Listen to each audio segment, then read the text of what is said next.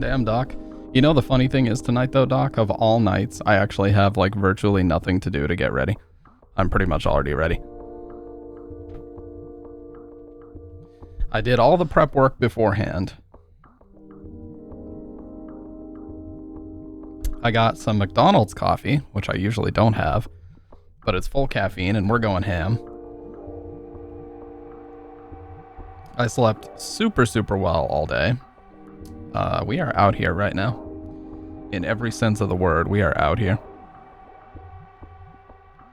Appreciate that, man. Appreciate it. You know, I had a lot of irrational fear about turning 30 earlier on in my life, but not anymore. Fuck it. I'm turning off starting soon already. I'm just gonna get started, yeah? I had a lot of irrational fear about turning 30 a few years ago. Check out the new lighting, by the way. What do you think of it? I have a much better, brighter light over this way now, onto me. So we look a lot cleaner now. Looks good.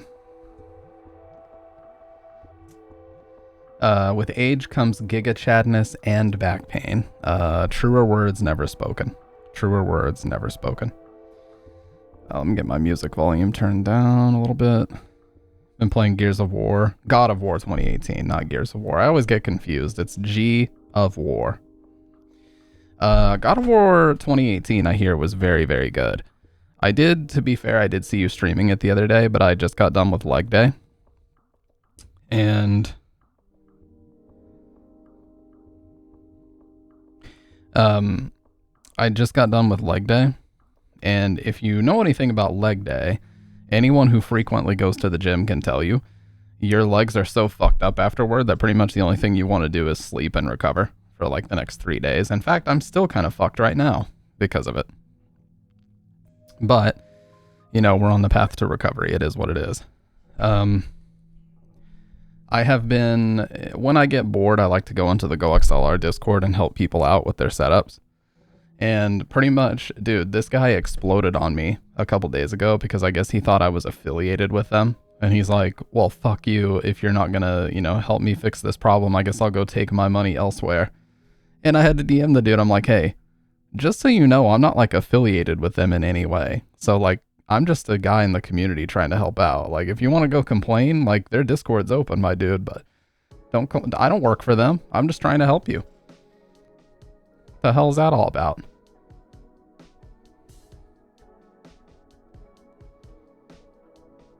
I know, man. It's like, what the fuck?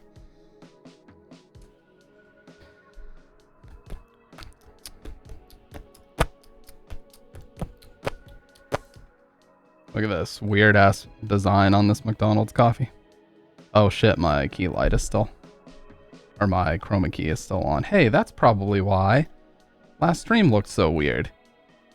I was noticing, like, as I would bring my coffee up to take a sip, I was noticing it was like keying it out. I was like, what? I thought I turned that off, but I guess I didn't.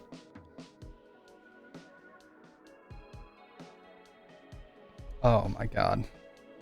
That is so strong. Holy shit.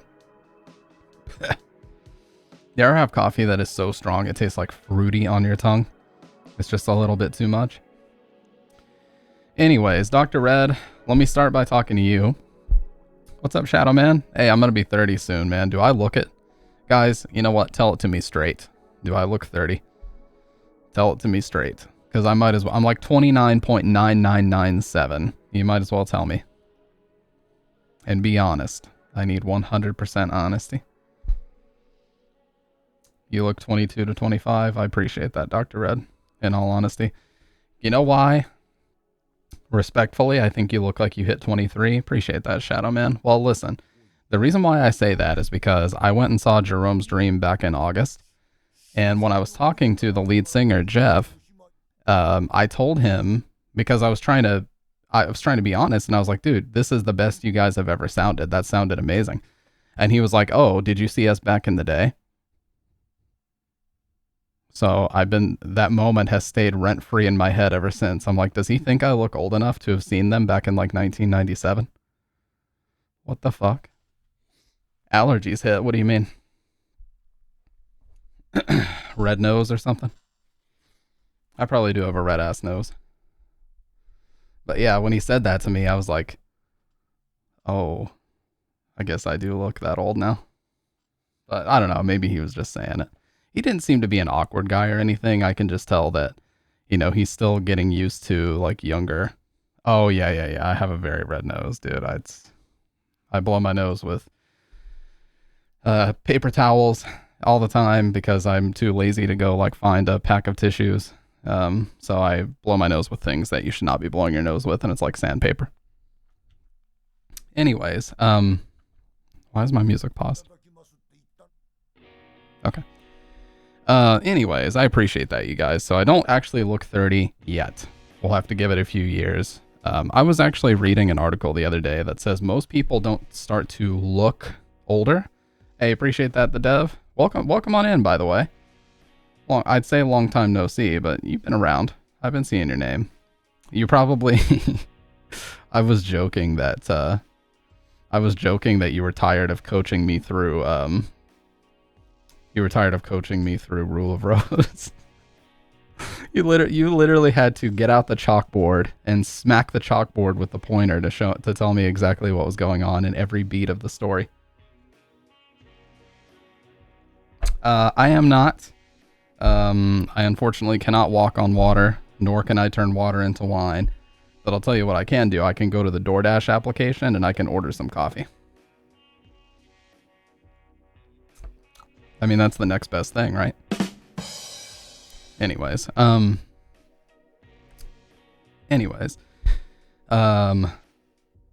I appreciate that you guys don't think I look 30, but I was reading an article the other day that said most people don't start to look older until they turn 34. 34 is like metabolism wise or metabolically, however you would use that term. 34 is like the age where you start to visually really look older from an outside perspective. So like your skin, I'm sure when they say that, they mean like wrinkles on the forehead and stuff like that. So yeah, 34 is the age. So you know what that means? I got 4 years to get my shit together. Yeah, right. I've been in the gym a lot. And even when I'm not in the gym, I've been doing punishing leg workouts at home. So I've been really working on my physical health here lately. And I would say, honestly, right now, presently at 7:09 p.m., December 24th, 2024, I'm in the best physical and mental health I've ever been in as an adult. I can really say that. So that's great. Don't be silly. I enjoyed still waiting for last Halloween for when you said you'd replay, though. I know. We will replay eventually. I started Haunting Ground, too. I don't know if you saw that, but Haunting Ground was not for me. I basically am going to reserve Haunting Ground for like a redemption if somebody wants to see it later on down the line, but man, what a slog of a game to play. Holy shit, dude. By the way, have you guys been getting a bunch of gift subs from Valorant? As in the actual official video game Valorant Twitch channel? Because I've gotten 3. Valorant gifted me a sub to Pixel Kiwi, a guy named Majin Phil, and Orchlon, the speedrunner. And I was like, what is this like Valorant channel doing in all these? It turns out they're running like a promotion right now where if you gift a certain amount of subs, the actual Valorant channel will come in and give bonus subs, which is cool. But, it's kind of like a Coke Gaming situation. I was like, just seeing all these gift subs and I'm like, why is the Valorant channel going crazy right now? Turns out that's why. Haunting Ground is if Rule of Rose and Resident Evil had a baby and it came out wrong. It's funny because, you know how I said all throughout Rule of Rose, the dog mechanics were actually fairly well done. Haunting Ground is the dog mechanics done poorly. They don't make it obvious when the dog can or cannot help you. Sometimes the dog can defy the laws of physics. Sometimes the dog doesn't wait long enough when you need him to. And you have to train him. It's like if you discipline Huey, he will stop listening. But if you pet him and you praise him, then he'll start listening better. And sometimes he'll just straight up ignore you. Like, guys. Yes, you can send a clip, Dr. Red.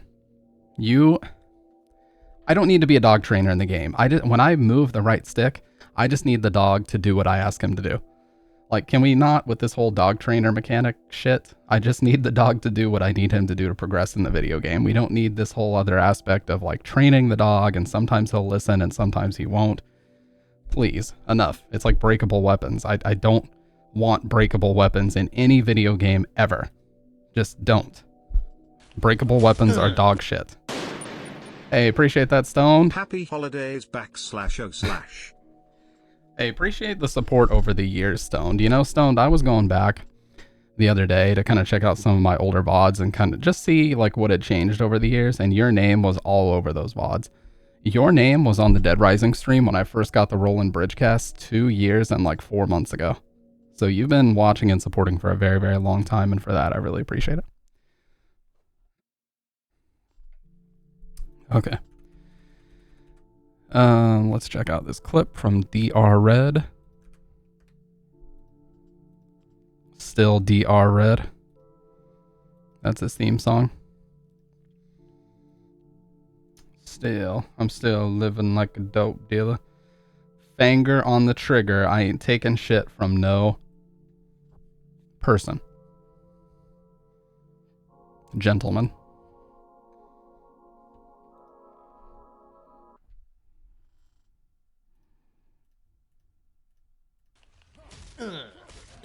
It's a Wolfman. Oh, dude, that mic sounds great for the price. It's unbeatable. Look at his jaw. Oh my gosh. My poor man. Look at him swinging. Carried to hell and back. He's glitched out, dude. He's glitched out. He's in the wall. He's in the What the fuck? No way. And still beating him up. Dude, I beat him so bad. He glitched out of reality. He almost entered the back rooms, dude. Dude, what are these enemies? These things look sick. I'm clipping that. It's Wolfmans. Whoa, what the... Okay, dude. I'm not subscribed to this person.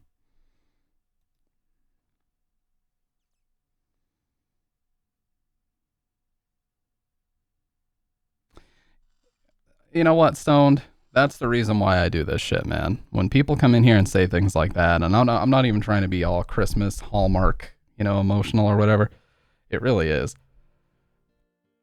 When people come in here and they say they've had some good-ass times over the years, that's why I continue to do it. And honestly, for me, motivation for streaming has changed so much over the years. When I first started, I had this mentality that I wanted to grind for partner. You know what I mean? Like, I was just going to make it happen by sheer force of will.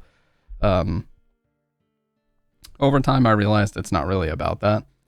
It's more about just having fun and talking to people in chat.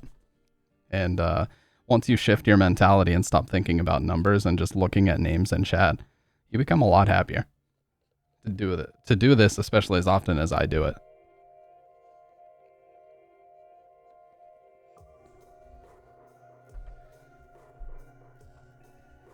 You're a 3-year sub, by the way. 37-month subscriber.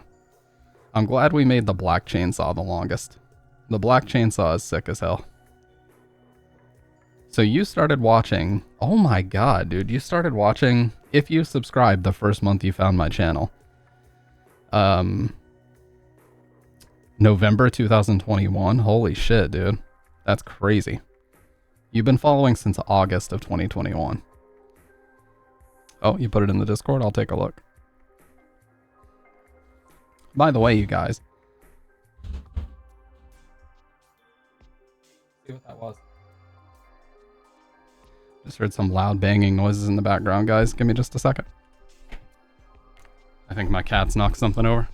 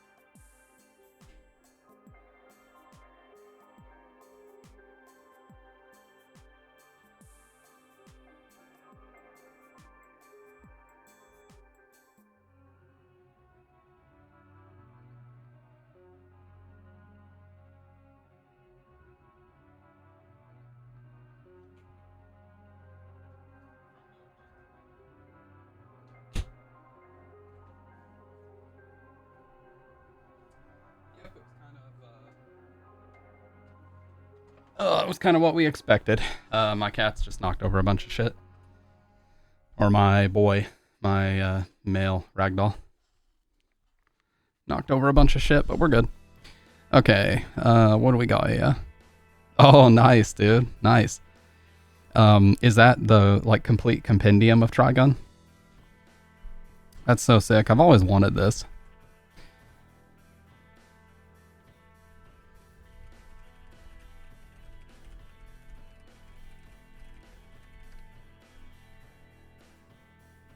The first 3 volumes. Nice. Damn it.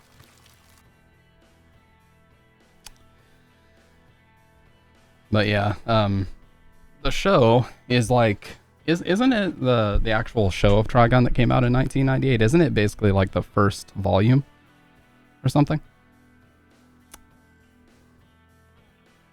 Isn't, I can't remember if Gungrave got a full manga or not, but I know that it had a PS2 game before it got a show called Gungrave Overdose. A lot of people don't know that.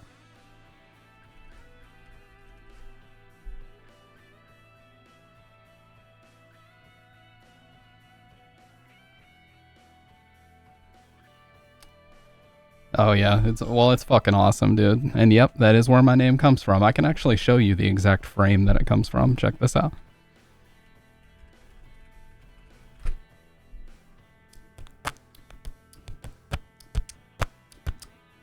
I mean, the new show is straight up called Trigun Stampede, but yeah.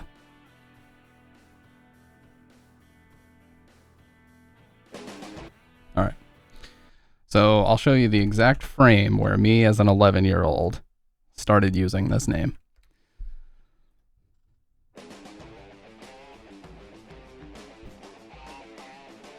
What? About what? Yeah, I said where I got the name Stampede. It's in the credits for Trigun. I'm showing where I got it from. Okay. So this is the version with Japanese credits, but it is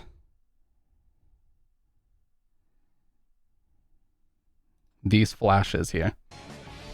When I saw this, I was like, whoa, Stampede looks really cool. And that's where I got it. Yeah, 11-year-old me watching anime on my computer, and that's where I got it.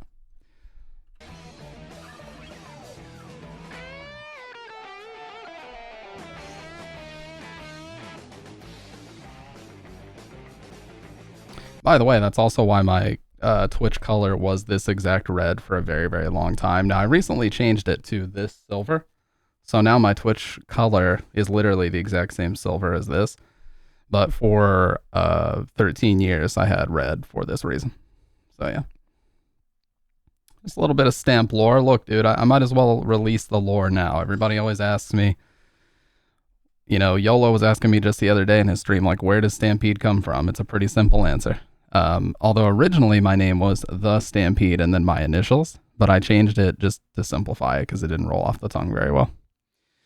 I kind of got a little scared of remake of Resident Evil 4. If you look at it in the memes channel, that's the reason why I'm terrified. Oh shit, here we go.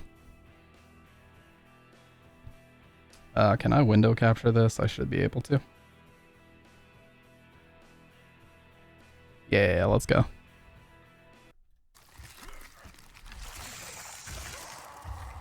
Oh yeah, when they get possessed, they speed up. What the fuck? What the fuck? What is that? Hyperventilating. Yeah, dude, when they get possessed, they go fucking berserk. Oh, hell no. Bro, imagine if the game was vertical like this. Holy shit. Is this on PS5 or something? Because it looks like 30 FPS to me. But yeah, dude, when they get possessed, they go fucking ballistic. Now, my biggest issue with this game... Yeah, dude. Yeah, dude. He found the panel. That is, in fact, me. That's the panel. I believe where they first introduce him in the book. Midichlorians, like where the Force came from. Actually, it's mysticism, not midichlorians. Thank you. Star Wars lore expert reporting in for duty.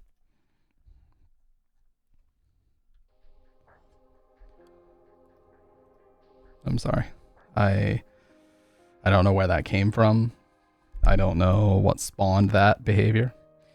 But I've read that that's a big thing. Like, apparently George Lucas went back and retconned the whole thing about the Force coming from mysticism, and then he changed it to say that it actually came from midichlorians or some shit.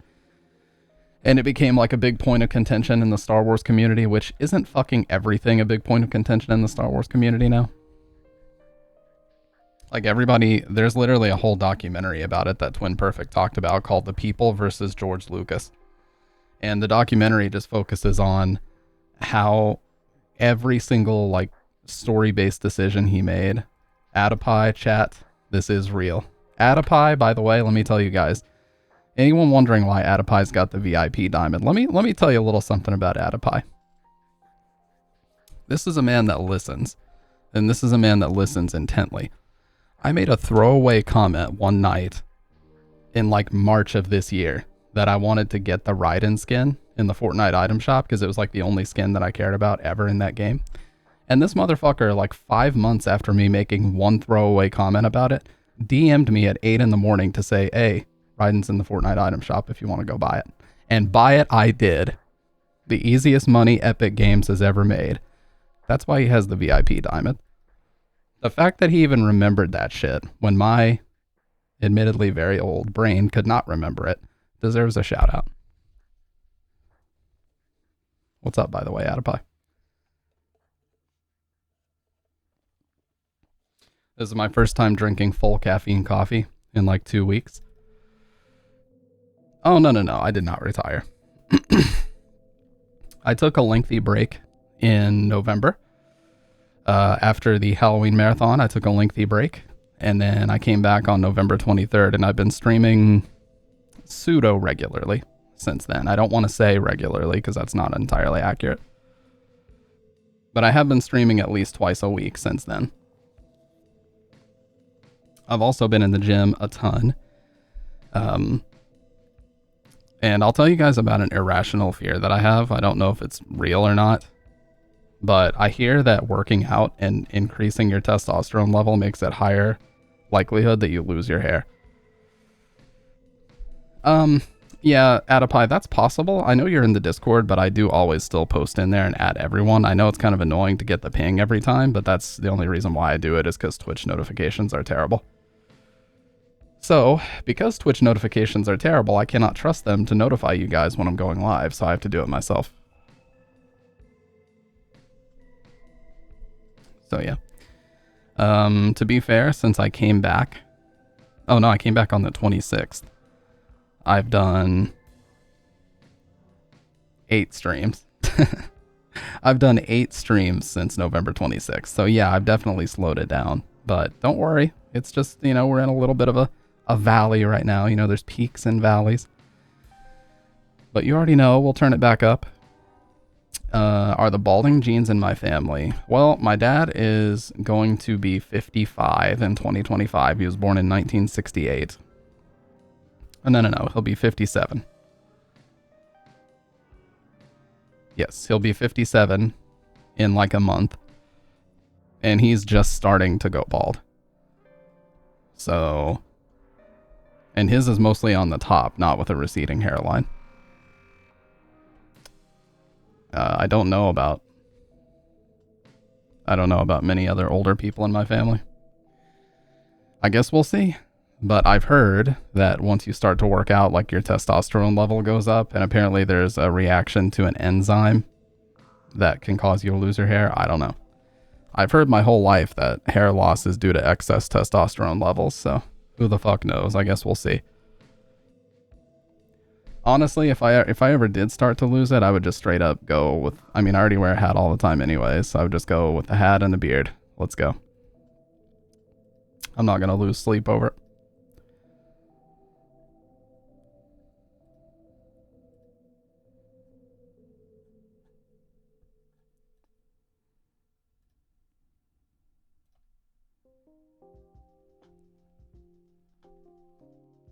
Well, some do. A lot of them don't.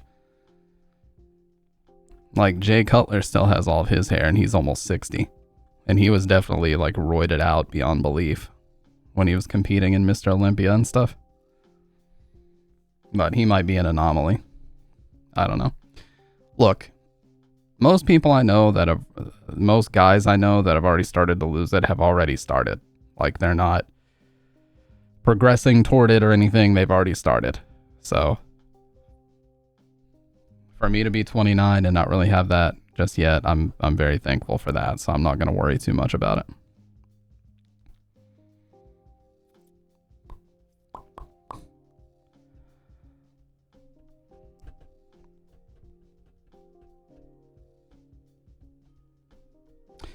Actually, no, I did not watch the Game Awards because I don't really care about the Game Awards. I don't want to sound like I'm being cynical when I say that. I just genuinely, for me to sit here and care about what game wins a particular award, like, there's so many other ways I would rather spend my time than sitting here worrying about that type of shit. You know what I mean? I just genuinely don't care about that at all.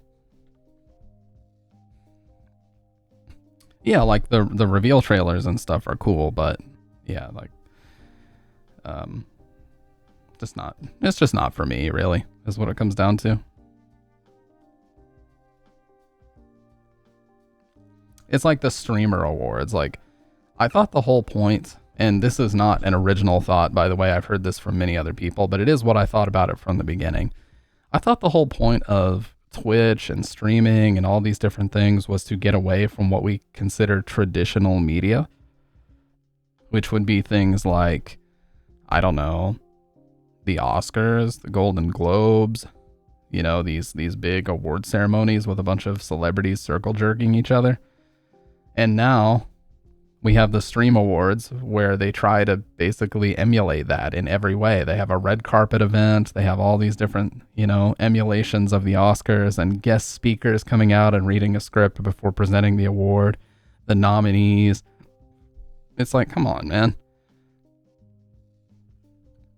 And, you know, apparently Ludwig, you know, Cutie Cinderella, who is Ludwig's, are they engaged? I don't know.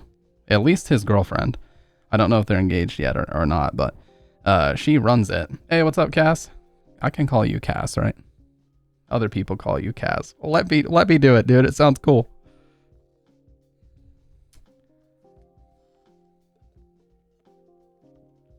Sick. I like that nickname.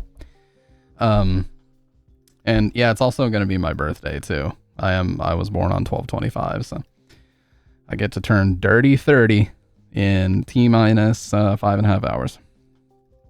What did you get awarded for? Highest view count, most watched clip? All I've seen about the streamer awards was it's a shit show, and TBH, streamers aren't out there making shit worth awarding. I think it's just the optics of it. Like, Cutie Cinderella is the one that primarily runs the event. Like, she's one of the primary hosts, and she does a lot of the planning, and she gets the venue secured, and she secures like the after party venues. She does. Let me make this clear, because I've seen a lot of people memeing about the event and saying that it sucks. I want to make it clear that there is an incredible, like, staggering amount of work that this lady does. Okay, the Cutie Cinderella does a staggering amount of work to make this event happen. Let's just get that clear. It is not an easy thing. It's not like she just snaps her fingers and, you know, the peasants do all the work. You know, she has to do an immense amount of work to make this happen. It's just, I don't really think, you know, the average Twitch viewer is into that sort of thing, because they probably think like I do, or like Asmongold does, where it's like, I don't want to watch Twitch streamers like almost pretending to be Hollywood celebrities, you know? Twitch streamers arriving at a red carpet out of a limo. Like, who does this appeal to? It doesn't appeal to the average Twitch viewer. So while I totally respect the immense amount of work that goes into this event, and I certainly couldn't do it because it's got to be incredibly expensive and difficult, and so much scheduling and planning and allocating and delegating that has to happen. It's just not really something I'm interested in, so. Yeah, like a lot of people make that point where it seems like, you know, it's like giving awards to your friends. And from what I remember, she responded to somebody on Twitter very upset about that and was like, if I wanted to give awards to my friends, I could just do that shit at home. Why would I need to go through all this? It's like, I get it. I get that it must be upsetting for people to talk shit about something you've worked very, very hard on, but, you know, it is what it is, man. But, you know, I respect the work. Absolutely. There's no world where I would say it's worthless, it's pointless to even set this up. No, like it's clearly very important to her and a lot of other people too. So, you know, that's worth respecting, that they're working very hard about something they're passionate about. It's just not something I personally want to watch. I'd pay to see a 2-month no bath streak Asmongold crawling up on stage to accept his awards with his cockroach army following him. He said, "Let's go, boys." And the cockroaches like go up there and start default dancing with him. Literal cockroaches, by the way.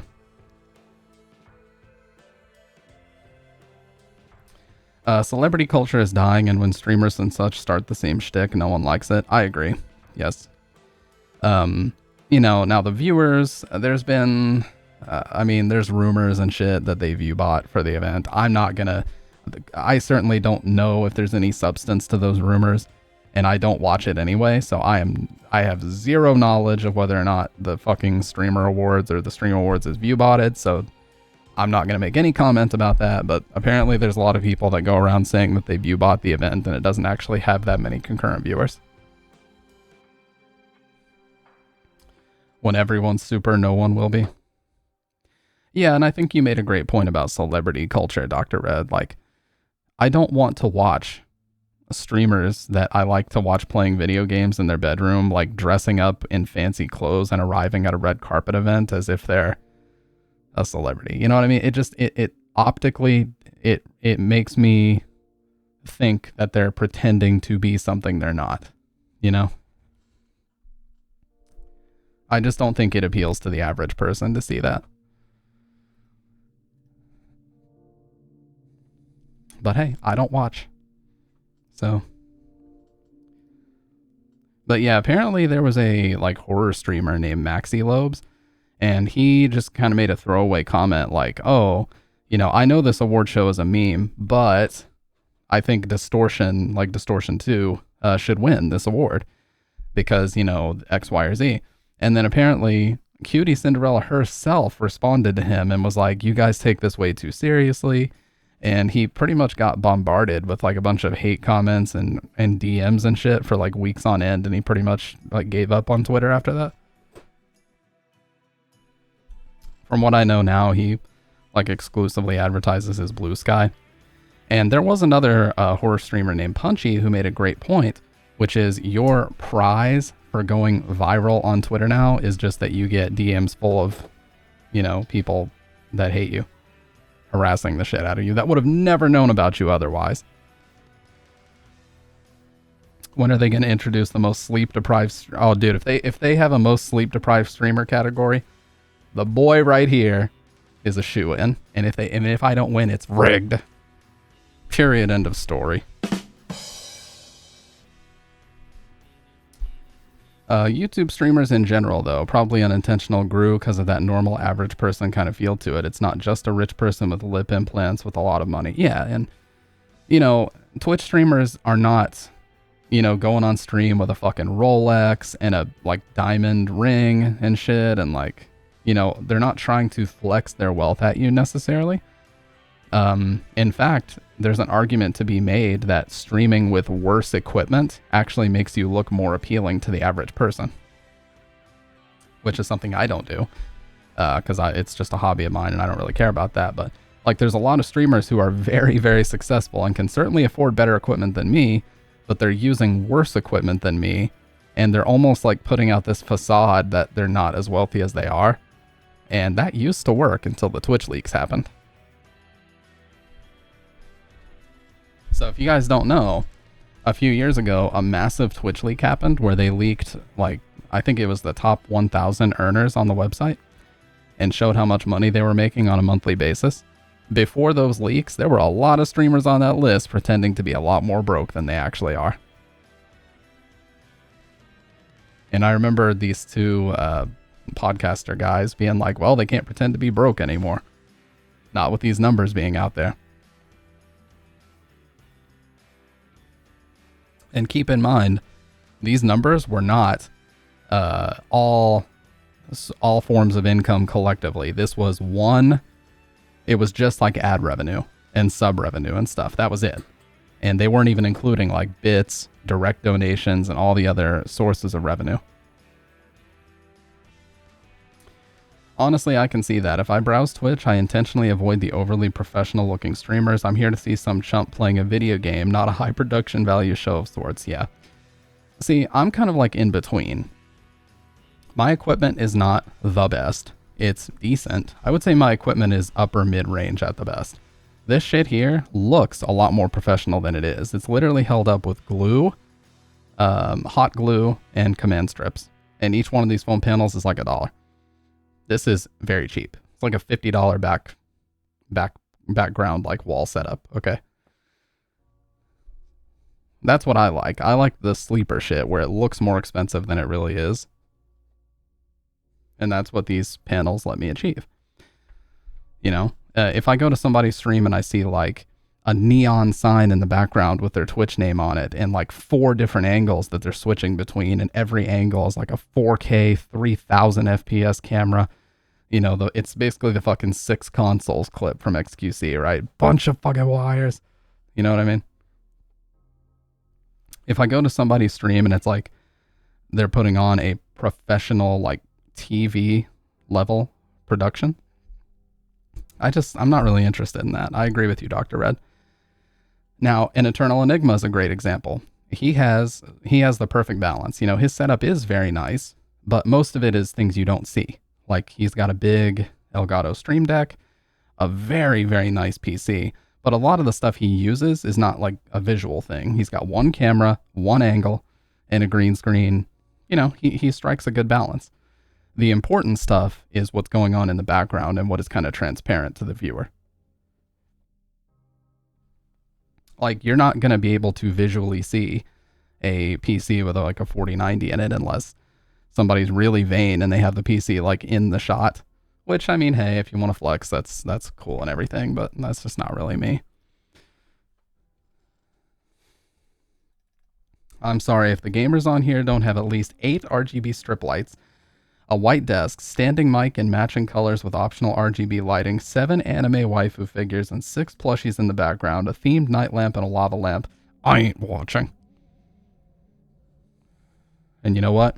I might disagree, Adipie, but I would die for your right to say it.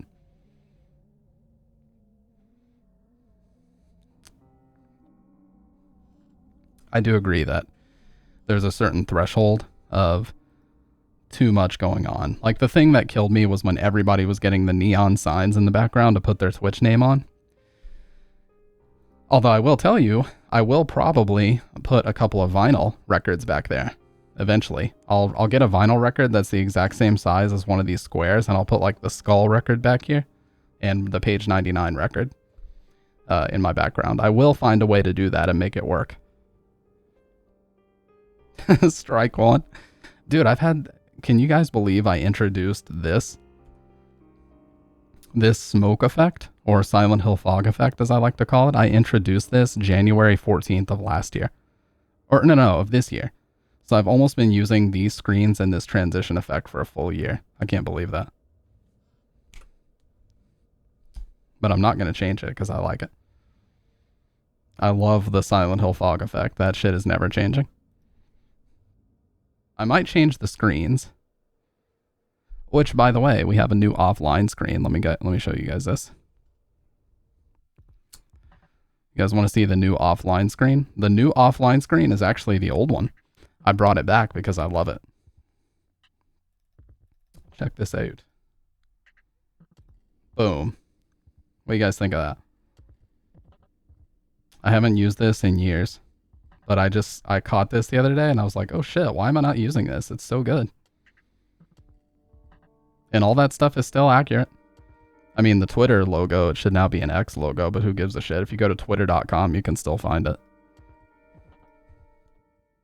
Yeah, this was made by a good IRL friend of mine. Commissioned her to make it. And I still have the other screens too.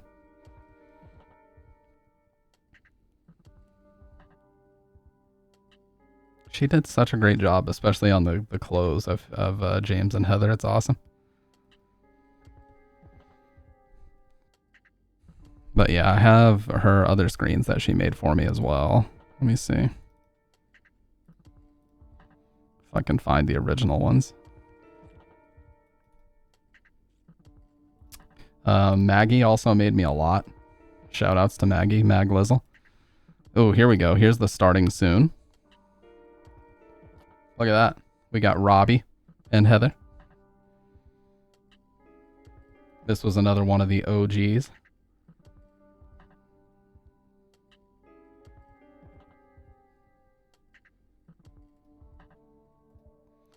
And then we've also got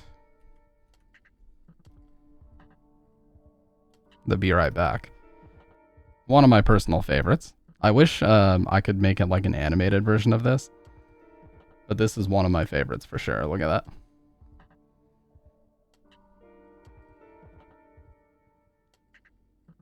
He's even got the board with the little nail in it. It's so perfect, dude.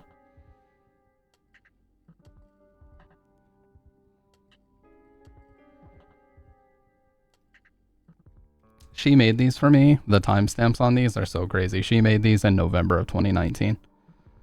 November of 2019, dude. That's when I originally saved them to my computer. And she gave me the zip folder full of them.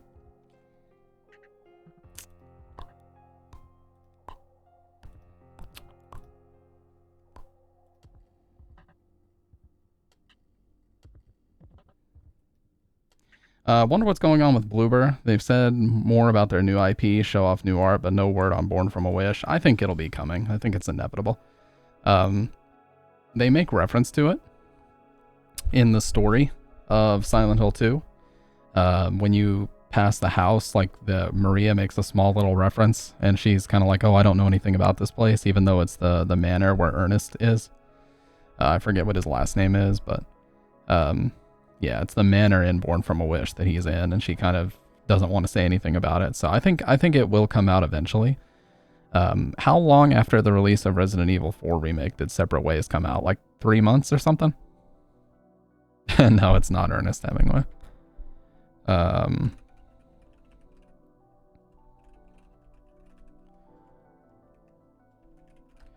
So Separate Ways came out September 21st of 2023.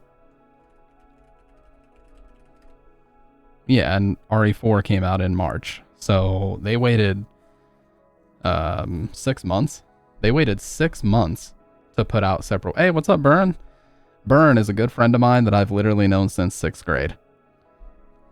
So shout outs to Burn. It's good to see you here tonight, man. Hope everybody's having a good Christmas Eve, by the way. I just want to get that out there.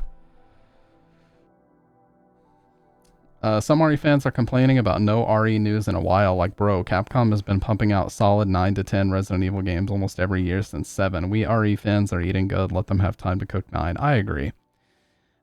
People need to relax, man. Like, RE4 Separate Ways was the last new launch, and that was September of last year. It's only been a little over a year. You know? Oh, hell yeah, dude. See, I'm salaried, so but I don't forget. Those days were the greatest. When you would work, and then by the time the check rolled around, you got your 8 hours of work that day and your 8 hours of holiday pay. You were like, woo. That check was bumping, dude. That check was bumping. I used to always volunteer for that shit in retail.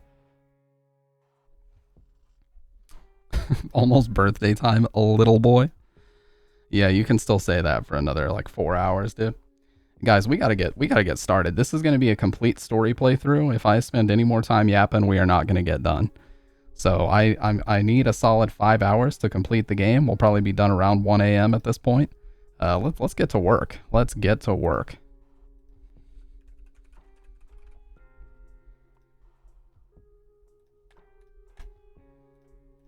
Manager asked if I had plans, and I was like, hell no, give me that dough. You know it's gonna be an easy day too. All right, GOG Galaxy. I haven't opened this shit in a while. The one thing I got to remember about this, though, is that I cannot Alt-Tab, because if I do, the PC version of this game glitches out very hard. Okay, so question for you guys before we get started. Green screen or no green screen? I can do either or. I have a new light this way, as you can see. A whole new light that is going to illuminate the green screen a lot better. But I want to know from you guys if you want it on or off. It's up to you. Where the hell is this, by the way? It won't launch. I enjoy the non-green, but that's just me. Come on, dude. GOG Galaxy won't open. There we go. I had to go to Task Manager just to intimidate it real quick. I think Dr. Red's a fan of the non-green screen too, so we'll do that for tonight.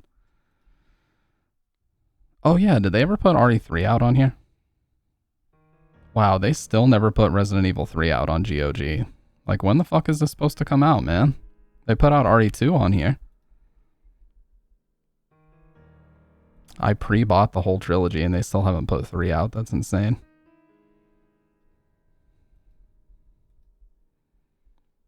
I have 136 hours of playtime on this version, by the way. Check that out.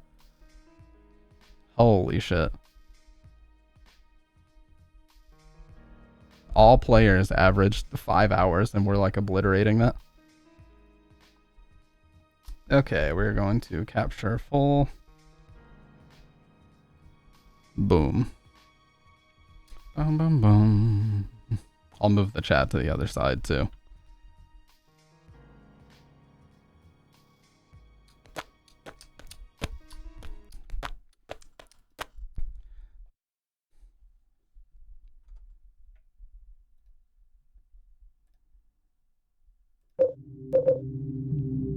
Holy shit.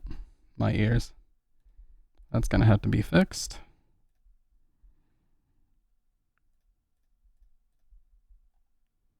Yeah, here's the problem with... Okay.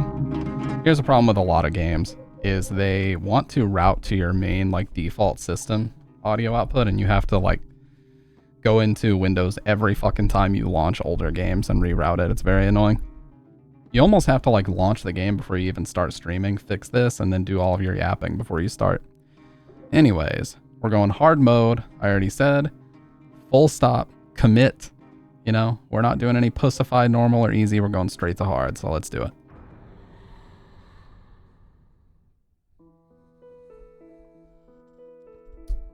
Okay. It was 2 years ago that Henry Townsend moved into room 302, South Ashfield Heights, an apartment building in the medium-sized city of Ashfield. Henry was happy and enjoying his new life. But 5 days ago, something strange happened. He began to have a recurring dream. Each night, one other thing. He couldn't leave room 302. Now, unfortunately, my camera is going to be in the way of some text in this game. I can't really do anything about that. So I'll get my camera off the screen whenever it's interfering with too much. I've gotten so many games claimed on there from Prime, but never actually looked at it. Dr. Crazy vents a lot. What do you mean? In your party chats and stuff? Events? What's with this room? Oh yeah, can we? Okay, the map button does not work. The inventory doesn't do anything. It's covered in blood and rust. This is my room, but what the hell's happened to it? This room, is it really my room? Yeah, like about anything, like when he dies in a video game, he will tell me how bullcrap it was and explain in deep detail how he got wronged. Yeah, so we're going full story exposition on this tonight. One thing that a lot of people don't know about this part of the game is you're not actually playing as Henry here, you're playing as Joseph Schreiber, the previous tenant of room 302. And that's made clear because there's a photo of Henry on the wall, and he says, after this, it's in terrible shape. The air is so heavy my head hurts. Who is this guy?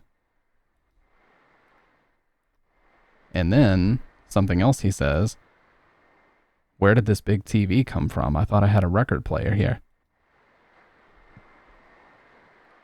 These books, they're not mine. I don't even know what this is.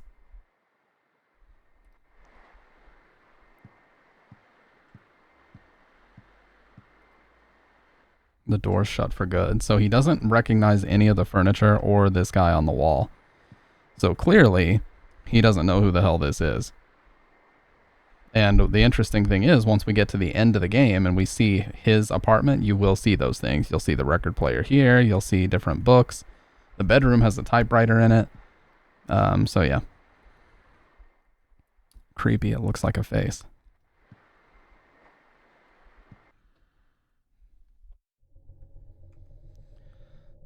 I'll also get the camera off the screen for cutscenes.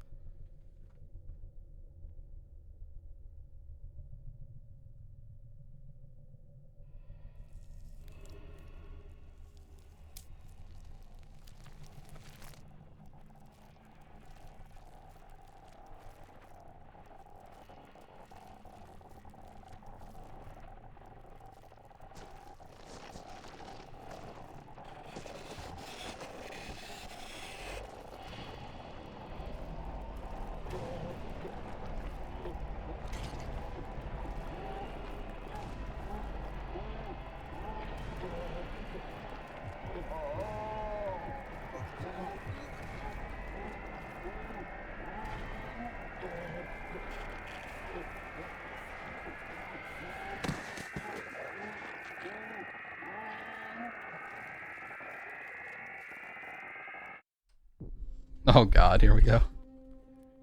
You're playing as Sonic the Hedgehog from the Sonic the Hedgehog video game franchise. Video game franchise? Specifically, the Sonic the Hedgehog from Sonic the Hedgehog 6, commonly known as the worst Sonic the Hedgehog game in the Sonic the Hedgehog video game franchise. Sonic the Hedgehog video game franchise?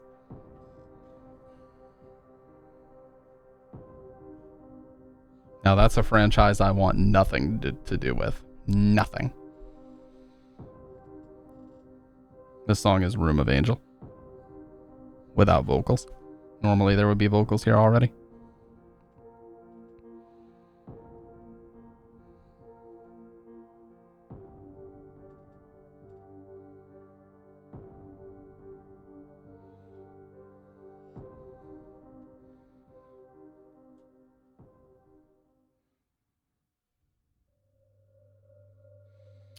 Yeah, you know, the more I play them, the more I appreciate 1 and 4, you know?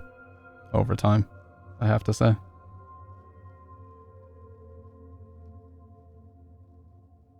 Oh, man.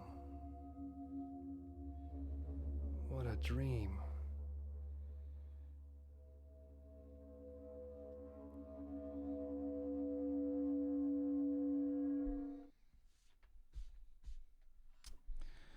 All right, so something that I like to talk about because, oh, actually first, let's go save and then we'll talk about this stuff. Gonna try to save very infrequently this playthrough. He's gonna go, the cord's cut, when talking about the cord on the phone.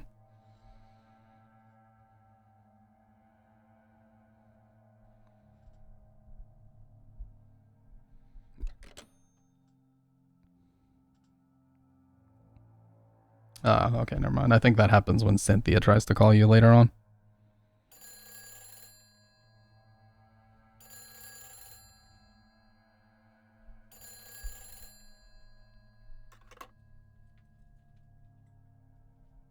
Hello? Help me. What? Yeah, here we go. The cord's cut.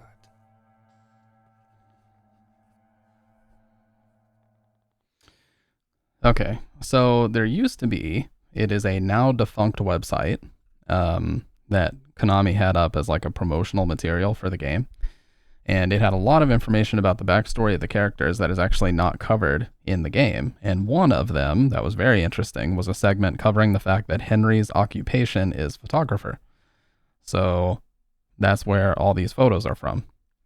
He is a photographer. He took them, and you can see it's just a quick shot I took in downtown Silent Hill. It's a nice tourist town about a half day's drive from here. I need to play any Silent Hill. I would start with one cassette if you can. If you still have a PS3, you can buy it on the digital store for that. It's a photo of the lighthouse near the lake in Silent Hill. It feels a little bit lonely for a tourist town, but it's a nice place to relax and heal your soul. This is a photo of the church I ran across while I was visiting Silent Hill. For some reason, I was really attracted by the way it looked, so I took the picture. Oh, what's up, Future? Dude, I love the gold radio with your name. Your last hours of 29 and you're looking for some homicidal maniac stanky foreskin? Come on, dude. You know me. You know we are the most degenerate of gamers out here. You know how we do. You know what we do. Silent Hill is what the fuck we do. It's that lake in Silent Hill. I went sightseeing there a few years ago. I like this photo because it really captures the beauty and tranquility of the trees and lake there. I put this up on the wall right after I moved here. It's what we do. Abso-fucking-lutely. Alright, now I'm gonna save. Look at all these complete playthroughs, by the way. Every single one of these is a full playthrough. Just filling that hard drive space unnecessarily because it's what the fuck we do. Okay.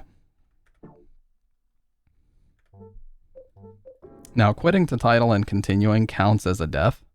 So I'm just going to exit really quick. Because I've just got to make an adjustment. Oh, never mind. GOG Galaxy has a fucking update. I guess I'll update it really quick. But I was just going to throw the chat on the other side of the screen. You know, slightly adjust where my camera is. Put it like right here. So for reference, RE1 scared me decently bad. Would Silent Hill scare me more? I would say in a general sense, yes. Silent Hill has always had more of a actual horror vibe to it. And these games are no exception. I think that Silent Hill 1, 2, and 1, 2, and 3 are the scariest. And then 4 is like a minor step down from those 3. But 1, 2, or 3 would definitely scare you if you'd never played them before. Alright, GOG Galaxy, where the fuck are you at, dude? Dude, I told you to update and you just fucking disappeared on me. But it's good. It's really good to see your name in here, Future. I'm glad. I know, you know, we've kind of been talking in DM, so I'm just glad to see you around these parts, man. All right, my GOG Galaxy is back, and they made it harder to find my library. That's great. Now, hopefully, I don't have to readjust my audio settings, but I probably will. We shall see.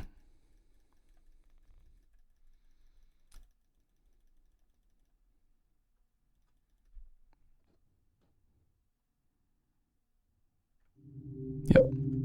What a shocker. See, the older games, man, you have to go in here and do this shit every single time. You have to, like, manually reassign it. Alright, we're good now. So now let's load. Do not continue, because that'll count as a death. Let's go. We're all set. We're all good to go. Ham jam, thank you, ma'am. Let's go. Okay, so... this chest could hold a lot of stuff. I should probably move my camera higher, let's be honest. God damn it, man. I have to fucking alt-tab to do that, though.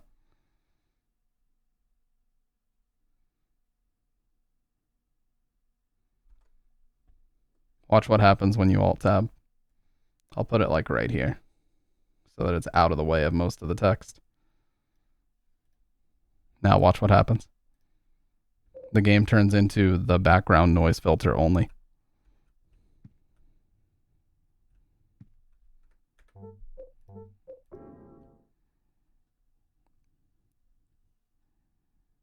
Here, let me just load instead of continue.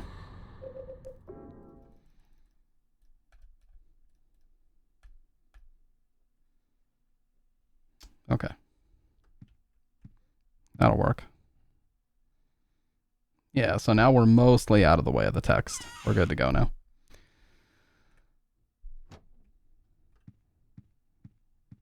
And this, well, I'll say after this cutscene. 5 days ago, that's when I first had the nightmare. I haven't been able to get out of my room since then. The phone doesn't work, the TV doesn't work, I can't even get anybody to hear me when I yell. My whole world has suddenly turned insane. My door's chained up, the windows are sealed shut. And on top of that, someone chained the door from the inside. Watch, don't go out, Walter, like appears on the door here. See? What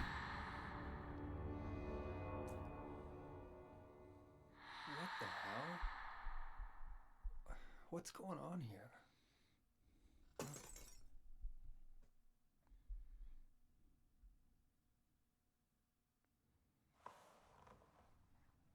That's Eileen Galvin from next door.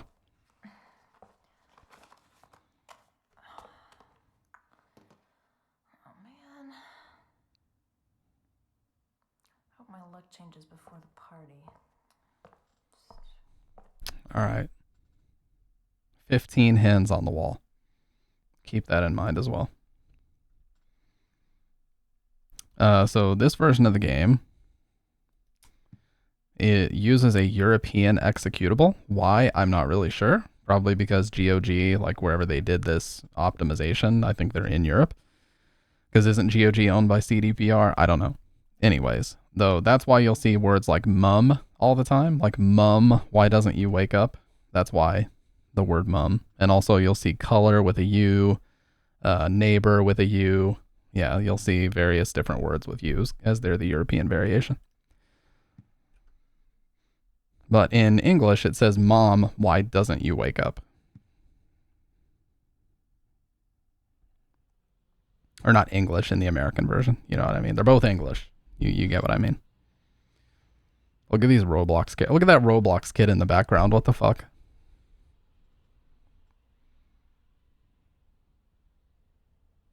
Game was clearly not meant to be seen in high definition. In the trees, like that tree right behind my camera. Look at that, dude. The leaves aren't even attached. They're just floating there and all pixelated. Yes, the Yankee bullocks. English is what we're speaking of right here. All right. Now, if we look over here, we can actually see Richard right across from us in 207. And there's a lady looking at us down there. God, I forgot how that's like fully in your right ear. You guys had to have heard it that way too. What was that?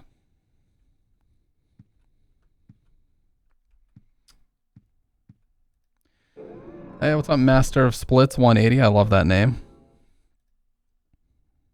Are you a speedrunner, mayhaps?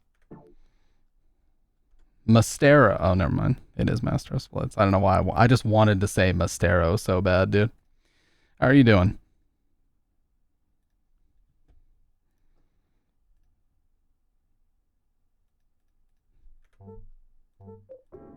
Yeah, this is an annoying factor of this game. When you alt-tab the whole fucking thing. The whole fucking thing just disappears, and the only part you actually get to continue seeing is the noise filter. Love it. Alright. You study martial arts? Nice. So you're physically doing the splits. You're not hitting a foot pedal to split in a video game. There's chocolate milk here.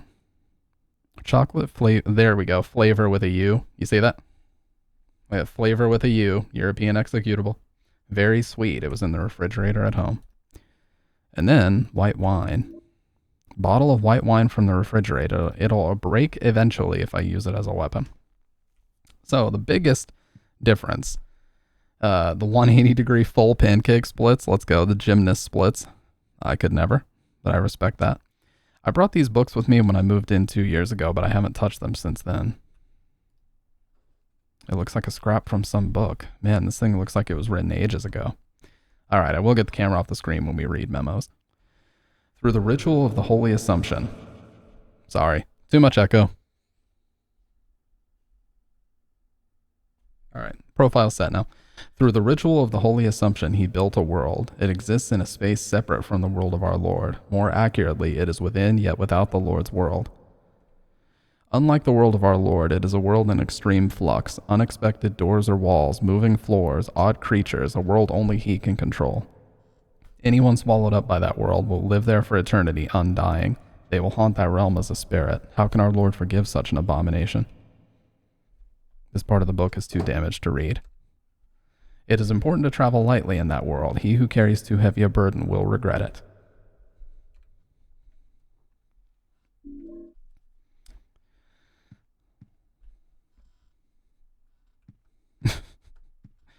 A doctor and the color red. Factual. There's a photo of South Ashfield Heights. I got this photo from Frank Sunderland, the superhero at South Ashfield Heights. Now, oddly enough, the superintendent of South Ashfield Heights, this apartment complex, is literally James Sunderland's dad. Yes, it is definitely a parody of Rear Window. Yep, when you look out, you can see almost exactly what the main character of the movie could see. Yep.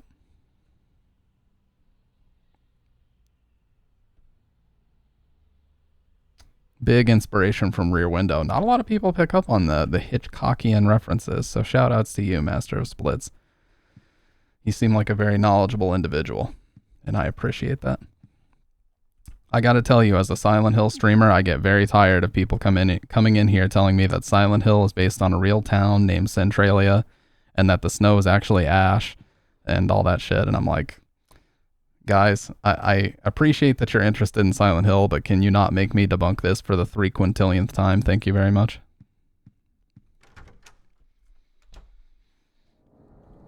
Let's talk about real things, please.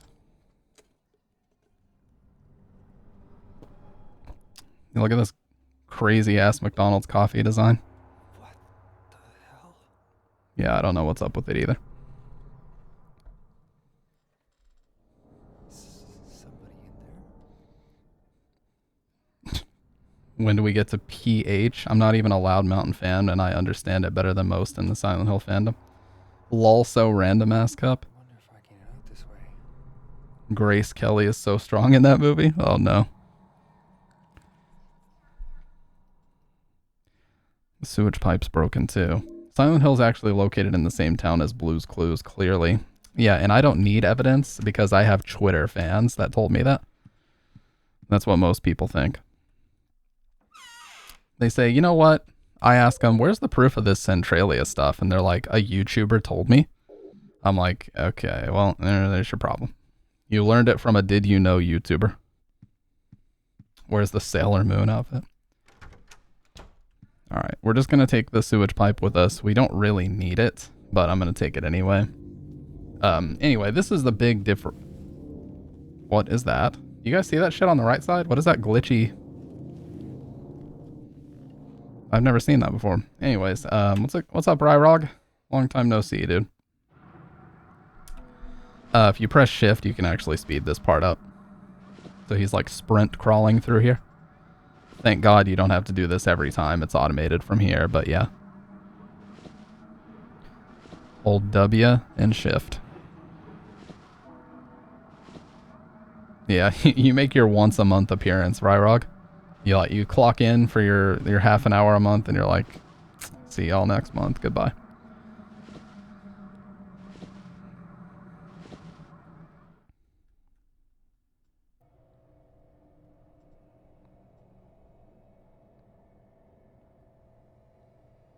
Bishop and Aliens. What a great movie. It's a dandelion. What the fuck? Oh yeah, that glitchy texture as I was going into the... But yeah, this is the big differentiator between this and earlier Silent Hill games is not only the camera is different, it's more like a free camera. And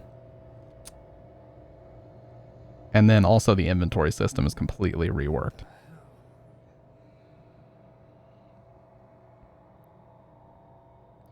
So there is no stackable health items or ammo anymore. Bottles of health drinks take up 1 slot each, and I believe you get 10 slots across the bottom, and that's it. So you have to go back to the item box pretty frequently to manage your items. You can press tab to reset the camera, but you can just see that it moves and operates way differently than some of the earlier Silent Hill games. Bought SF6, trying to completely switch my shit off the modern controls and onto classic felt like removing a fucking computer virus. Fair. This track is called Silent Circus. Who are you? What's up, John? Hell yeah, dude. I'm gonna be old as fuck. What's your name? Old dirty bastard. ODB. Henry. And you? This is Alex Shepard. This is my dream, and you don't even know my name. It's Cynthia.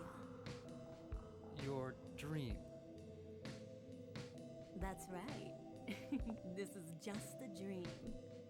And a really terrible one, too. I hope I wake up soon.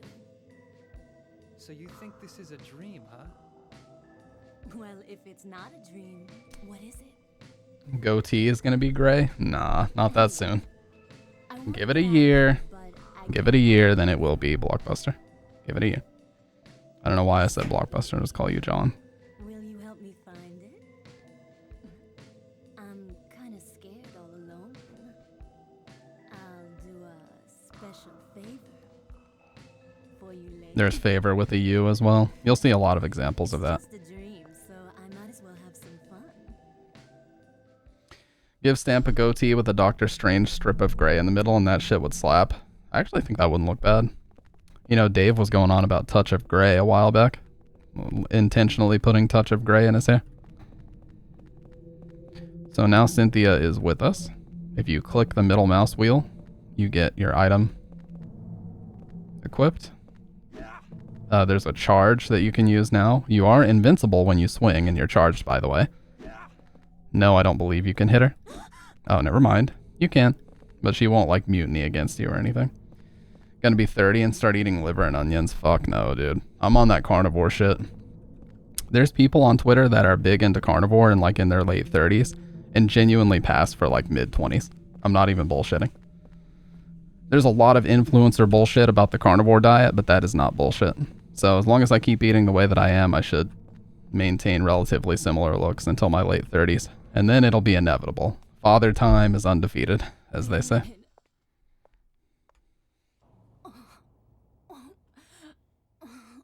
I think I'm gonna puke. Yeah, I'm gonna start going to the bingo hall tomorrow, dude. Fair.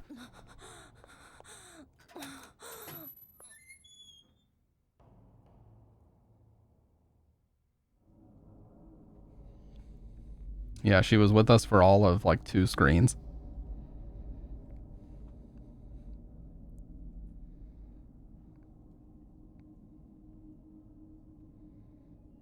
My grandpa's so old, we went to KFC today and he asked for liver. I didn't even know they ever offered that.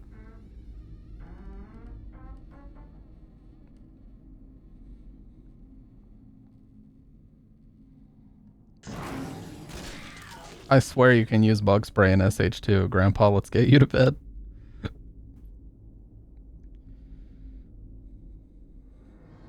Do we know anything definitive about Resident Evil 9, though? Or is it all just, like, rumors and hearsay right now?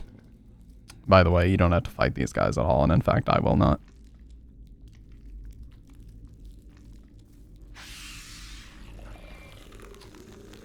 You can. I think this is more of like a tutorial fight, if anything, but I'm not going to bother. You just run right past them and go in here. And not only is Cynthia not in here, now there's a gigantic hole on the wall, which for the observational among us, you can see has a Halo of the Sun logo around it. Where could this crazy hole lead to? Well, let's find out, shall we? Not really, but RE4 fucked my old computer up a bit. Put it in the hole! Fighting anything in a Silent Hill game feels like wasted effort and supplies, TBH. Among Us, he's venting. Oh god, the Amigas memes, they really will never die, will they?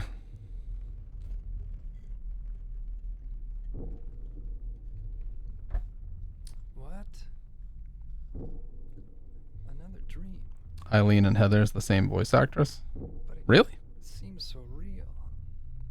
That would be news to me. I definitely didn't know that, if that is true. Was woman's dream? Yes, Heather Morris. That's cool. Oh, that's just stupid. Did you know, Master of Splits, What am I thinking? that on the back of the PS2 cover art for Silent Hill 3, they mistyped Heather's name, and it calls the character Heather Morris, even though the actual character's name is Heather Mason and the actress's name was Heather Morris. Enigma, an Eternal Enigma, if you know who that is on Twitch, confirmed it. He grabbed his copy live, turned it around, and showed that it was true. Yeah. The actress's name is Morris, but the character's name is Mason. Anyways, this is a photo of the church I ran across while I was visiting Silent Hill. For some reason, I was really attracted by the way it looked, so I took the picture. I was talking about this earlier, but there used to be a Silent Hill promotional website that was hosted by Konami.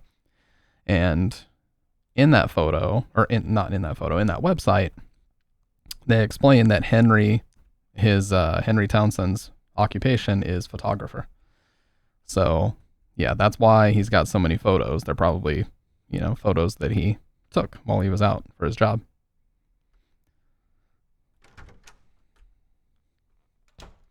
Was never revealed, but he may be a photographer. Yeah. Because he does say in a lot of places, I took this photo. So you can assume, since they're professionally framed and everything, he most likely is a photographer. This is a pretty nice apartment. I mean, for Japan especially. I know this is supposed to be in America, but you would have to be making pretty decent money to afford an apartment like this. I mean, nowadays especially, holy shit. I can't believe this was 20 years ago.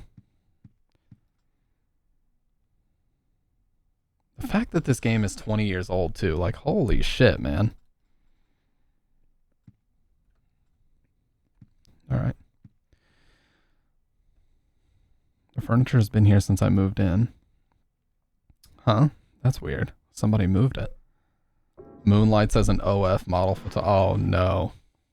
Oh no. Who could have done it? So this is the only gun outside of Richard's revolver that we get access to throughout the entire game. There is no shotgun and no assault rifle or no hunting rifle, nothing like that in the main game. You just get a pistol and a revolver, and on hard mode, we only get 8 bullets. On normal, you get 10, and on easy, you get 12. Yeah, there's no flashlight either. Good point. There's a message carved in here. It looks like they used an ice pick or something. The faint hope I had is slowly changing to despair. I've somehow managed to tunnel this far, but no matter what I do, I can't get any further. The hallway, the windows, the walls. It feels like this room is stuck in another dimension. Eileen never noticed.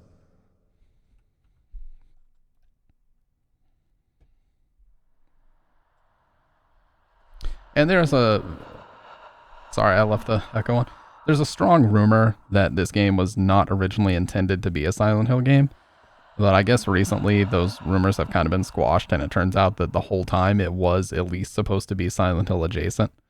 But yeah, for the longest time I remember people saying, oh, this wasn't originally supposed to be a Silent Hill game, but it turns out that's not actually true. Where did I put that damn broom? Oh, there it is. Oh my god. You can see her outfit for the party back there on the hanger. What a peeping Tom, dude. And there's a Robbie the Rabbit back there. That outfit with the purse, we actually get that purse later. That's why the purse is so clear, because that's actually a weapon model that we will give Eileen later. She can swing it at enemies to do damage. And that top is what she wears in the second half of the game. So nice little bit of continuity there. The outfit that she's actually going to wear to the party that she referenced earlier is hanging up right there. And later on we do see her in it.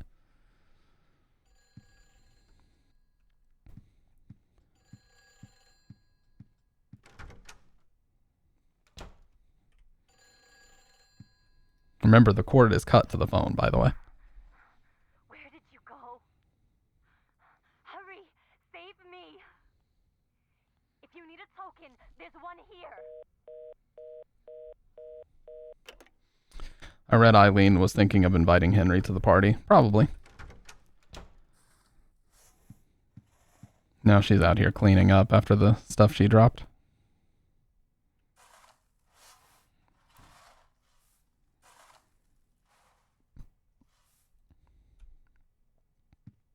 Yeah, there's actually a lot of... The main thing that promotional website covered was like outside of Henry himself. It covers a lot of how Walter interacted with and ran into the people involved in the 21 Sacraments. Like, every person involved in this had some type of history with Walter, whether they knew it or not. I think Henry had the most indirect, but everybody else had ran into him long ago and they just didn't remember. That's why they're included in this ritual. It's some kind of mannequin. It's got a coin in its hand. Lynch Street Line coin. Train token for the subway's Lynch Street line can be used any number of times. It's always bizarre that he doesn't mention this looks like... Oh yeah, he does. Creepy. It sort of reminds me of Cynthia. Sort of? Although, look at the legs. It really is a mannequin. The knees especially. And the bloody hands. This is a PC bug. You can see his shadow looks very blocky. And you can see her shadow also looks like a wireframe or something. When Henry's holding the pistol, especially, watch, his hand just turns into a square. See? The actual model of the gun is not rendered in shadow. It's just a square. Like an unallocated model.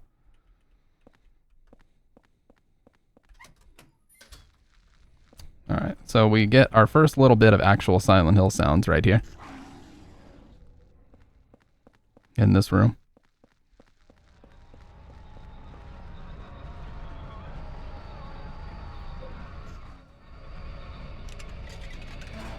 Immersion ruined. How does her shadow look like a light is coming from inside the stall? 2004. That's how.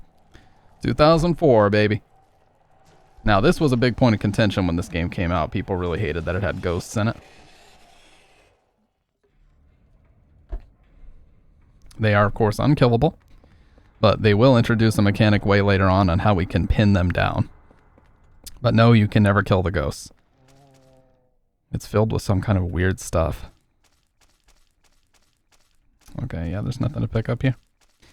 The ghosts are kind of annoying. They have a mechanic later on with a medallion you can wear that kind of repels them. And then you have a sword you can use to pin them in place. But yeah, there's a lot of them, and there's only like 4 swords in the game. So, most of the ghosts you're going to encounter, you really just kind of have to run from. And they're not that hard to dodge, so... It's kind of a moot point for me, but I understand as a new player, you'd be kind of weirded out. Like, why the fuck are there ghosts in my Silent Hill? But for lore purposes, it makes perfect sense when you really think about it. Okay, so Cynthia's out now, but we need to go into the same car door that she was at earlier. And the cool thing about Cynthia is she follows you no matter how far away from you she is. She comes right to where you are. Hilariously, they take that away once you have Eileen later in the game. You have to wait on Eileen to get physically close to you. But not Cynthia. It's like, why couldn't they just program Eileen the exact same way? Because they wanted to, I don't know, artificially inflate the challenge? I don't know, but it's funny. I hate anything where you get stalked relentlessly as well as RE2 and 3. Yeah, with Nemesis and also Mr. X.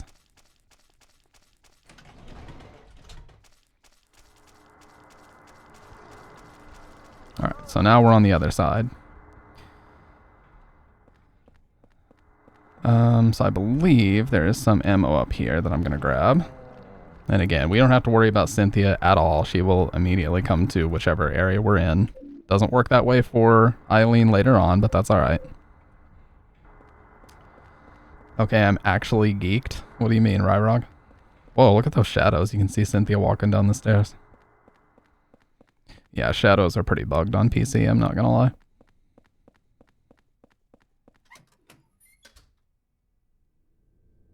Did some Googling and there are rumors that RE9 isn't even ready yet. Yeah, no, it's not. It's way too early.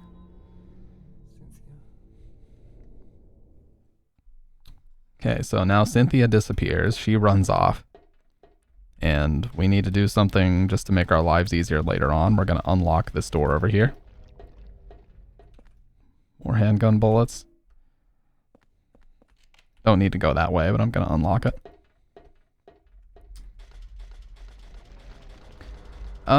I would say, yeah, I think Dr. Red is on point. I think mid to late 2026 is probably when we can expect RE9 at the earliest, but, you know, they need to take their time and not rush things, because if they rush the development of that game, it's going to be Really bad. Well, yeah, but you gotta remember they spent a ton of time on RE4 Remake, dude. You can take a lot of damage here if you're not careful. Nice. Got very lucky there. Spoiler alert, RE7, 8, 9. Oh my god. You know I had to do it. Okay, so I do not want to waste ammo here. We just need to get lucky. You can take a few hits, but not many. Yeah, I got bitch slapped because I didn't stop fast enough. Okay. Nice. That was good. Oh my god, I tried, but it wouldn't let, I'm gonna get slapped again. Okay. That's a rare one, actually.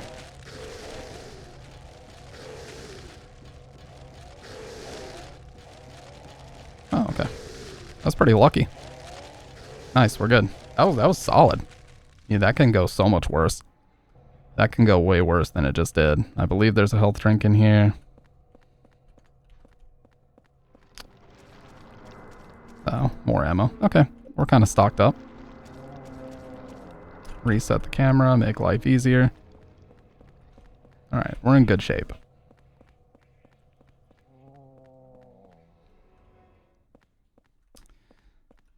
Women's makeup items are scattered on the ground. These must be Cynthia's. There's a plate on the door. The Temptation placard. Placard from Subway World. It shows a woman and says Temptation.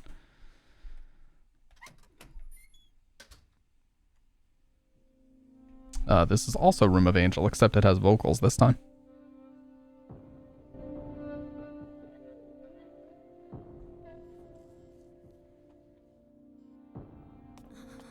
Are you okay? It's just a dream, right? I think I drank too much last night. I never got to do that special favor for you. I feel like I'm dying. Okay.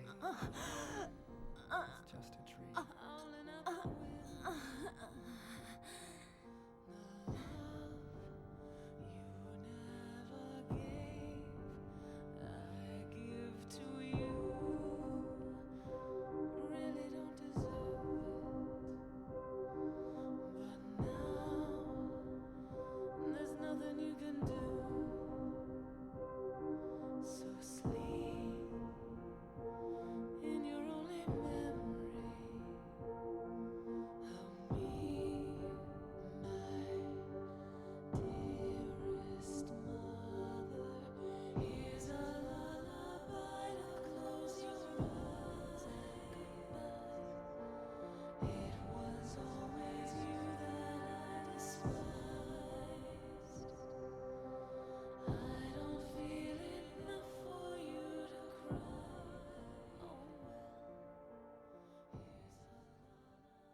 Yep, she was just trolling him the whole time. It was only ketchup.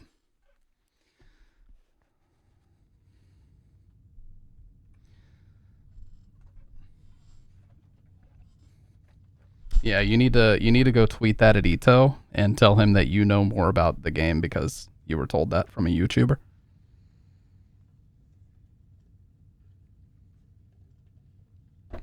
A whole lot of red. I love that album, dude. I also love Die Lit. Long Time is an amazing intro song. What's that noise out there? Did you guys see, by the way, I don't want to talk about this too much, but did you guys see the quote-unquote drama around Ito? Basically, Ito posted that in college, he was inspired by Russian art, and that's why a lot of his early Silent Hill stuff has that type of influence in it. And people jumped down his throat because they said something about him supporting Russia in the current war because he was inspired by Russian artwork in like the 90s. Like, what the fuck? So basically, it turned into a massive shit show and a bunch of people just spinning up the drama for no reason. And I am of the opinion that he will be shutting Twitter down very soon because he's so tired of it.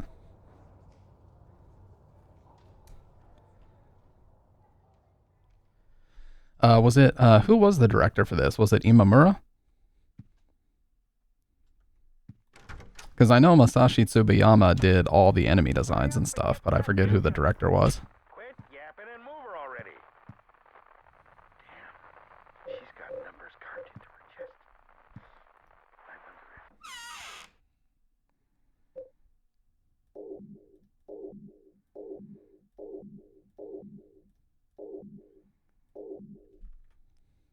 Twitter's only good for gooning.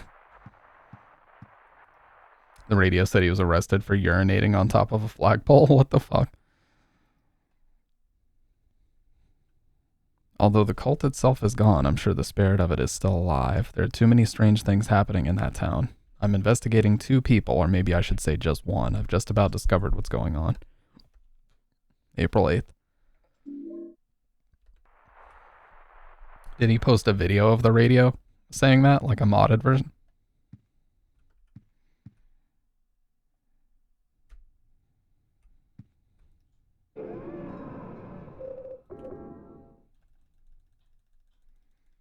Oh, in this game.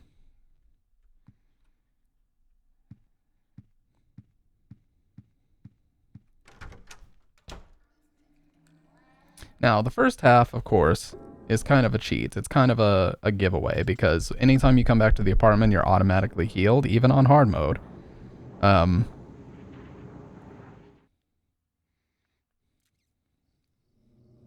Okay. Yeah, we got a super rare haunting the last time we played this. We got the Andrew DeSalvo head outside of the window, so I know there's a few things that I still rarely have seen or heard.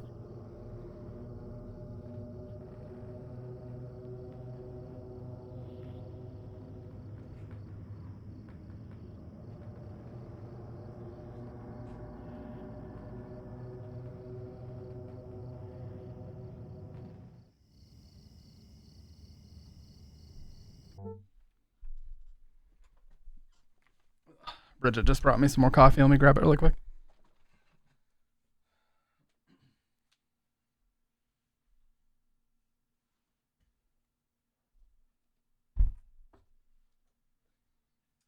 Okay, now the thing I love to talk about every single time we get to Forest World is both Silent Hill 4 and Metal Gear Solid 3 were being developed at the same time. And since both games needed some trees, the Silent Hill team borrowed a bunch of the tree models that the Metal Gear Solid 3 team had made for that game. So a lot of the trees you see in Forest World are also in Metal Gear Solid 3. And they also run on the same engine.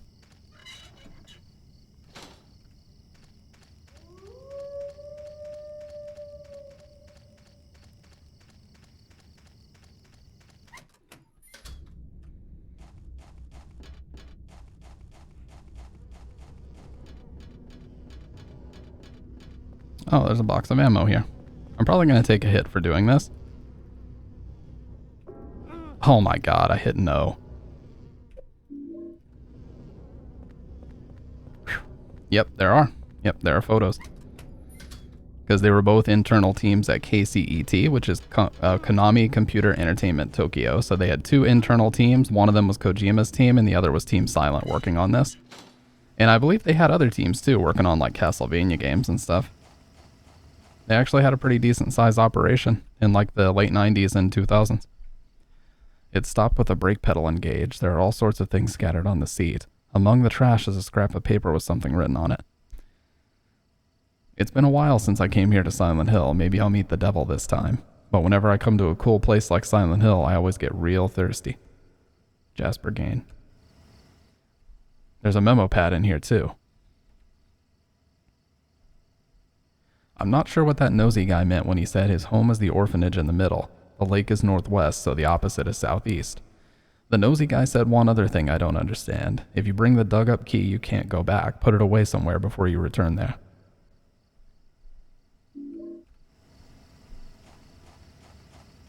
I love how a gaming company would place cameos of their other games in another game. Yeah, it's like they did with Metal Gear Solid 1, like Mantis, Psycho Mantis reading your memory card and detecting other Konami games. Like Suikoden. You came to investigate this stone too. There was another guy here before, a real nosy guy. But I was the one who found the stone first. Yep, they would. Old days, the natives called it Nakihona. They used it in a ceremony for talking with their dead ancestors. And now those guys are using it too. Call it the Mother Stone. I love the glow around those candles. Look at that lighting. That weird building operating some kind of crazy religious cult. They used to collect orphans and did things to them. Kind of gives you the chills, huh? This stone. Yeah, so this stone is pretty much involved in the same ritual that Walter is. This rock is creepy somehow. Just like he explained, they called it the Mother Stone. So was the Mother Stone involved in one of these resurrection rituals? We don't know for sure. But it's not out of the realm of possibility. Alright, let's see if we get the dog boost. Yep, it has the Demon Samael and Richard's tie. Richard Braintree's tie has the Holy Mother on it in this game. Silent Hill Smile Support Society, also known as 4S. Wish House. That's the orphanage run by the cult, huh? Ooh, God, that was scary.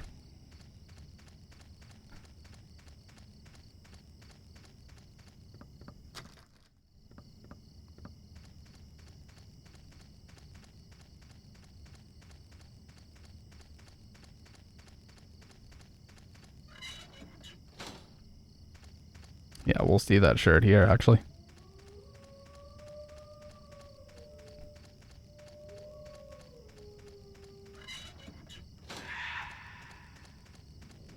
Nope.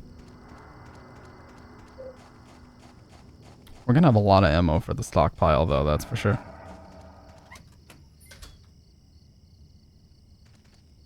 Let's end this right here. Before it even starts, dude. Hey, little boy. What are you doing here? You're finally the third revelation. Something's gonna happen. That nosy guy that was here, he said it too. Something big is gonna happen. Finally, it's gonna happen!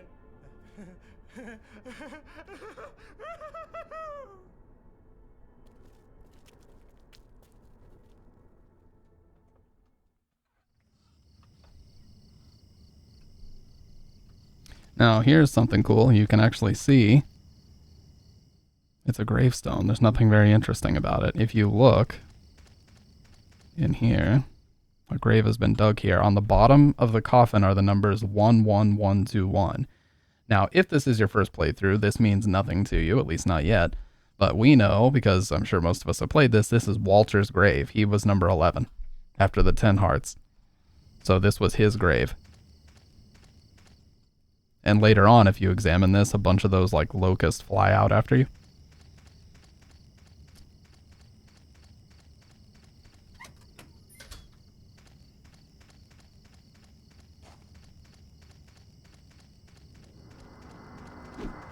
Wow, nice try, bitch. You really went for it. Said bitch.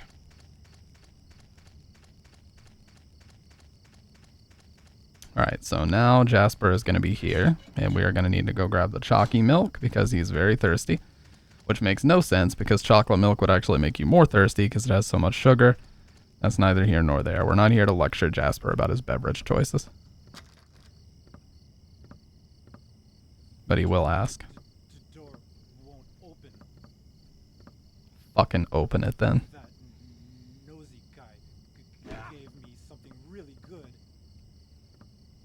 not for free. I could let you have it, but I am not, Siren. I unfortunately cannot walk on water, nor turn water to wine. But, like I said earlier, I can go into the DoorDash app and order coffee. I'm That's the next best thing, right? so thirsty. Oh, chocolate. Oh, chocolate.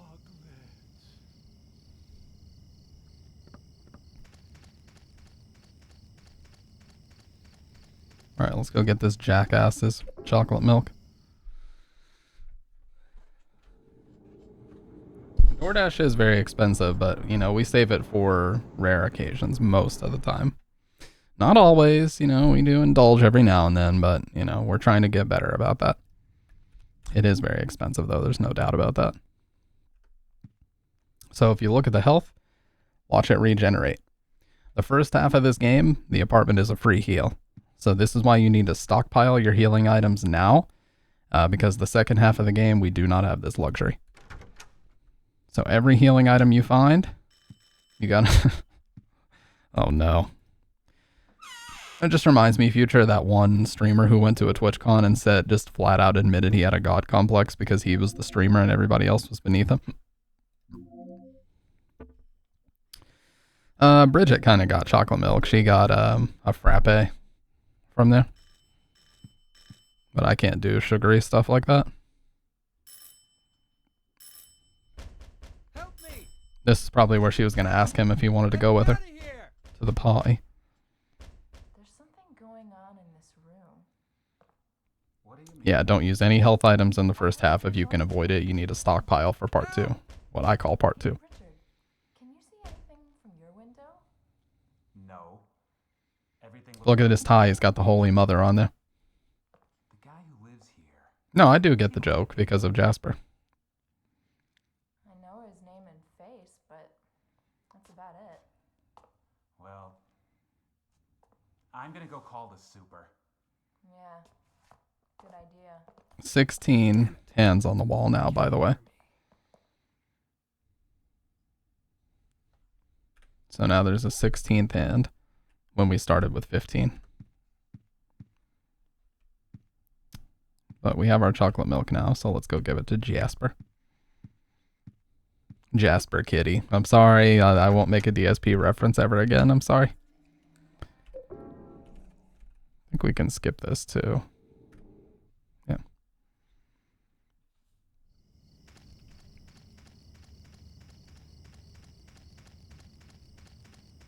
I know, dude, I'm sorry. All right, here's your chocolate milk.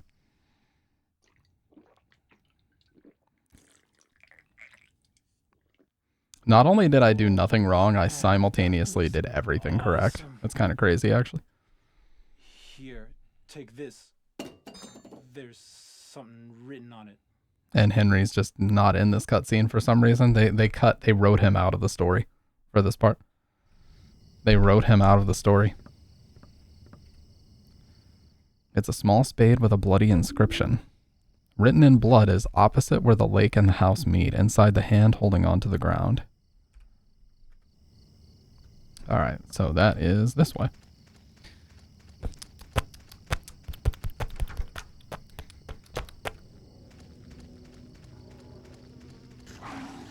Thought he'd been kidnapped. Oh shit, dude. I almost got through that with... Oh my god, the damage. It's alright though. We're about to go back to the apartment forcibly anyway. What is this? Yeah, we all need some time off every now and then, dude. Like when I disconnected most of November, I didn't message anybody. I barely posted in the Discord and I hung out in voice like twice because I was just hitting the gym and trying to get my physical health where it needed to be. By the way, I can't wait for Christmas to be over because I'm going to be in the gym every fucking day for hours. I've been working arms a lot. I'm not going to sit here and like flex on stream, but I've been working arms a ton. Look at that. You see that shit? Just the minor flex. You see that shit? There's a lot, dude. I'm not even trying to be like one of those guys that stands in the mirror, but seriously, you can see the shit bulging. Rusted bloody key. Inscribed on it is, the holder of this key will wander for eternity. Yeah, I've been hitting arms incredibly hard. Preacher curls, vertical chest, overhead press, and I really like the rope pull downs, the tricep dips, I guess you would call them, where you have the rope in front of you and you push down. No, you're not too late at all, Jordy. What's up, man? We just started. I mean, I've got like 6, 7 different worlds that we still got to go through. This is a full story playthrough, my dude. Yeah, man, I've been in the gym big time. I've been hitting arms and chest and everything like crazy.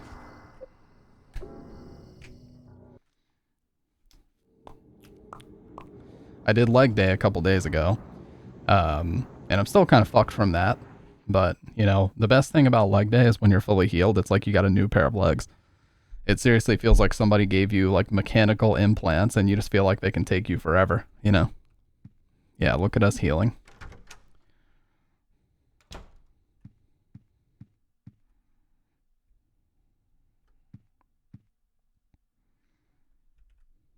All right, so we need to put this key up. Because the mechanic here is if you try to walk back to the orphanage with the key, it will just loop the same area forever. So you have to put the key up and then head back, get the key out, and then you're good to go. So I'm going to do that right now.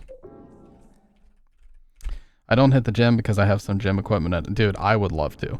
All I need is like a Bowflex style machine that lets me bench, sit on it to use dumbbells for various like flies. I like to lay back and do flies with 2 dumbbells instead of, you know, a machine. I like to do it while laying back. And, yeah, there's a lot of exercises you can do just with a bench. I'm not going to lie, Jordy, I've done that too. When I first started and I had no clue what I was doing, I would just watch other dudes work arms and I'd be like, oh shit, I should be doing that too. You know, I just learned by, you know, every now and then just seeing exactly what they were doing and what type of sets and weight and reps and stuff. Because, like, they got AirPods in. I'm not going to go up and ask them. They're in their own world, but, you know. That's how all information in the gym is shared.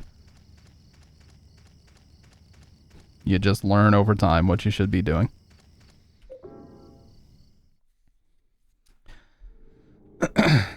Also train Brazilian Jiu-Jitsu. Dude, boxing as well as things like Jiu-Jitsu and kickboxing, like all these fighting disciplines are so insanely good at just working like most crucial parts of your body. I knew a girl that I worked with a couple jobs ago that started doing boxing class, and within like 4 or 5 months, she had lost a ton of weight and was like incredibly toned. I was like, you did this in 4 months? She's like, yeah, I didn't really make any other lifestyle changes. I just went to boxing class. It's crazy how good it is for you. Yeah, speed bag is amazing for cardio. Yep. It's like doing a more vertical shake weight. I'm sorry. But it is, okay? It's a factual statement. You know, it especially gets pecs. Like, you feel that shit up here all day.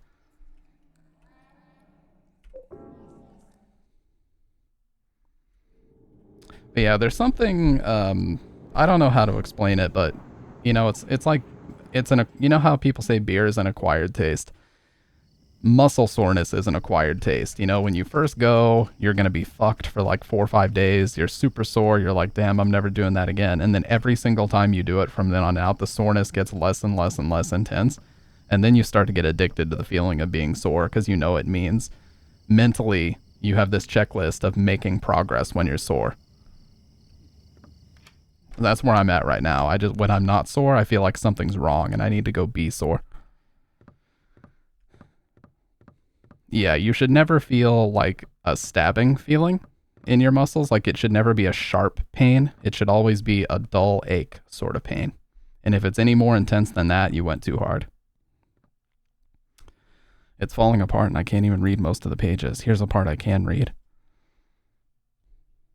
The second sign, and God said, offer the blood of the 10 sinners and the white oil. Be then released from the bonds of the flesh and gain the power of heaven.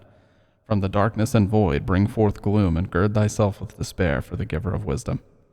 The third sign, and God said, return to the source through sin's temptation, under the watchful eye of the demon, wander alone in the formless chaos. Only then will the 4 atonements be in alignment.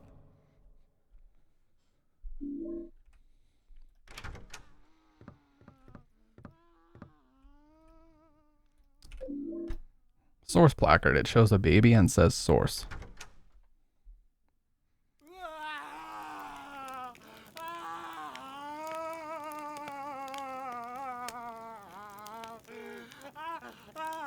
I imagine the session recording this was very awkward.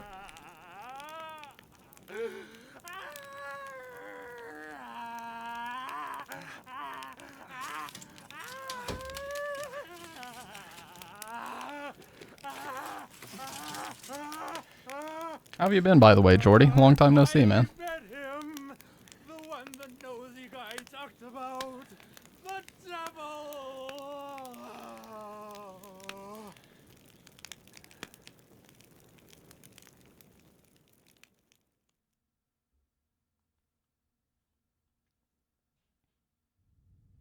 Special news report. In a forest near Silent Hill, Oh, God. the burned corpse of a 30-year-old male was discovered earlier today. I used to see this part about a 30-year-old male, and I used to think to myself, wow, 30 is so far away. 17121 were reportedly carved into Fuck. the man's body. It's like 4 hours away now. On the victim, the police are investigating possible links to the Walter Sullivan case 10 years ago. You hate to see it.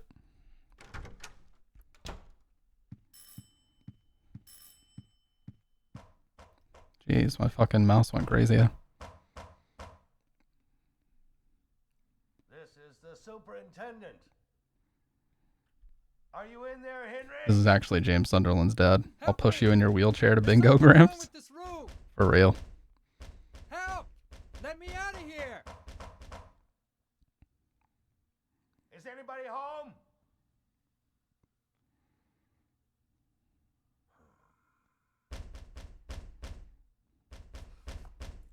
What's going on here?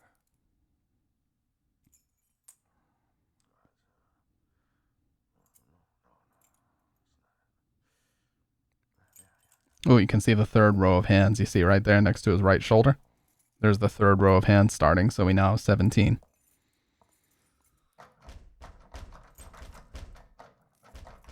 And you can even kind of tell the 16th and 17th hands look fresher. You know what I mean? The others have been there for a while. That's strange. That's the right key. I'm sure I heard something in there.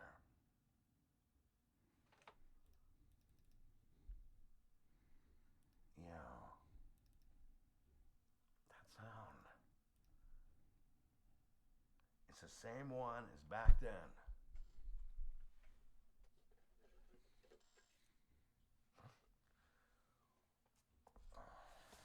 I got some more half calf. Let's go. With a Halloween themed cup, because you know I like to stay current. You know how it is. We got the jack-o'-lanterns and it's Christmas. But this is half caffeine. We're not going insane tonight. All right. Let's go ahead and put this source placard up. So we are going to go to Water Prison World next. And again, we need to only keep one weapon with us. Really, we don't even need this. I'm just keeping it just in case. But definitely no healing items. The hole's changed again, and I think I can hear children's voices. Ugh. Feeling good. I'm in the zone. The first half of this game, it's like every time I play it, it goes by faster and faster. Once you get to the hospital, though, things definitely slow down. Because you have to physically slow down to make sure Eileen can catch up with you. But the first half is like a breeze once you've done it a few times.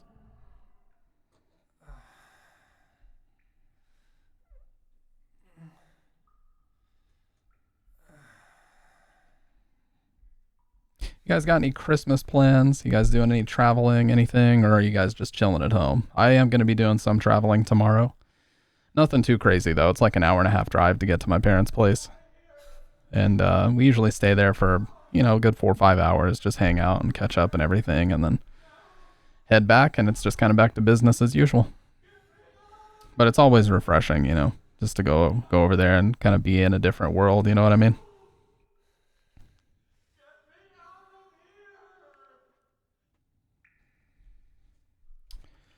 All right, So the man screaming and crying like a soy is named Andrew DeSalvo. We'll learn some more about him later on, but there's a reason why he's locked up.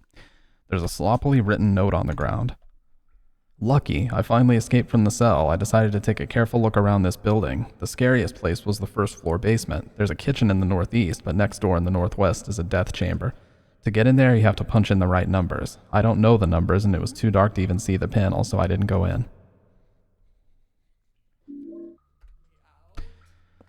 But outside of that, you know, pretty standard. And I'm still off work until the 30th, which I'm like ecstatic about because it means I can cram in as much gym time as possible. So essentially the 19th was my last day working until basically the end of the year.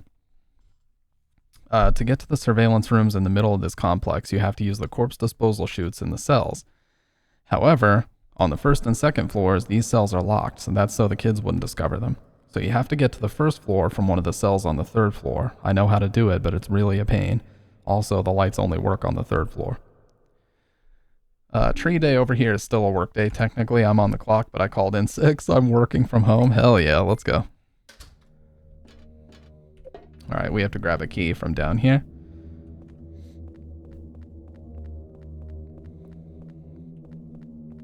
I gotta say, you know, a lot of my coworkers are around the same age as me, and they're experiencing things like carpal tunnel, and different things like that. So I gotta say, you know, for somebody that exclusively has worked with a mouse and keyboard since 2019, I'm very lucky to not be experiencing anything like that, especially with how often I'm on here too.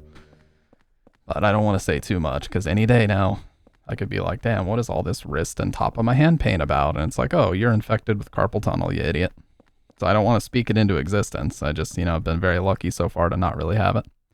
By the way, look how impossible this key is to see. It's at the top of the sign, hanging by a thread. It's like one thin, tiny little black line.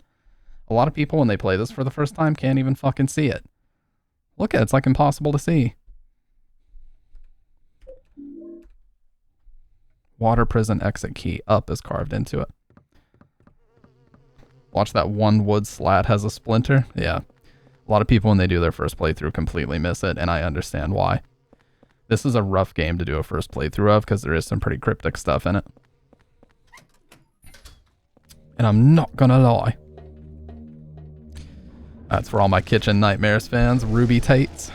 Oh, nice try. You can avoid most of these hits if you just keep S and D held down. And, of course, when I say that.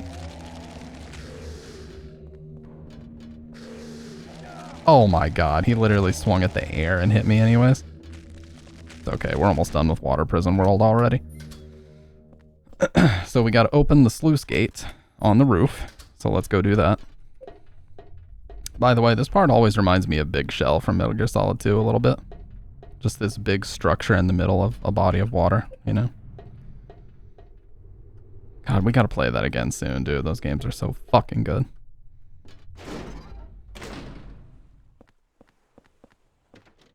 The door won't open. It seems like it's locked from the inside. Well, we'll find out more about that later. Much later.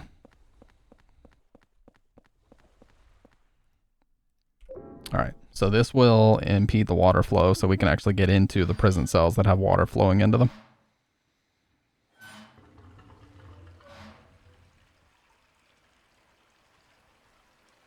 Almost 10% of the way to epic yarn. Let's go, dude. I get big bomb mountain energy, honestly.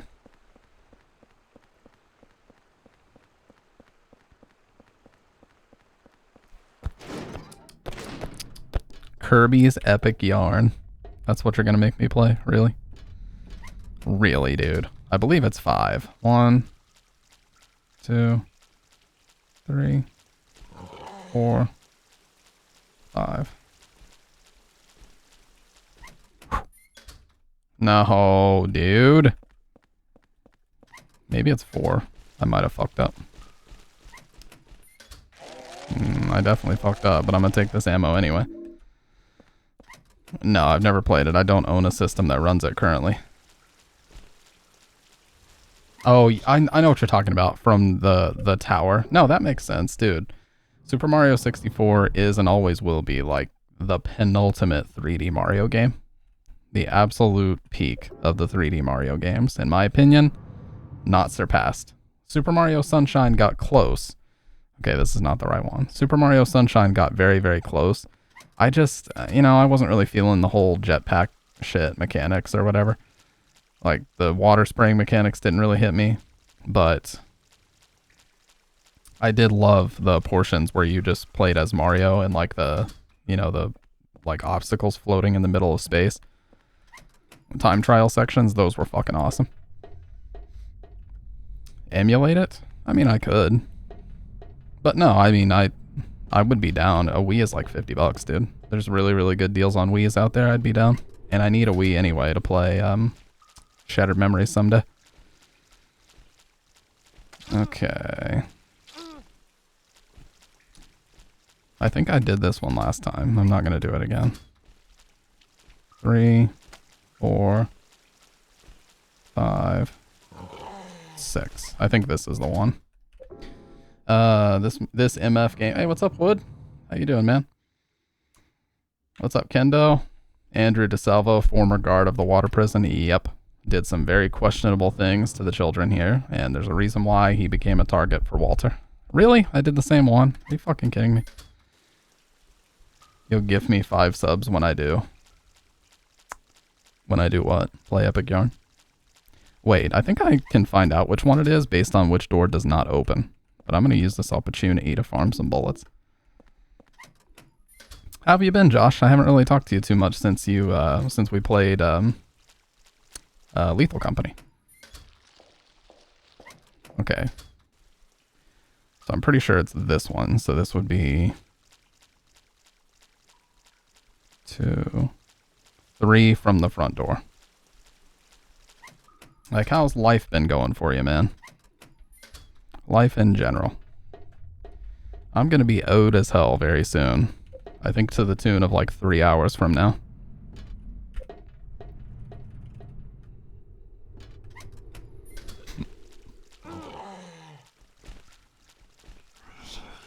So it should be this one. Basically, we're looking for one where we can jump down 3 times in a row. Really? Wow. So it's not the 3rd or the 5th. 2, 3. It's not the 6th either. This one should be broken. Yeah, the 6th we've already tried. It's probably 7.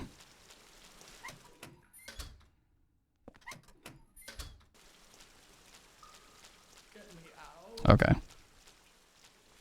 Yeah, let's go for 7.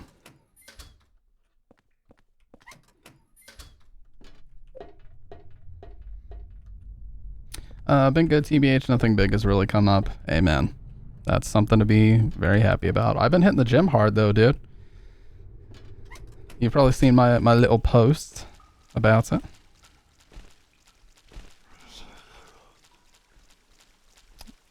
Four, 5, 6, 7. Alright, this better be it, or I'm gonna be very fucking furious. Got me to do cardio now? Hell yeah, man, that's what it's all about. There better be a 3rd hole in here or I'm gonna fucking lose it. Okay, so it's 7. Yep, isn't that supposed to be a representation of Billy and Miriam Locane, the twin victims? Maybe that's just my interpretation, but I thought I remembered reading that somewhere. Okay, so to save you all the trouble, the way we have to do this is we have to align the rooms with bloody beds. This room this floor, these rooms do not rotate, but the 2nd and 3rd ones do rotate. So we have to align the 2nd and 3rd floor bloody beds with this one. So I'm going to do that right now. And this one I believe is right here. Nope. Maybe this one. Nope, one more. See, neither of those beds are bloody. This one is. So we're going to turn it left.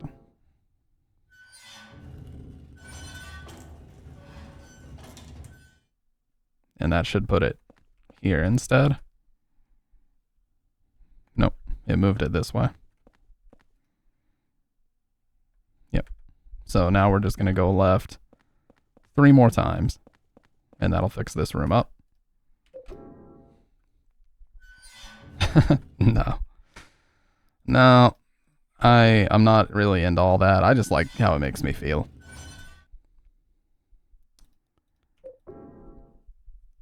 Had this game featured the flashlight, this would not have been necessary. Oh, you mean the light working in the certain rooms? Or turning the power on? So you could see? Yeah, so now the bloody bed is aligned right here. And then the 3rd floor. Now this memo I think we do need to read. I've been great, man. I was saying at the beginning of this stream, I think this is the best physical and mental health I've been in for a very, very, very long time. And I especially can't wait for it to warm up and for us to get back to summer, because all I did this past summer was walk outside with my AirPods in, and it was so fucking awesome, dude. Oh yeah, you need the light to see the keypad. Good point. Yep. You have to turn the lights on by aligning these rooms. Look at these. Look at these chuckle fucks in here. But yeah, the bloody bed here, I think, is right here. Yep. So we are going to turn it right twice, and that gets us set up here.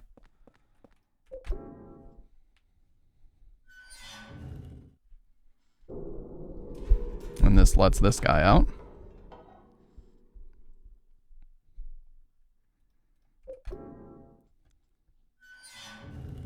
All right, so we are now good. Yep. So now you can see the lights are on in here. Now if we go down, we'll see the lights are on all the way down.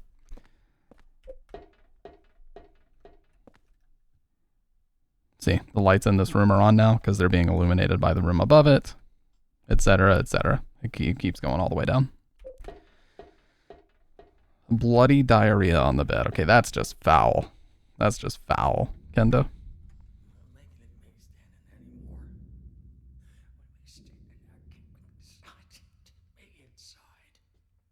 Make me stay in there. God, please. Come on, let me out of here. I'm trying to die in here. Make me stay in there, Walter. I'm telling you, down. Walk away.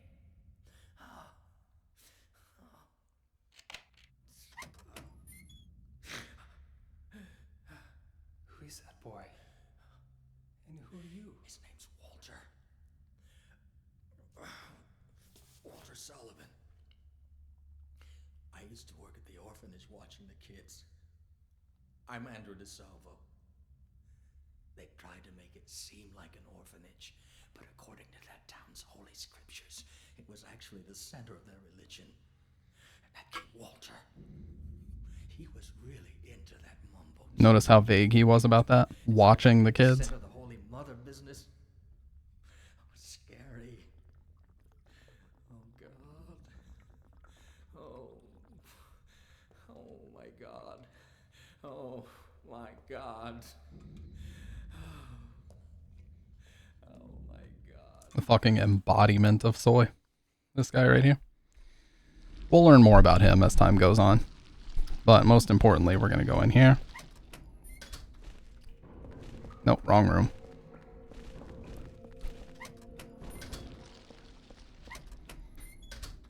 Alright, so we are going to... it actually will be faster to use this ladder. I need a food check for you all.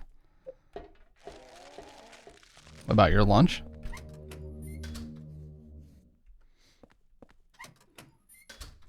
We're going to go back to the 3rd floor and jump down the now perfectly aligned bloody bedrooms, and we will know for a fact that they're correct because the room will be lit up. This one, I believe, is right after the busted pipe.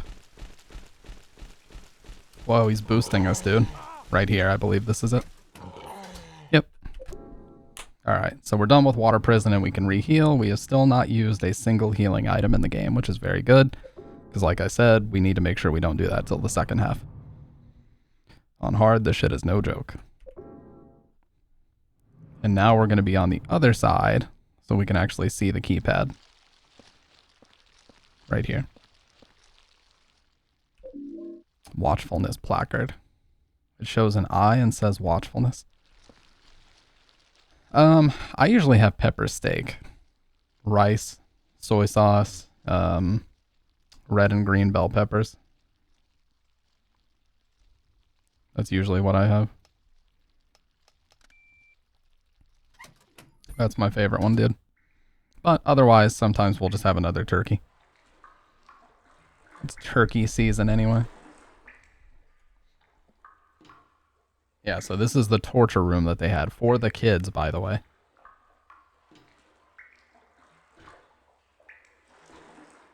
Oh, you mean the ones that burp on the way down? Yeah, we always fight them.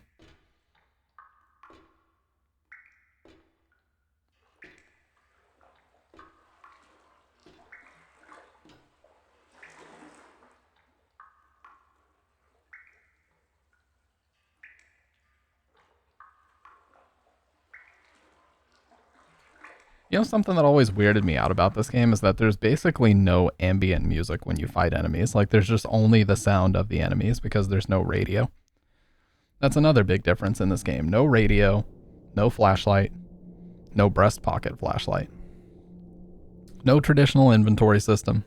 It's very, very different from, like, every traditional Silent Hill game.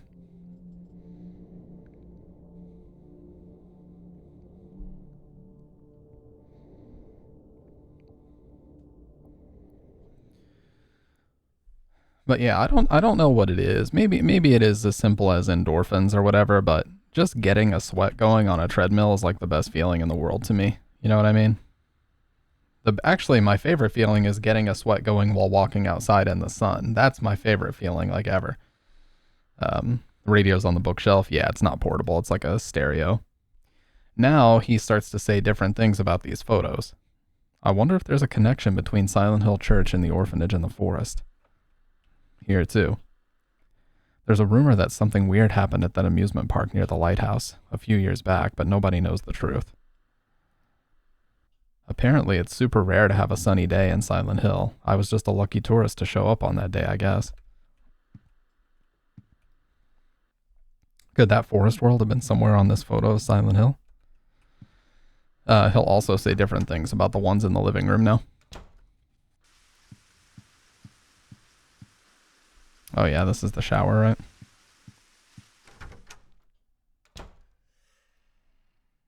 Blood. It's stained with blood. It smells horrible. Just like that water-filled room under the cylindrical prison. Not yet. Gotta read these first. I don't remember turning this on. Listen to them talking. You can hear him like murmuring from behind the door. It's fucking creepy. How's it going with room 302? Well, I just tried to open it up, but it looks like something's blocking it from the inside. Huh. Anyway, it's not the first time. You mean the guy who lived here before? And it wasn't just him either. There's something wrong with his whole apartment. Dude, the way he delivers his lines is so disturbing. Say that. You're scaring me. Well, anyway, I just slipped a note under his door. Don't worry about it too much. There are a lot of strange things in this world. The umbilical cord I keep in a box in my room. Lately, it's started to smell terrible. Huh? Umbilical cord? Oh, well, I forget I said anything. But still.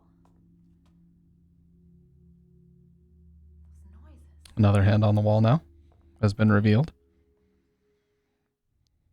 So now we're at 18. And we have a lot of stuff under the door now. There's a scrap of red paper stuck in here. Oh yeah. This one can't be read, but the others can. So let's read these. I found something that's extremely effective against the ghosts. It saved my life. It was stuck into the huge rock in the woods near the orphanage. It's a sword blade with a handmade triangle-shaped wooden handle that has some kind of spell written on it. As a weapon, it's heavy and hard to carry, but somehow it seemed to change in response to the ghost victim's power. Strike when the sword is energized. If you don't reduce their power, your attacks will be repelled. As far as I know, there are only 5 swords in existence with that kind of power. It's extremely valuable. I swear that reads like a fucking Legend of Zelda tutorial. Strike when the sword is energized. What the fuck? Lately, I've been feeling like my life is in serious danger. I've been through a lot in my life, but I've never felt this kind of pure animal fear. In case something happens to me, I've decided to write down what I've learned for whoever you are that's living in the apartment now. I've been investigating the mass murder that took place 7 years ago in which 10 people were killed in 10 days. They were killed in a variety of ways, but the one thing they had in common was that each corpse had the following numbers in order of their deaths carved into them. The name of their killer, it was carved in as well. His name was Walter Sullivan. The Master Sword. Oh, yeah, the fact that that's one of the weirdest elements of the story. Why the fuck would you keep an umbilical cord in your room for 30 years, by the way?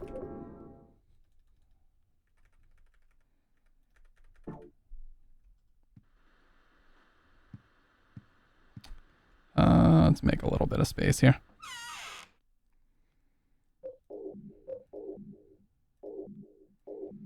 So we have 48 bullets stockpiled. We have not fired a single bullet, and we have not used a single heal. Oh, stereo here. Are you yearning for that special place to spend quality time with your loved one? Do you need to relax and get away from it all? You know, I've never done this before.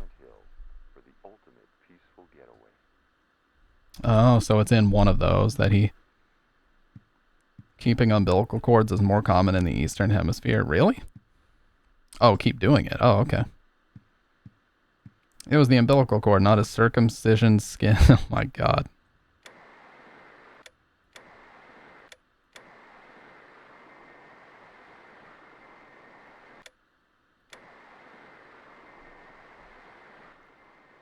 Yeah, we'll come back and do it again. Actually, I've never done that. The only thing I usually do is play the skinned mic tape once we find it. Anyway, let's head off to Building World. The hole's even bigger now. There's a lot of noise coming from the inside of the hole.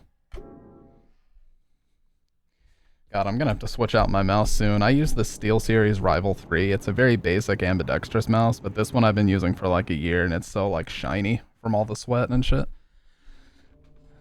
I have a couple spares, I just need to change it out. This thing is well used, that's for sure. But I love it. It's like the perfect mouse shape.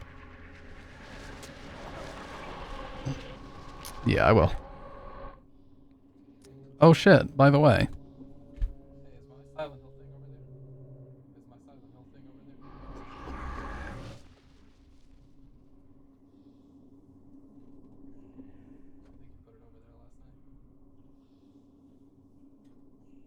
I was going to show you guys a gift that Wang and my zipper sent me. A Silent Hill related thing. If you look at the top, you can see those monkey enemies jumping across the... See, look at them. Alright, hang on.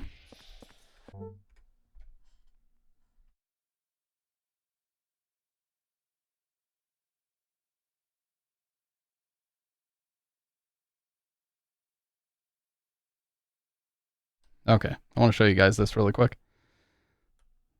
Shout outs to Wang and my zipper. He sent me this. It's meant to be a controller holder, but it's just something I'm going to keep on my desk. You see it has like the controller hooks on it? Yeah, it's fucking awesome, dude. And it even has the sewer grate. You kind of can't see it, but it has like the sewer grate right here. I got to get the light at the perfect angle. Yeah, there's blades of grass, and look how realistic the paint is to make it look like a wood sign. That's fucking awesome, dude. There you can see the sewer grate and the tire and everything. So yeah, that's staying on the desk. That's just a nice thing to have on there. Just wanted to show that. All right, back to the game. We unboxed that on stream the other day. We're about to see Richard defy the laws of gravity right here. And he's shooting the monkey enemies too with his revolver. You can hear it. All right, here we go.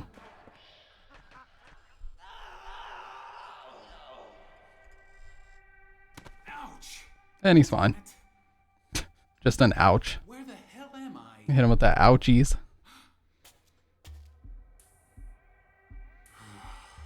You're a real person. Hey, you're the guy that lives across from me. Yeah, my name's Henry. I'm Richard Braintree, from 207. What the hell's happened to us? That hole in this freaky world. But if you're here too, then there must be something wrong with the whole apartment. Yeah, that's all he has to say is ouch, damn it. Wow. That must explain what happened to that other guy too. Talking about Joseph. What other guy? The guy who lived in 302 before you. A journalist. He disappeared one day. He got pretty crazy towards the end. Shut himself up in his room and wouldn't come out. Joseph, yes. Joseph Schreiber. Anyway, I'm getting the hell out of here. And Joseph Schreiber did not start in this game. He actually started in Silent Hill 3. He was the journalist that wrote the Hope House article, which for some reason in this game they changed it to Wish House, but originally it was Hope House, and that was the article you read in the hospital. Probably nothing, Master of Splits, because I would probably be deceased. There's a weird sword stuck in his stomach, and he's holding something in his hand. In his hand is the Ghost's key, and we're also going to take the sword, which is going to unpin him, but we're going to need this for later. So he will be able to follow us now, but that's alright. We can outrun his ass.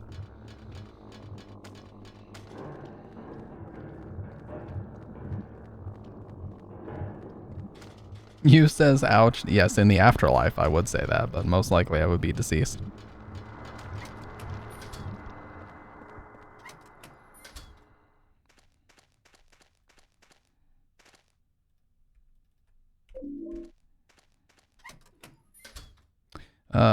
Let's see. There's a lot of good weapons in here. The baseball bat's good, but we're not going to bother with it for now because we're about to get the best melee weapon in the game, which is the rusty axe, and we're going to get that out of the bar. So because the bar is like right after this, I'm not going to bother taking the bat, even though the bat is good because it doesn't break. The axe doesn't break either. So once we get the axe, we're pretty much on easy street for the rest of the game, weapon-wise. I'm going to try to avoid this hit. Okay. Okay, this is... this is alright. Alright, there's the sports key. We just need to get out of here without taking a last hit. Okay. Not terrible. Not terrible, that's fine. We can survive that. We'll still be able to heal after this. It's just when we get back from the hospital with Eileen that it won't work anymore, so.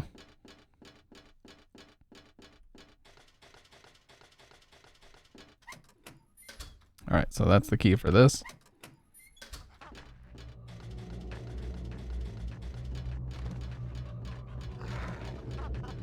Wow, what a dummy. What an absolute dummy. He just straight up missed.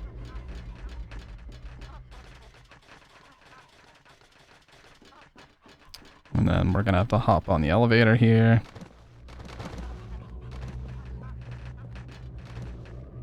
go down to the bottom.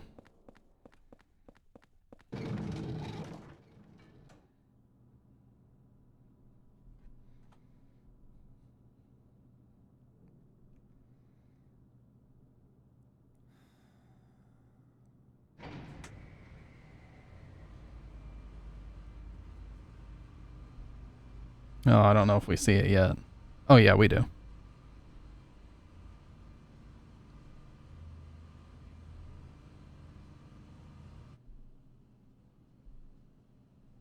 you the kid he was talking about?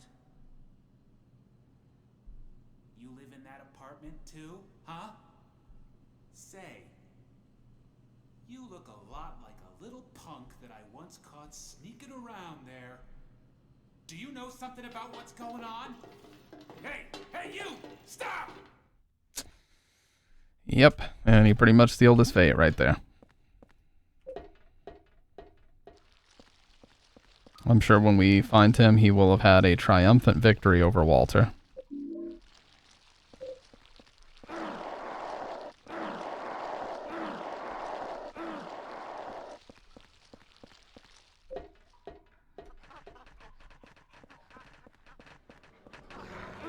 Oh god, this is getting a little dicey. I should not be this low HP. Okay, we dodged the hits pretty well there. We're gonna reach right around this dude. Okay. At the door. Excuse me, sir. Thank you. Alright, we're good. We're good. No wheelchairs here yet, but there will be later. I don't usually check to see if there's any pickups here. Thought I saw... Nope. Alright, no pickups here.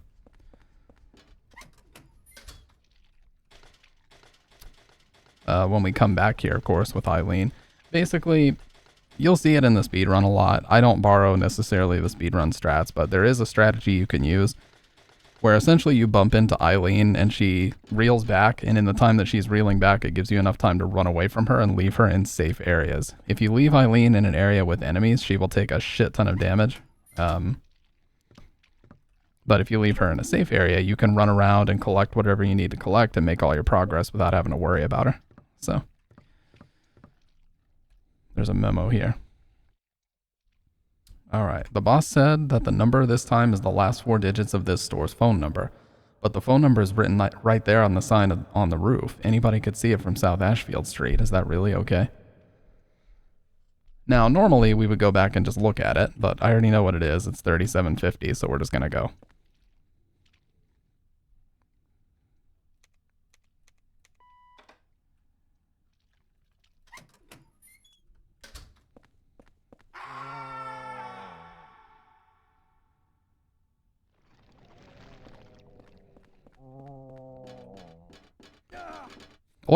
What hit me? Nothing, I just reeled back for no reason. Anyways, so you can use a medallion here. If they get close, you will take a little bit of like proximity damage, but we should have just enough health to tank this. If it gets dicey though, oh shit.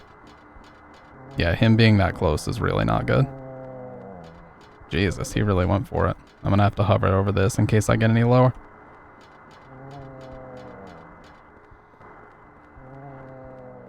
If I lose one more tick, I'm gonna have to use it.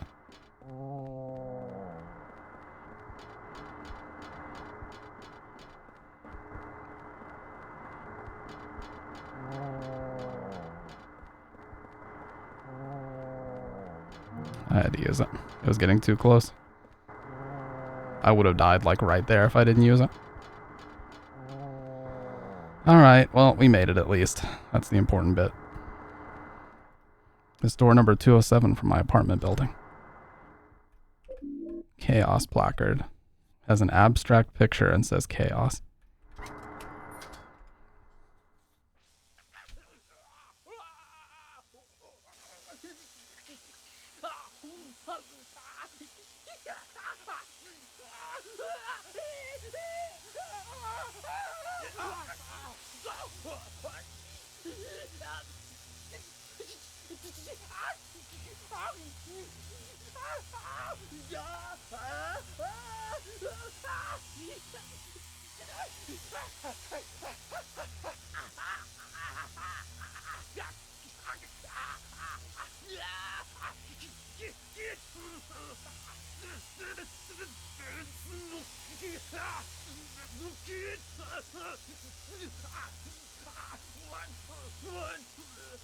Yeah, so he says right there it's the 11 out of 21, man.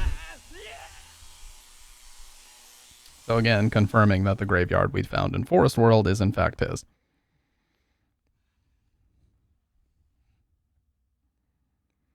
Because it had 11121 on the inside of it.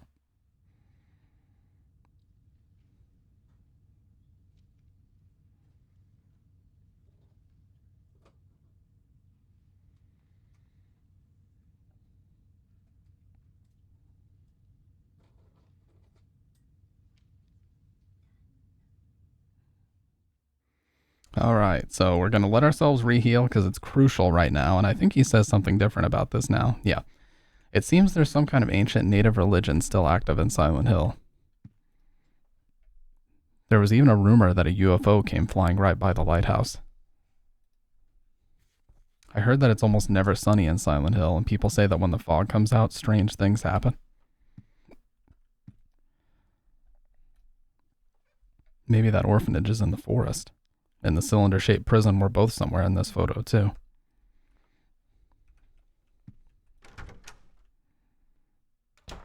Looks like another one, Captain. Got 1121 on his head. It's just like that case from 10 years ago. The actors for this are obviously Canadian. Yeah, that Walter Sullivan case. But Sullivan's dead. They even got the body. Must be some crazy copycat. Copycat. Yeah, but even so...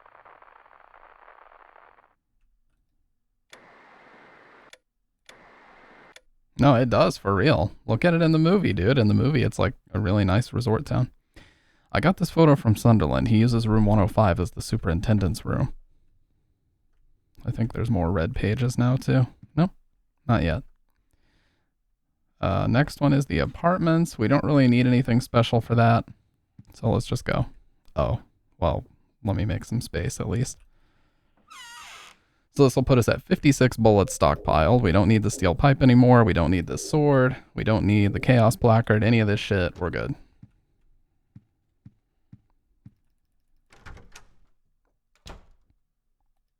Yeah, now we can see the halo of the sun. This hole, it doesn't look like a human made it.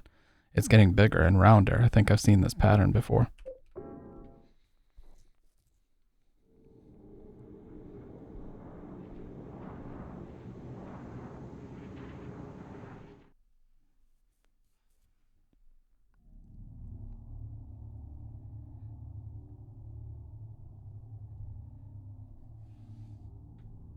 They kind of trick you a little bit here by making you run down this hallway a little bit, but the room you absolutely need to go in is literally right next to where you spawn.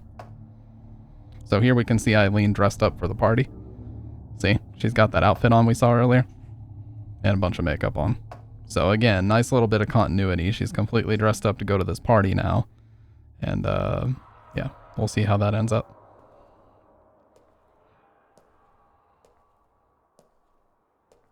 And it's funny what Henry says here. He's like, could that guy be the next victim?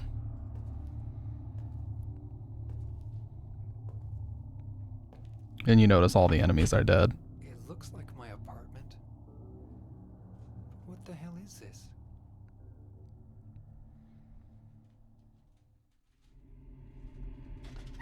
Yeah, this room you absolutely need because we're going to grab a couple keys, mainly the superintendent's key.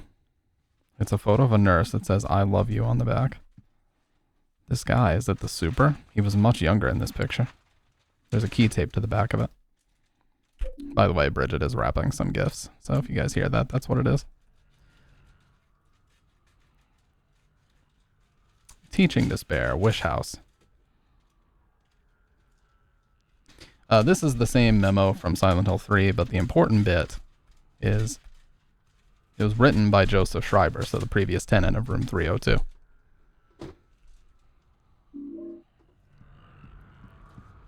And pretty much he just says that, you know, the orphanage is under investigation for shady activity. It seems like what they're primarily doing has nothing to do with the business of raising orphans. Yeah, those types of things.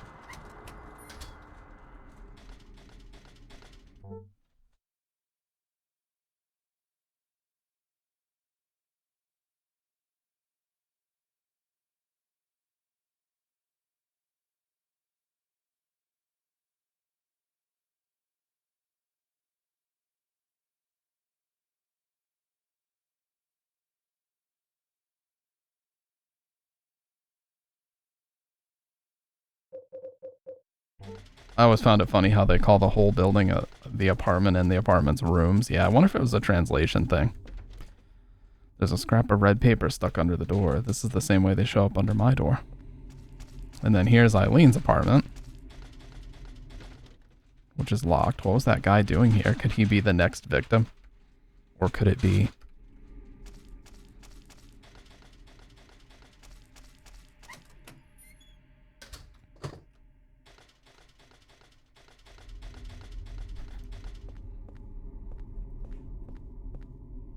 I got this from Miss Galvin. A long, long time ago.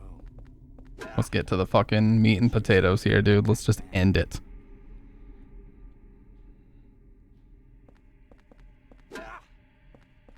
Take the doll. It really doesn't matter, but I will this time, yeah. The doll is a complete red herring. It's a waste of time. Here. I'll give it to you. But I'll take it. Why not? The shabby doll.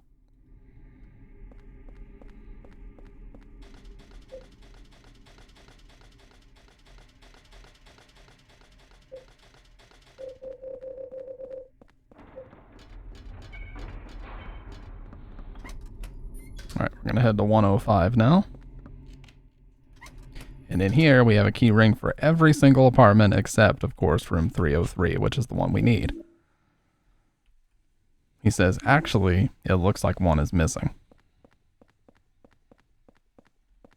Now I'm gonna... It's a diary. The red box seems even stranger today. It's giving off a terrible smell. It's disgusting, but I just can't throw it away. It must have been around 30 years ago that young couple was living in the apartment, but one day they just suddenly disappeared, ran off just like thieves in the night. I don't know why. It must have been money troubles, or maybe they got themselves into some kind of danger. The problem came after that. They left their newborn baby when they took off. I even found the umbilical cord. I called the ambulance right away and I heard the baby survived, but I don't know what happened to him. Although a few years later, I often saw a young kid hanging around the apartment. One day he just stopped coming by, but now that I think of it, I'll bet he was that abandoned baby. It's a horrible story, abandoning a newborn baby, and that all happened in room 302. And the umbilical cord I found there, well, I still can't get myself to throw it away. This dude's been hanging onto a fucking umbilical cord as if it's like a good luck charm for years. How's that not fucking weird? Yeah, so we have to put these pages under room 302's door, and then that will allow us to read them on the other side. Fucking writers, for real. Fucking weirdos. Now I'm going to farm a little bit of healing items because we're going to start to need these soon. So I'm just going to glance into a couple of apartments here and try to find them. This one, there we go. Well, sure, everybody does weird stuff, but as far as weird things go, that's pretty fucking high up on the list as far as I'm concerned.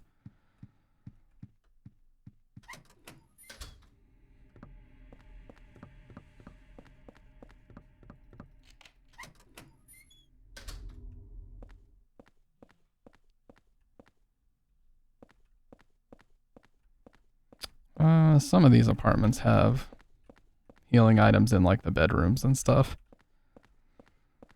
Not this one.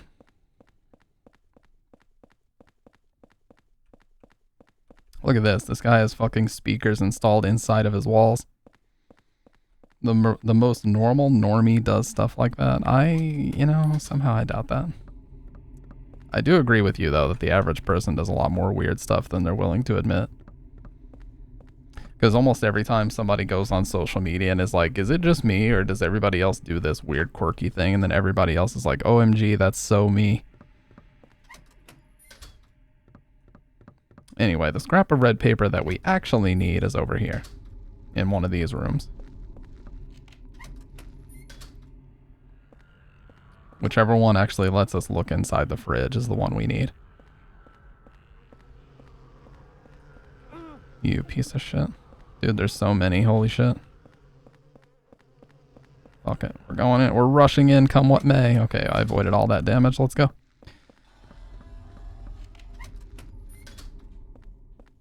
There'll also be a bunch of those leech-looking things on the floor here.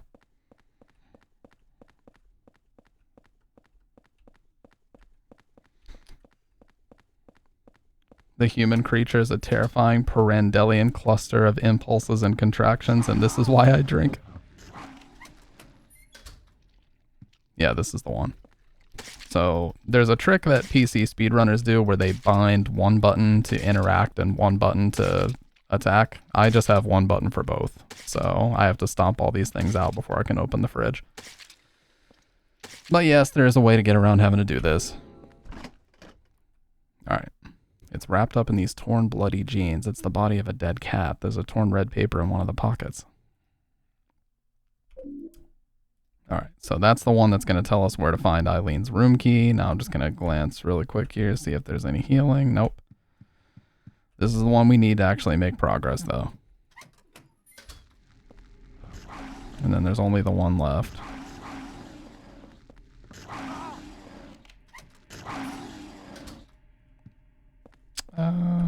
Okay, I'll take that. And of course, these guns are not real. They're all just models. So that's great. They just tease you with all the gun models from 2 and 3 in here, but they're all just models. It's a model gun. It's totally useless as a weapon. They trolled me, dude. The devs trolled me. I could have sworn that one of these has a heal in it, but whatever. Alright, can we get out of here without taking too much damage? As long as I can avoid taking like 3 hits, I'm good. It's just running in a straight line like this that... Yeah. Okay, there's our 3rd hit, maybe even a 4th. Okay, we got lucky. Alright, we got lucky. We're good, though.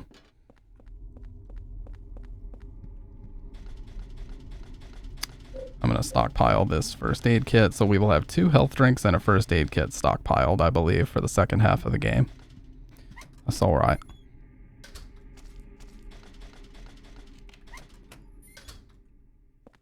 Just taking a quick look here.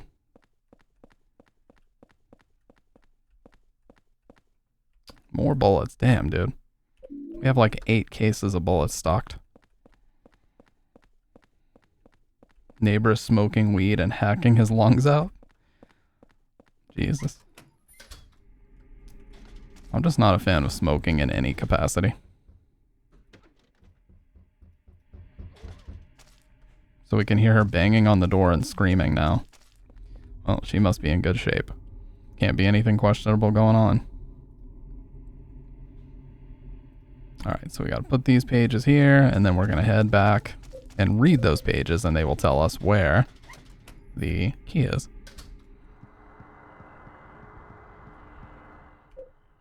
And we'll also get a free heal from this. I think this is this is either the second to last or last time that we will be healed by the apartment. So you know we're going to take full advantage. And we're going to put this med kit in here.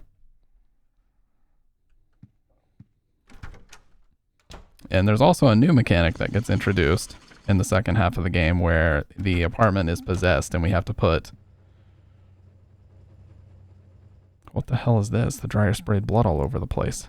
We have to put candles around to exorcise the hauntings in the apartment.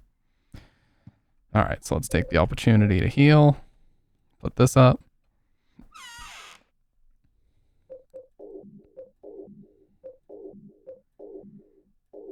I fuck with Fortnite so hard now they added Skibbity Toilet. Oh my god. Yeah, I saw that. I posted in the Discord about it. Fucking insane, dude. Actually. That it even exists. Alright, so let's read. I figured out the riddle behind the numbers. 01121 is actually 1 out of 21, so in other words, 1 out of 21. So Walter was planning on killing 21 people, but he never finished the job. He was convicted for the murders of Billy and Miriam Locane, the 7th and 8th victims. Afterwards, he committed suicide in his jail cell. The grisly mass murder of 10 people shocked the world and came to be known as the Walter Sullivan case. There are 2 big puzzles here. The first is, what was the motive for the murders? The second is, why did he kill himself before completing his task? Was he simply insane? May 2nd. Think this is the one about having a headache and leaving the key? I lost the key to Eileen Galvin's room. I gotta find it and bring it back. Let me think. The last place I saw it was... It's ripped there and I can't read the rest.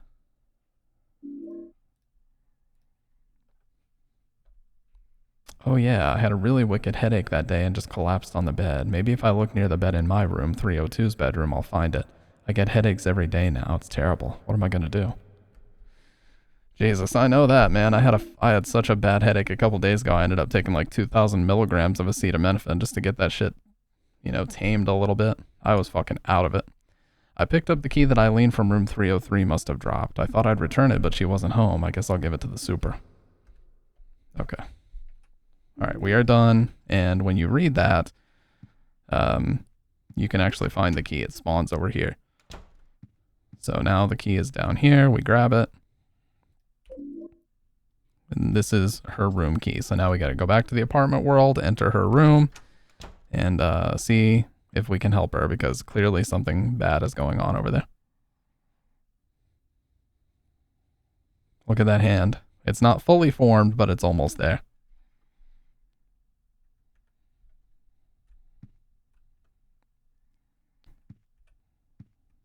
All right, so we are fully healed. Let's go back.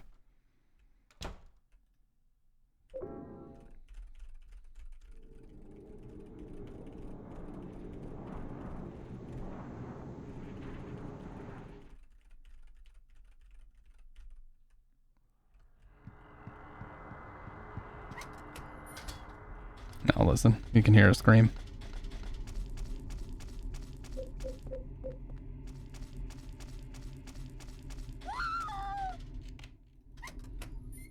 This song I don't believe is on the soundtrack, but it is very nice.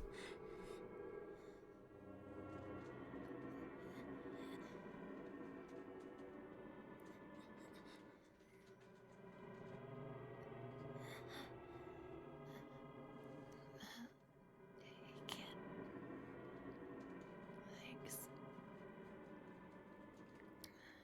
Did you find your mommy? See, it says mummy instead of mommy there. This place? It's dangerous. Again, European executable. Get out of here.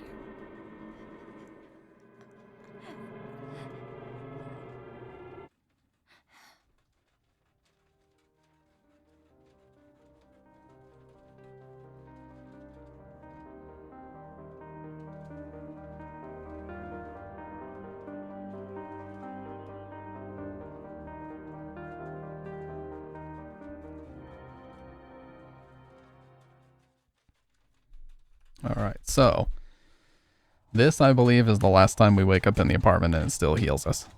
After this, it's all on us. And now there are a lot of, pickups and everything, so you kind of have to strategize with it.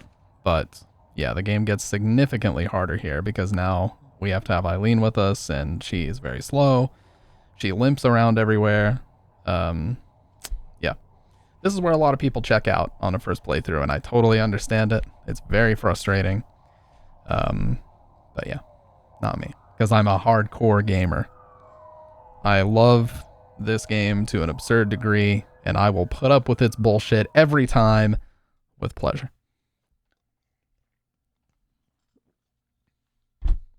With pleasure.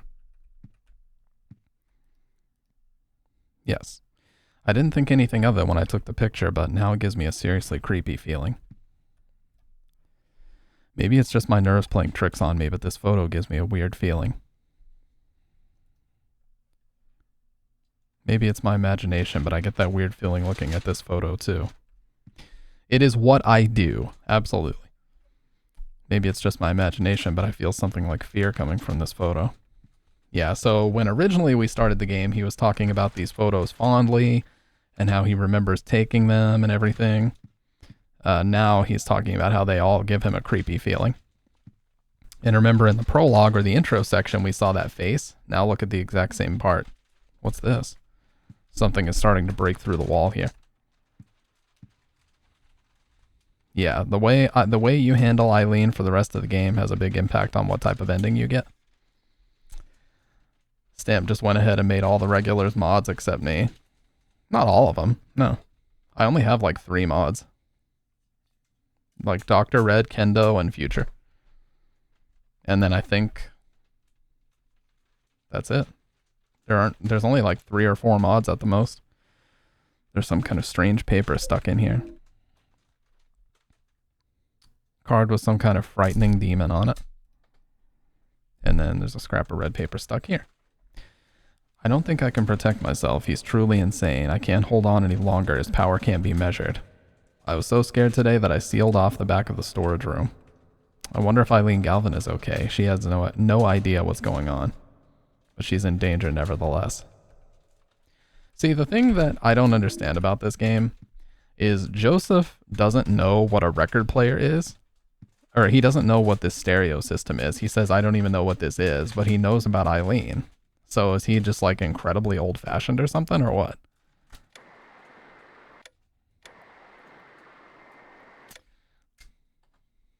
No problem, Shadow Man. Appreciate you hanging out, man. Have a good one.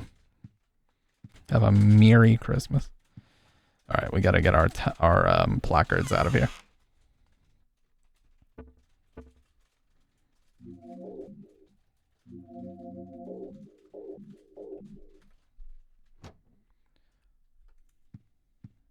Joseph comes from a time where music was played on a Victrola.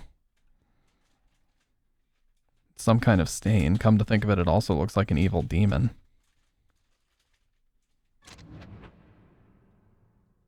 Alright, so now we're going to place our placards in here.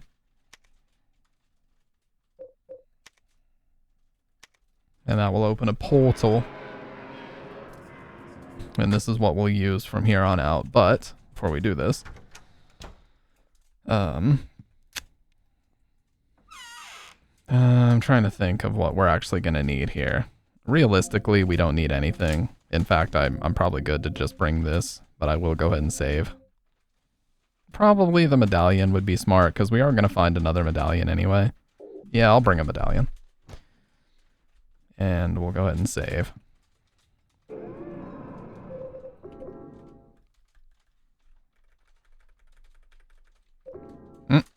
Whatever. Game doesn't roast you too hard for saving a bunch. I think the only issue is continues. Give you a bad rank in this, but whatever. The hole. Where will it lead to this time? Eileen, I wonder if she's okay.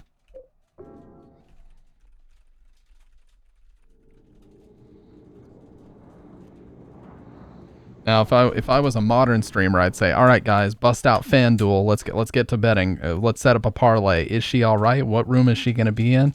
How much longer is it going to take us to do this? How many breaths am I going to take for the rest of this playthrough? How many times am I going to look to my left, look to my right? Let's set up 18 legs of a parlay. Let's go.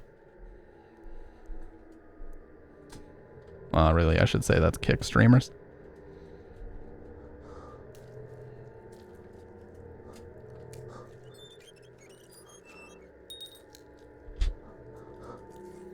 Look at this, that's clearly Claudia.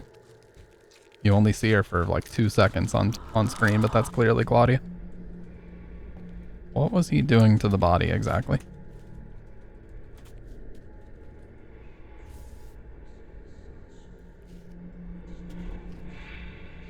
Is that just 1 out of 3?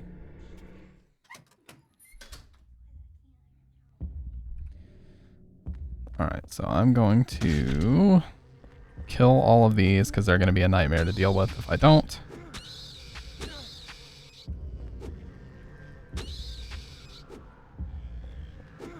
You piece of shit. I'm just going to stomp them. Because if you don't do it quick enough, they start flying again. Nice. That was good. See, that one started flying again. They don't do very much damage or anything, but it's still worth it to do.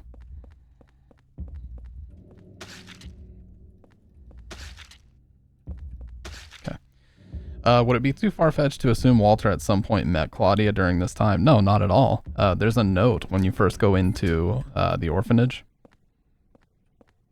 And it basically sounds like it easily could have been written by Claudia, like Twin Perfect mentioned, where it says like, you know, how's Walter's progress coming along? Have you found Alessa yet? You know, so it's clearly written by somebody in charge, and since we know Claudia was kind of high ranking, it could have been her that wrote it.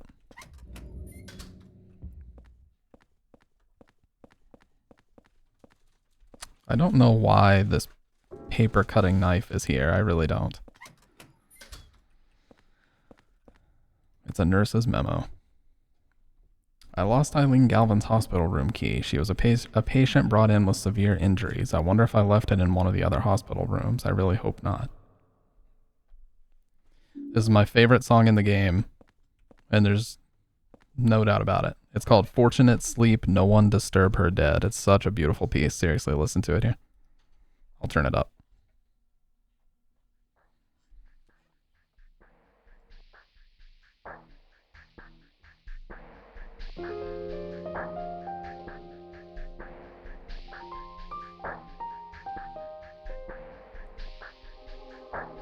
Bruh.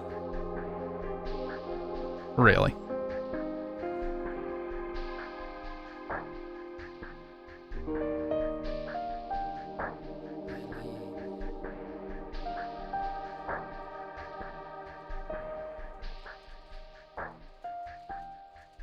Well, you just completed one leg of my parlay. Will somebody interrupt?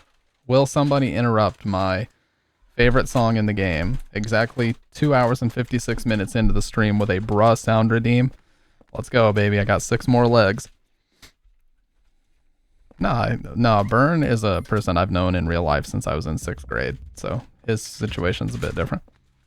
He's far from just a reg.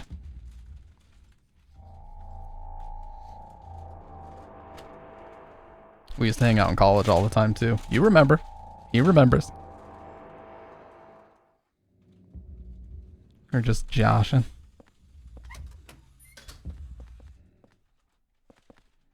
Okay, let's see if we can get a double. Nope. Alright. Nope. Alright, good. Invincibility double. Yes, that was good.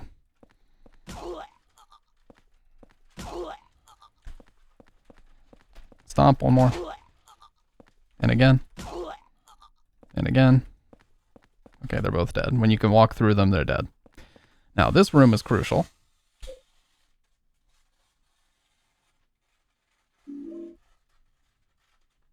Because it has an ampule. Ampules are instant full heals, and I always stockpile this. They need something for all that. Oh my god. Get him a Beano, dude. You guys remember Beano? Fucking tagline was like, if you use Beano, there'll be no gas. Okay, health drink. Yeah, I was watching a video about how, a couple days ago, I was watching a video about how fucking everything in the universe is a gamble now. Who literally you can go to like, what is that, Poly Market? And everybody VPNs to Poly Market now, and it's like every facet of life itself is just a fucking gamble. Who will this politician choose as their running mate, or, you know, who will be confirmed to the cabinet, or what the fuck? By the way, that board right there, that whiteboard is the same whiteboard in Silent Hill 2 that tells you the puzzle on the 3rd floor patient wing. It's literally the exact same model, just pasted in here. That article still says Bob skins 3rd and everything. Yeah, the nurses in this are very goofy. I don't know what the purpose of it was.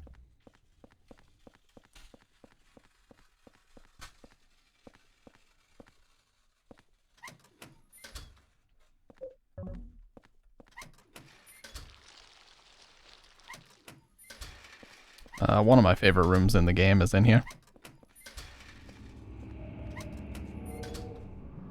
Nope. Jesus, that was loud. Dried up flowers.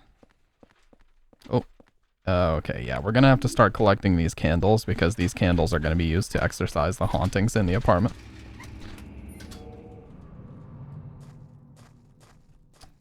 I don't think there's anything. Yeah, these wheelchairs are fucking weird too. Yeah, that's our first candle. It starts in the hospital. Okay, I don't think there's anything in here. He's looking at something, but it might just be ammo. It is. That looks like revolver ammo. Nope, just pistol. We'll take that.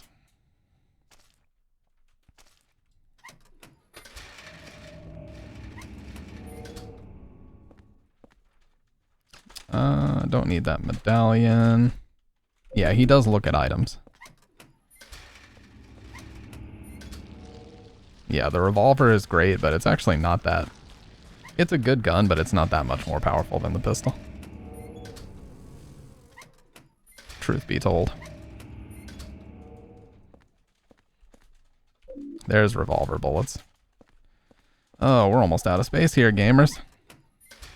I might have to go stockpile.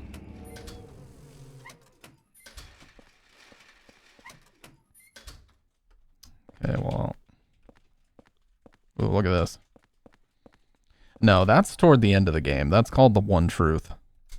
What the hell? I can see legs coming out from the bottom of the cloth.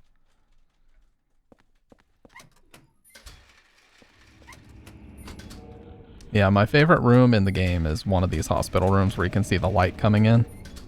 No, it's not that. What's he looking at? Oh, health drink.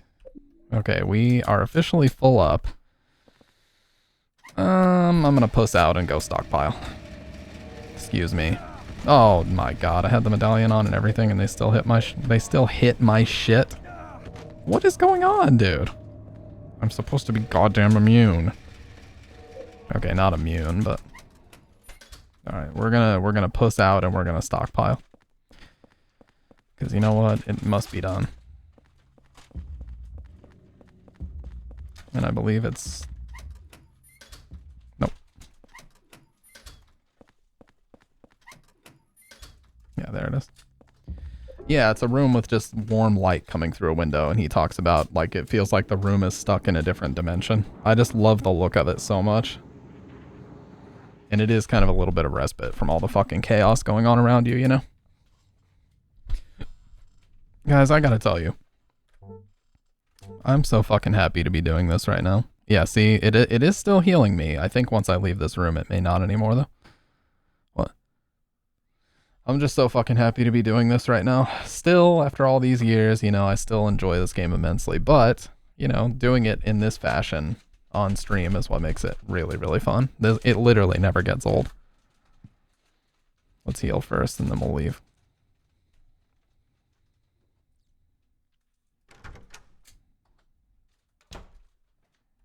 Nope, we're still good. When the fan crashes onto the floor, that's when the apartment doesn't heal you anymore. So look at all this absolute...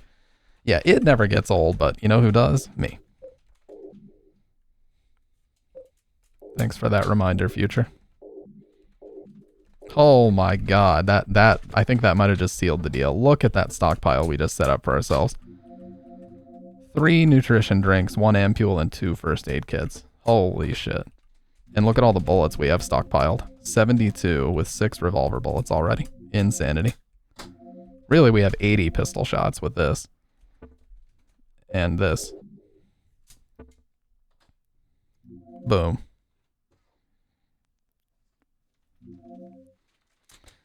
Ain't catching you lacking. Nah, dude, you actually do not look your age. You look much younger than your age. No bullshit, you really do.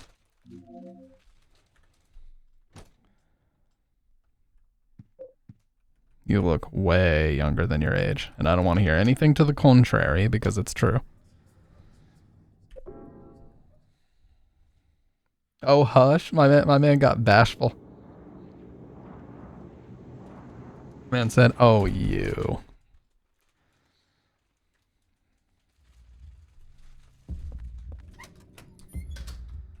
Okay, you said, Burn, I'm always happy to see you play these because God knows I can't. Yeah, on hard mode, it's not, It's not exactly a fun gaming experience, that I will say. It's very frustrating.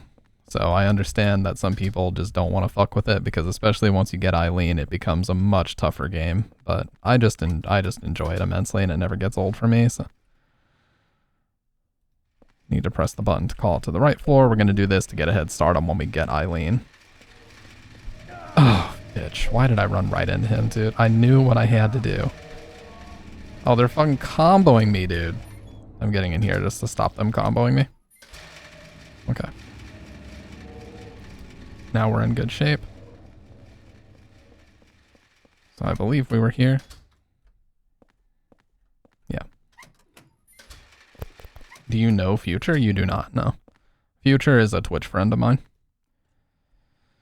Nice, even more. Dude, 88 pistol bullets. We haven't fired a single shot.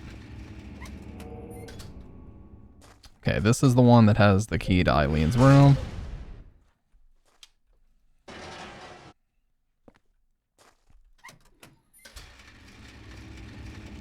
Okay, and she's there, so I want to find my room, dude.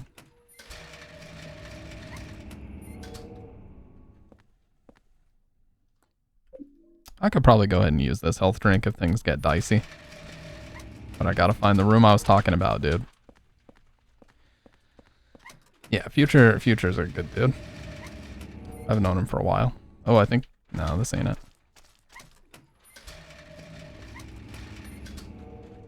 I must have skipped... Oh, yeah, there's this room, too.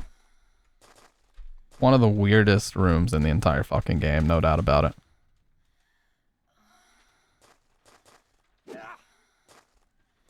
Look, her eye follows you, too. Both of them.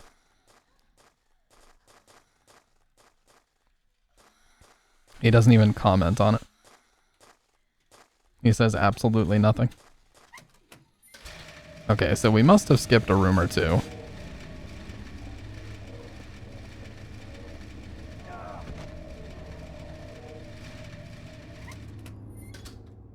Isn't there a room like this in 1? I don't believe so, no.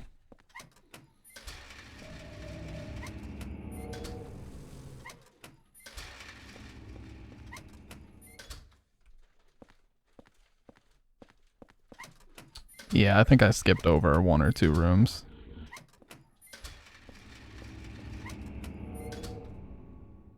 This definitely ain't it. Some kind of skin that smells horrible. There's something stuck in it. Around the middle of the skin, there's still some meat attached on the inside.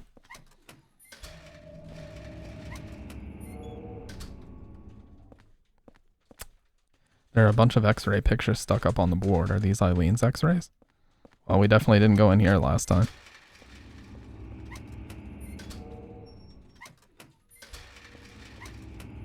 Oh, I'm sorry. I didn't even realize I still... Okay, can't examine her yet because we got to do this.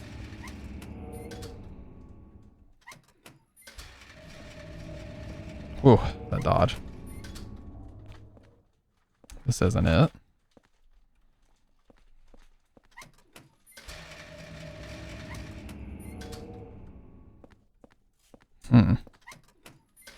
Maybe it's toward the beginning. It's like a bed with the light coming in from the window right across it.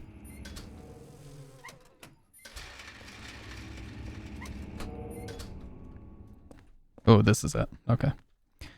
There's a nice soft afternoon light coming in from the window. Is time flowing differently here? Or is this some kind of light from heaven? Yeah, look at this. It just looks so nice. I love the warm lighting. You can see the glow around the window too.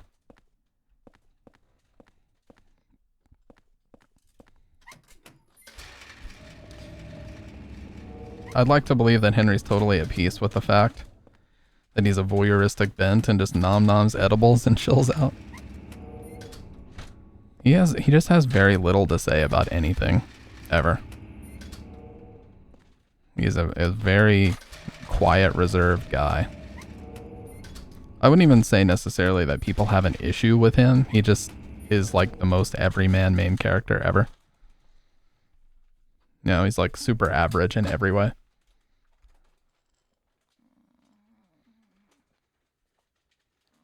These models are very impressive for 2004, by the way. Shingo Yuri did the character models for this game.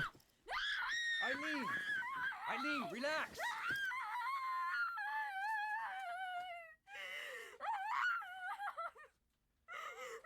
For Henry, it was Tuesday. Wait, is it actually Tuesday? I think it is.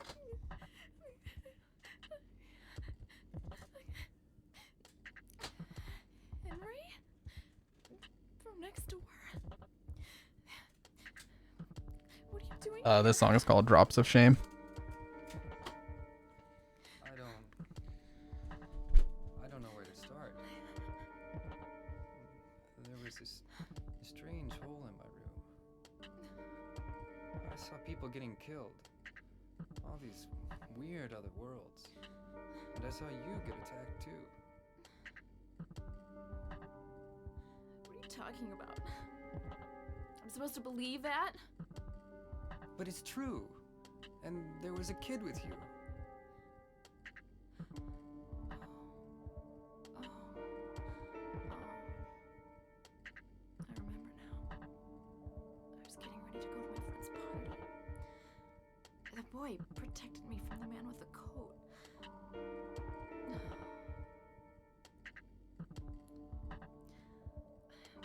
I'm sorry I didn't believe you. I guess there's something wrong with me. I just feel so scared. Yeah, why didn't he warn her about the wheelchairs? What a piece of shit. Where is it anyway? I don't know either. But I do know that if you get killed here, then you die in the real world too. Anyway, the only way out of He here. told me to go down to the deepest part of him and look for the ultimate truth.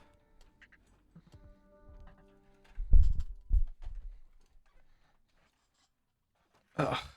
Sorry, during some of these cutscenes and these longer streams, I like to stand up and stretch a little bit. Oh god. Stay Alive. Dude, we need to watch Stay Alive in the Discord soon. It's such a dog shit movie. Alright, I kill these two. Actually, no, let's just run past them. We should be able to get past them without taking too much damage. Eileen might take a stray.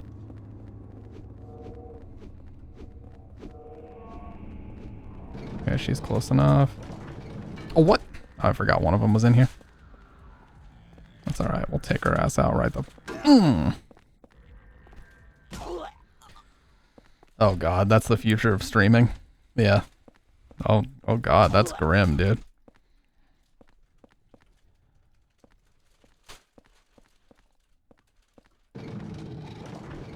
Oh, what? Oh my god, they fuck... Okay, never mind. I like the sibling rivalry in that movie. What, between the goth chick and her brother or whatever? October. Oh my god. Let me tell you guys about a young Stamp. In that movie, the actress herself is not goth in any way, but she plays like the typical 2000s goth chick, and holy shit, I was like obsessed. It's a god awful movie, but I was obsessed just because of that character.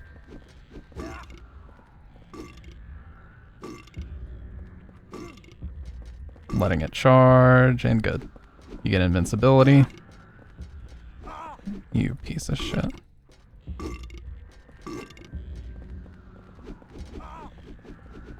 Okay, double. Ugh. That was insane. Gotta stomp her quick. Get out of the way. Whew. Okay, stomp again. And dead. Whew. Okay, so now we go this way. This one. Yep. And he tries to bring her with him, but you can see it doesn't work.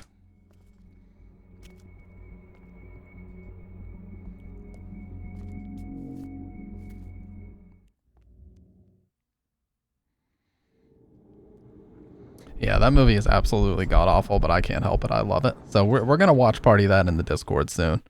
It has Frankie Muniz in it, which is a major time capsule just seeing his name. And the CGI on the game itself is hilarious because it looks absolutely atrocious. Appreciate the input, Ocelot. Appreciate that. Eileen, she's gone. Yes, that movie. It has like a 2.4 on IMDb. Here's the funny thing. My sister is 4 years younger than me, gives me an earful at times. That's how all siblings are. Regardless of who's the youngest, the middle child, the oldest, whatever, they're always chiming in on every motherfucking thing as if someone cares. All right. That's just kind of how they are, though.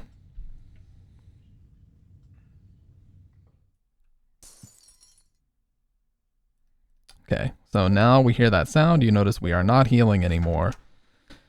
So, take a look. The air in this room feels heavy. The ceiling fan has fallen down. This room, it's so oppressive.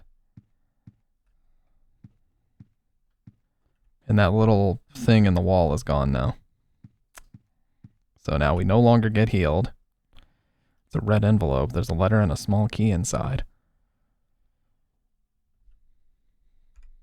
You've seen that world as well, that horrible nightmare, but if you get sucked into it, it's not just a nightmare. Don't get lost in there. If you get pulled in, you'll be killed. But there's still hope. Maybe this small key will guide you. If you've seen the door with the placard set in it, look on the other side of the door, then keep going down to the deepest part of him and look for the ultimate truth. July 20th, Joseph. Oh. Sorry. I turned on the green screen camera. Little tricks. Yes, I have 2 instances of my camera at all times, as you can see. The bottom one is for the green screen, this one is not. So, okay, this part is cool because it tells us about when Joseph himself traveled to Silent Hill. Alright, how long has it been since I left this room? I can't tell if it's been days or hours. But during that time, they found the body of 14 out of 21. I've been having hallucinations lately. I think I'm losing my mind. No date written. We were in Belgium with mother and brother back in 2019 and went to visit a church. I accidentally touched a booth door and it made a loud noise. When we got out, she yelled at me for touching that. Walter Sullivan did kill himself. He died in his prison cell of blood loss after he stabbed himself in the neck with a spoon. His body was buried in a cemetery just outside his hometown of Silent Hill in an unmarked grave. After that, his name became famous all over the world, and it looked like his string of mass murders was finished at 10 out of 21. But 3 years later, they found a corpse that had 12 out of 21 carved into it. The corpse was from 6 months earlier. In other words, the person was killed 2.5 years after Sullivan committed suicide. The MO was exactly the same as Sullivan's, except for one thing. All 10 of Sullivan's victims were found with their hearts cut out and their chest wounds sewn together expertly with thread. On the other hand, the 12 out of 21 victims still had their heart. Naturally, the police think it's a copycat and are proceeding on that basis, but they haven't made any progress and recently discovered victim number 13. The corpse also had their heart intact. The police still haven't even identified a suspect. I've got a working hypothesis. Very few people knew the details of the original crimes and would be able to copy Sullivan's MO so precisely. First, I'll head to Silent Hill, to the graveyard near that beautiful little lake. Maybe I'll find the answer there.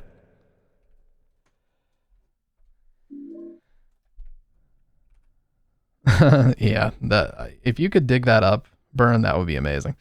I heard you like watching Stamp while you're watching Stamp, so we put a stamp on top of, oh, not Exhibit, dude. The Pimp My Ride memes. Dude, have you guys seen like the real behind the scenes? It turns out that Pimp My Ride was like a complete horseshit show. Even the houses that the people lived in, the company MTV would just basically rent out an abandoned house for a day and have the people pretend to answer the door at a house they didn't even live in. That's how fake it was. The weather that day was very strange. Even though I avoided the earlier storm, there was still a thick fog clinging to everything. Fortunately, that allowed me to avoid being seen and get right to work. The police are still stubbornly acting as if it's just a copycat case. I figured things probably hadn't been touched here, but I was wrong. I should have come sooner. The cemetery was in such bad condition that it was almost sad. The storm must have raised the sea level. Anyway, that's how it was when I found Walter Sullivan's grave. The diary is pretty damaged around this point and I can't read anymore. I'm still in shock. There was no body in the grave, and on top of that, written on the coffin were the numbers 11 out of 21.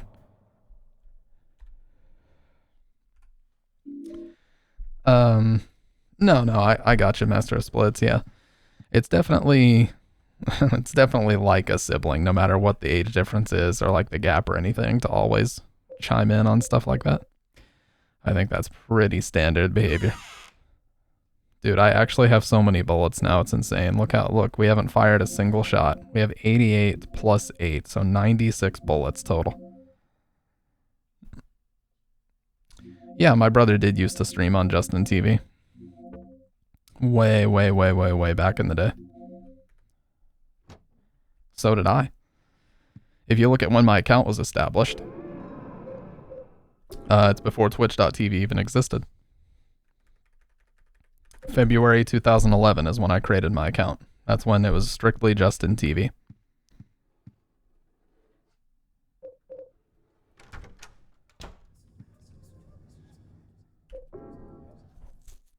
Alright, so now we got a little cutscene. A little lore cutscene. So I like to get my mug off the screen for these important story elements.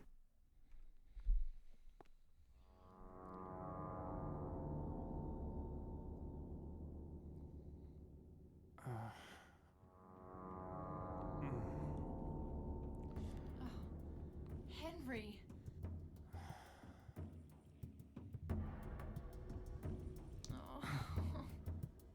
Have you been here the whole time? Yeah? And I didn't see any hole either. You just disappeared all of a sudden. I can't stay here by myself. I'll be cursed. I know it. What am I gonna do? I might know a way to save you. Do you know about someone named Joseph? Yeah. He was the guy who lived in your apartment before you. I think he was a journalist or something. He disappeared about 6 months before you moved in. But toward the end, he started acting really... Exactly what Richard said. He did get pretty weird toward the end. He was doing an investigation about a religious cult and a man named Walter Sullivan. I got this letter from him. He told me to go down into the deepest part of him, and to look for the ultimate truth. Let's do that. There must be something down there.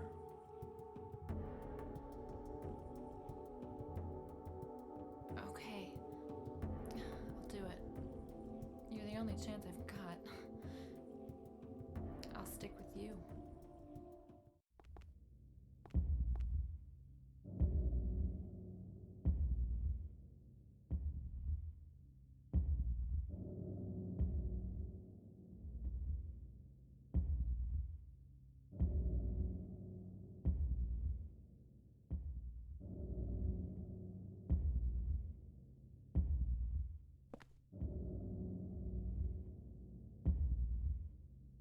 Alright, sorry about that. I was just washing my hands really quick. What the fuck?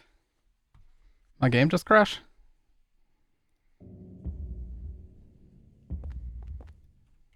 No, but it did do that bullshit.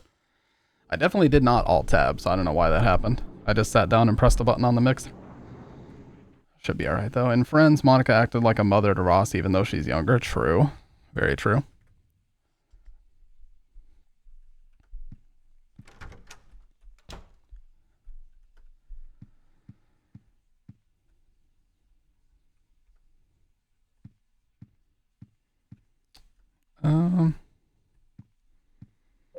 Yeah, we're good.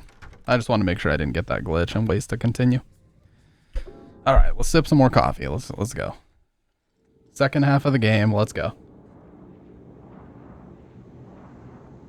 Kind of, yeah. Bridget, my girlfriend Bridget has seen like every episode a million times, but I don't remember that exact part.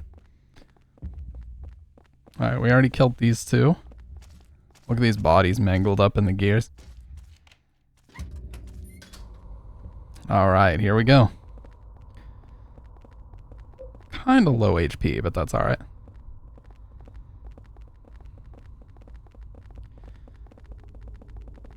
If you play your cards right, which I did not, you can get a double. Oh, this might be a triple. Let's go. And a triple stomp? Oh my god, that was insane. They're all dead. That was insane. Ever downward.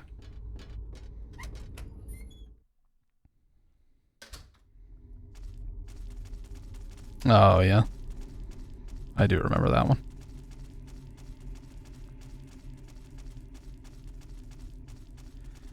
Yeah, I love the way it starts out really foggy and obscured, and as you get closer to the bottom, it gets really clear, just darker. Symbolizing getting closer to the truth, dude. And then this portal just suspended in midair like this. I gotta tell you guys, I'm very happy to have this time off work, but I don't know if you would use the word workaholic. I don't know if you would ascribe that word to me, but once it starts to get to like a week, I definitely feel like I'm just not doing anything with my life, especially if there's like a holiday happening and nothing is open. So, you know, as much as I am appreciating and loving this time off, I'm kind of ready to go back.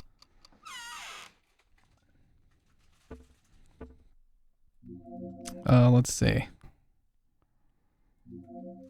Oh, so you can hear the clock going crazy, so we're going to use a candle to fix the clock. Listen here.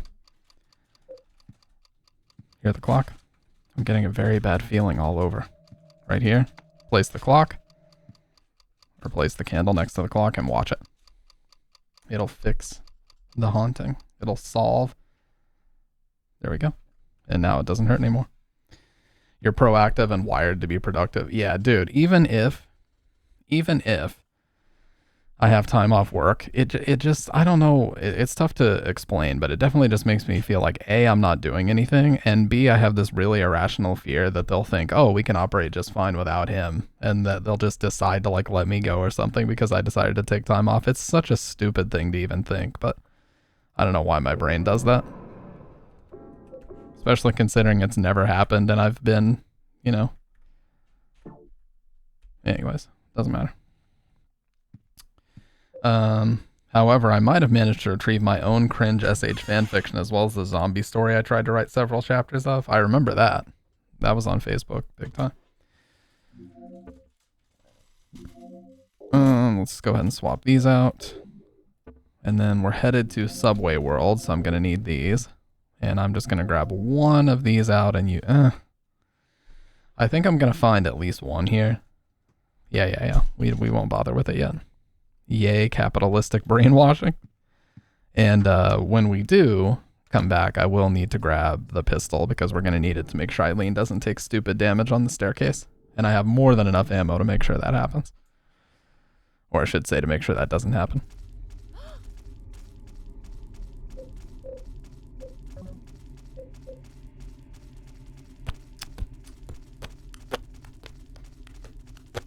But going to the gym has helped those feelings a lot.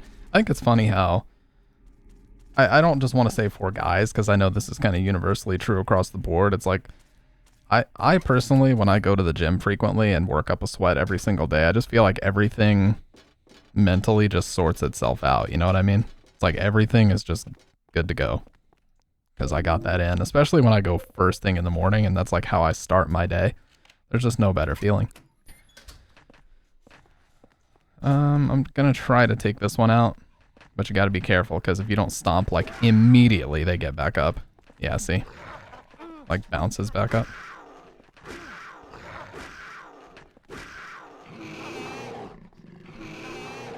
Okay. Bitch. And then he's gonna spring up again. No, we might actually be dead now. Nope. What? Bullshit game. Okay, I'm just gonna go. I'm not gonna bother fighting the other one. Please, don't leave me alone. Why is she saying that already? There's no way she's taken damage or anything.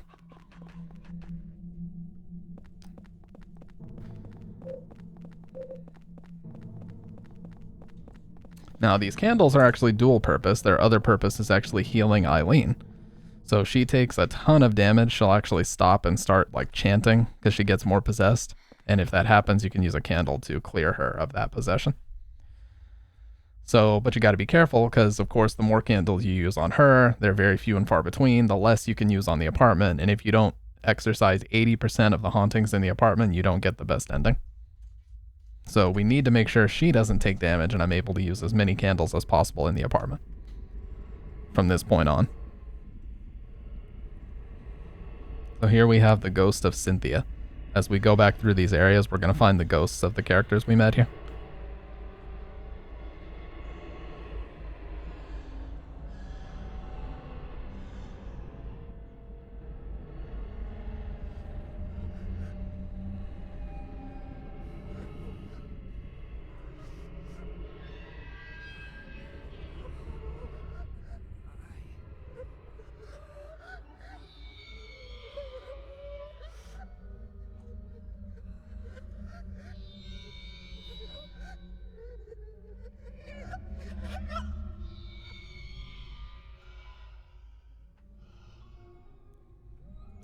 And we are just going to kind of run right past her.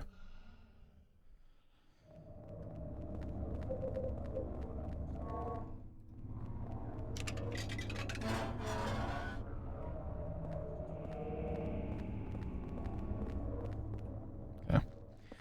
Now here we got to be careful. There's no way for us to like tell Eileen to not come with us. So she's going to no matter what. I'm just going in here to grab this health drink and use it immediately because I'm very low HP. Okay, I literally almost died, and I might still die. I think we have flown too close to the sun, ladies and gents. Ooh, I'm literally... and I'm dead. Yep, I knew it as soon as I saw that. That's alright, though. We did just save, so we're in okay shape. The most over-dramatic death in the history of mankind, by the way. While he's already laying on the ground.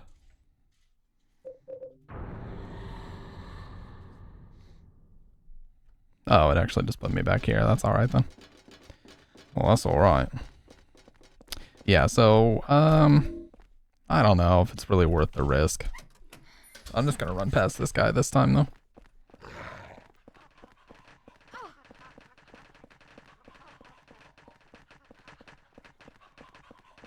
So if you hit M, you can kind of see your position relative to hers. Okay, she should be close enough to still come with us. Yep. Okay. That just kind of helps you keep track of her. Again, you want to start slowing down once you get to these areas and make sure she's not too far, because unfortunately, unlike Cynthia, she must be close to you, or he'll either just leave her behind, or he'll say, I can't leave Eileen all alone. It's very annoying.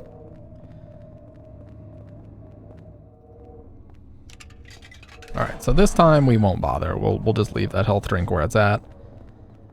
We're chilling anyways. Because those two dogs can, as you can see, do a shit ton of damage to you, and it's all pointless damage. Like, there's no reason for you to take it. Alright, so this time around, we are going to go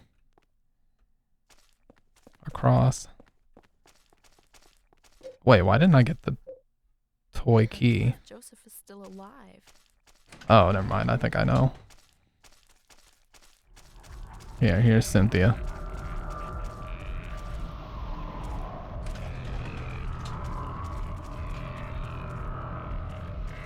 Out of the fucking way, Cynthia. Holy shit.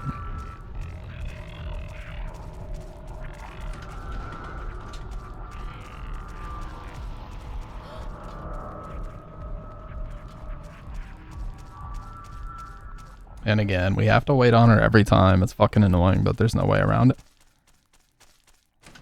Thankfully, Subway is one of the worst. Like, if I was speedrunning, I would have already left Eileen behind. But you have to rely on Cynthia to, like, teleport a certain way, and it's also very annoying. Pretty sure up here there's something. Health or ammo, maybe? Yeah, first aid kit. Now, she's in an unsafe area, so I gotta do this quick or she'll take damage, just because there are enemies down here. Alright. So that's good. We will stockpile that. I just gotta hope. Well, I'm gonna grab this and then hope that I don't take too much damage from these guys. I like to kind of go back and forth between these pillars. Okay, that didn't work. Okay. It's alright. She's not with us though. There we go. Alright, she'll complain that she can't go down the ladder with her arm like this. And so we'll leave her here for a few. I can't use a ladder with my arm like this. Alright. I'm gonna go ahead and use this just to be safe.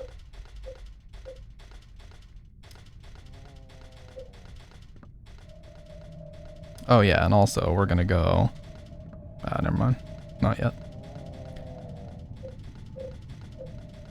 So we're gonna go back to where Cynthia was dead originally, and we're gonna get the train handle out of there.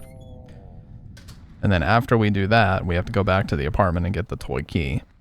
And so we're pretty much gonna finish most of this by ourselves. We don't need her with us, but once we get her back, then we'll be out of here quick.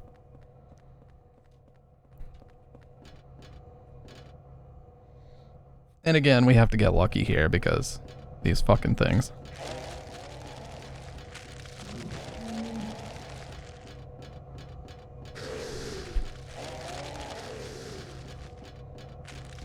I don't know whose fucking idea these enemies were, but they're terrible. Sorry to say. Oh my god, that was horse shit.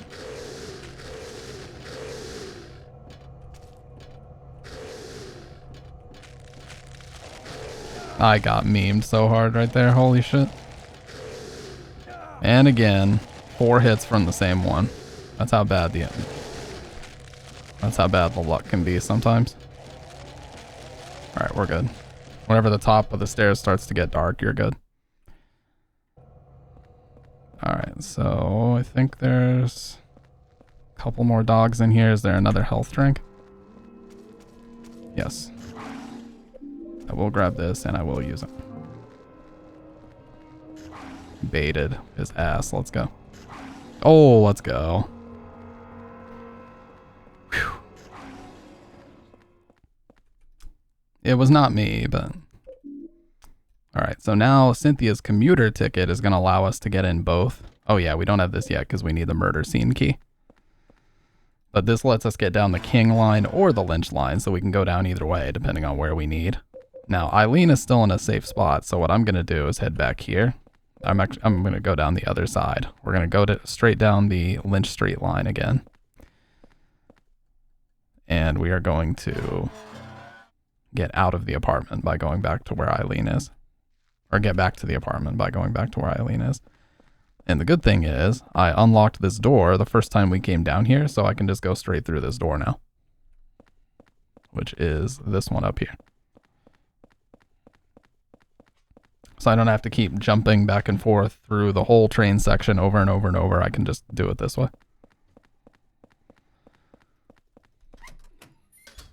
And there's another candle in here now, which I will gladly take.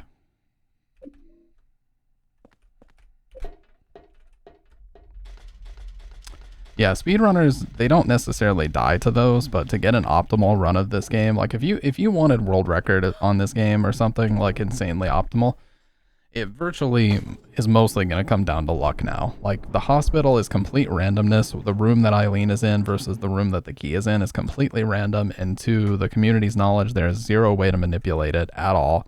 It's just complete luck. And then also the luck on enemies like that is also very crucial. Alright, so we got the windows. That'll fix the windows.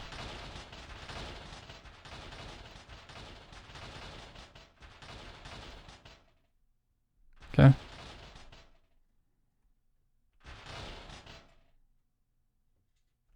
They just had to crash out one final time. Alright, so that's good. Alright, here's another scrap of red paper. I found 2 mysterious and powerful artifacts that seem to be very effective for evading the ghost victims, the Holy Candle and the Saint Medallion. Not only are they effective against the ghost victims in the other world, they also seem to prevent them from invading my room.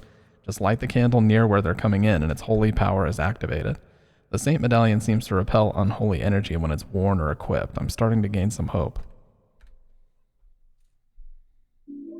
And then this one is a toy key. There's a letter and a toy key inside. Mummy, I'll give you this, so please wake up soon. It's inside my toy train. Alright. Stockpile the coins we definitely don't need anymore, because now we have access to both lines. Let's put this candle and the bullets up. And I'm going to need my pistol and at least a couple packs of ammo for this next part. I shouldn't need the axe. We'll get it back out anyway, just because. And then I'm going to go ahead and save. The only reason we need the pistol is because we need to shoot those things coming out of the wall swinging at us, because we want to make sure Eileen doesn't take a bunch of damage, but she definitely can. She can die, or not die, but she can get, you know, super, super damaged by those things, and I want to make sure that we don't have to waste candles on her, so. At the most, doing a playthrough of this game, if you want the best ending, you should only be using one candle on Eileen. The rest has to be used on the apartment. So if you waste those things, you're kind of screwed.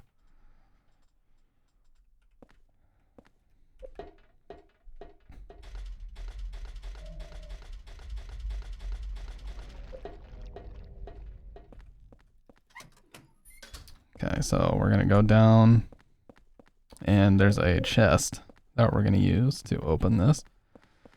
Or we're going to use this to open. Right through here.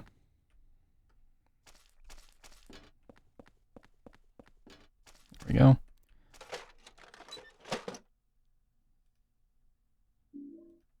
Alright, filthy coin. So we have to wash this coin to be able to use it. I don't know why that mechanic is here, but it is. So we're going to head back to the apartment, put it in the sink, wash it. And then we can use it on this vending machine, and it is going to give us the murder scene key. The murder scene key is where Cynthia was. Once we go in there, we get the train handle, and we can leave. So, yep. This, you know, Subway 2, as most people call it, the second time, this is like the most boring part of the game. I will flat out admit it. This part of the game annoys me, and as soon as you're done with it, the rest of the game is like easy street. But Subway 2 is like, just want to fucking fall asleep, you know?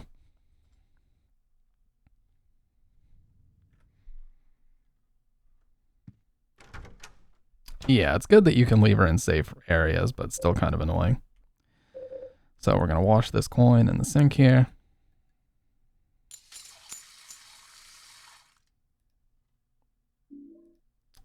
Toy coin with one mystery symbol written on it. Maybe someone meant to write $1.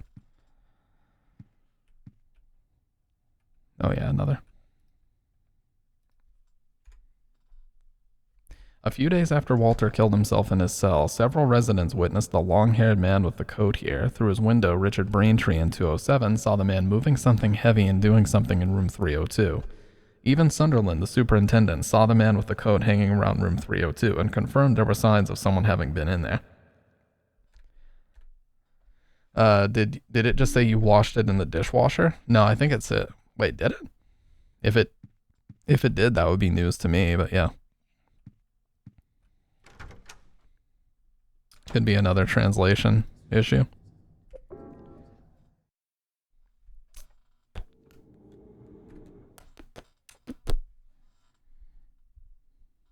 There are a few in this game, that's for sure. Okay, I still don't want her to be with, well, I guess we might as well go back through because she's gonna have to be with us anyway as we go down to the other side. I could do the murder scene stuff without her. Yeah, I'm just gonna do that because the less time we have her with us, the better, unfortunately. So I'm just gonna do all this without her.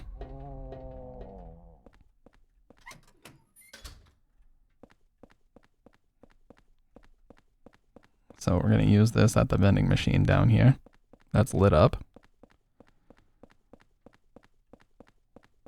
I love these baked-in shadows of PS2 games, too. They're so good. Like, Fatal Frame 2 is full of really nice baked-in shadows, too. And when I say baked-in shadows, they're not, I guess, real shadows. They're literally just light black, you know, like pasted onto the texture to make it trick your eyes into thinking it's a shadow, but it's not like a dynamic shadow. But yeah, they use that frequently on PS2 games, and it actually gives a really convincing effect. Metal Gear Solid 2 is full of that stuff too. Yeah, so now we've got the murder scene key. Now I will get Eileen. Bring her back. She's gonna... Yeah, I was gonna say, she's definitely gonna take some damage here.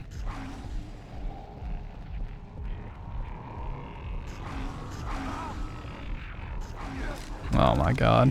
Not again. Yeah, when you get stuck in a position like this, it's really hard to get out of it.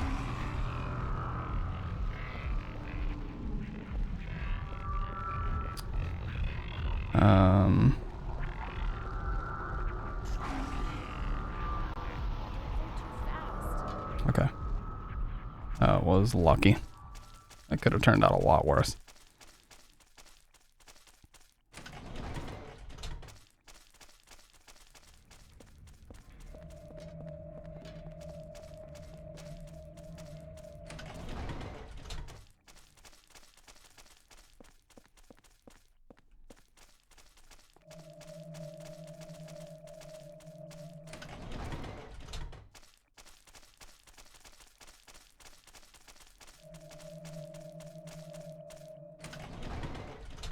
Okay. We're good now.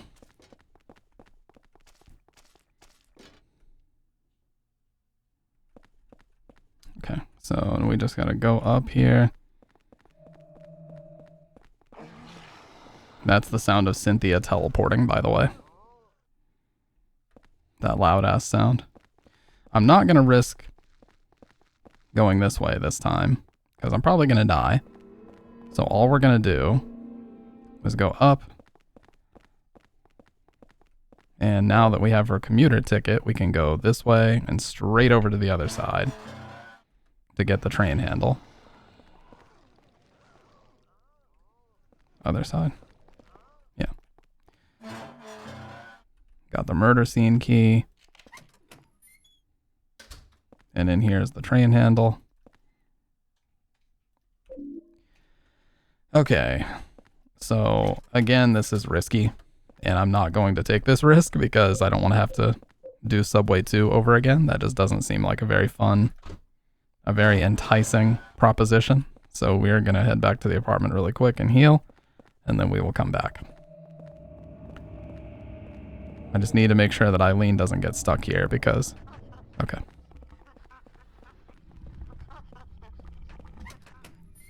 There should still be a hole on this side. There is, but I gotta stomp these little bastards.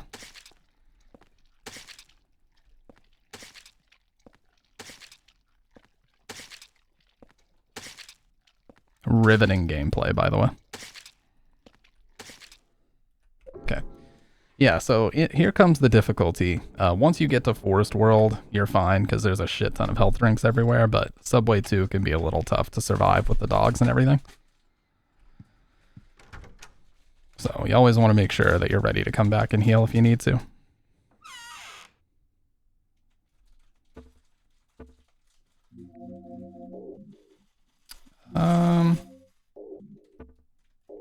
I'm just going to use one. And I actually discovered something interesting with this game. If you die enough times, they actually put a free first aid kit right here. The first time I ever tried to play this game on hard, I got stuck in like a death loop in Building World and I just couldn't progress any further. And yeah, they put a free first aid kit right here for me because I died so many times in a row. I didn't even know it existed. But basically I had no HP and the ghosts were killing me every time I went there. So I guess they had some mercy and were like, okay, if a player dies this many times in a row, let's give them a free health kit.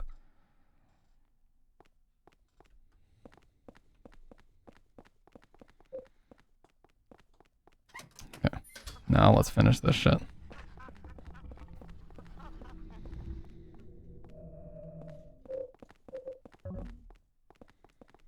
Gonna need this.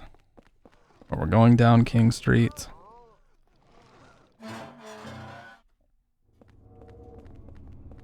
And And this is why I brought the pistol and as much ammo as I did. Because as we're going down this side, we're going to need to shoot all these guys. Just takes a couple bullets to stun them so they don't hurt her, but I need to make sure I've got enough ammo to cover all these. When they do spawn. Like that.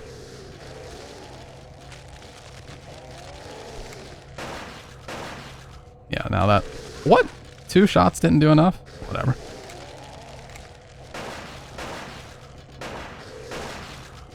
It's 3. We already took care of them. We triple hit them.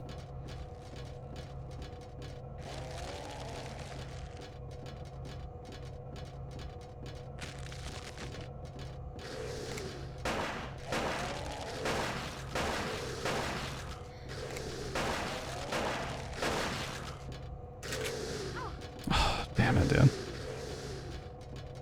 That went okay, all things considered. Yeah, that could have been way worse.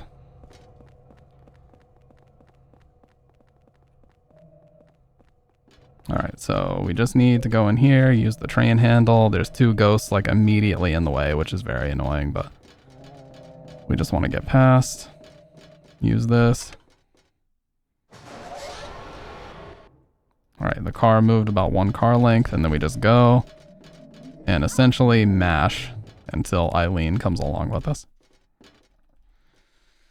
Whew. And then we are officially done with the worst part of this game. There we go. Yeah, so that's the worst part of the second half of this game finished and over with. So all we have now is Forest World 2, Water Prison 2, Building 2, Apartments 2, and the ending. Yes, we are going for the best ending. So we have 4 worlds left, all things. Well, there is the one truth room, I guess you could call that as well, but...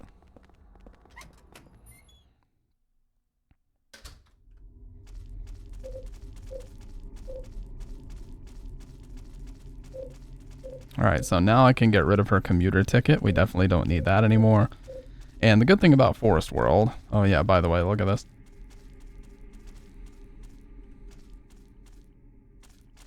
Some crazy imagery in this area. But the good thing about Forest World is there's like 6 health drinks and a bunch of first aid kits. It basically is your chance to get kitted up for the last act. So that's exactly what I'm going to do. I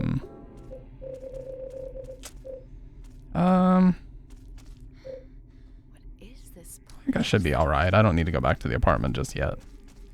We'll do that after we get to Forest World, but the first thing we're going to do is grab a torch, and we're going to light this torch. And look down different wells to get body parts for a doll.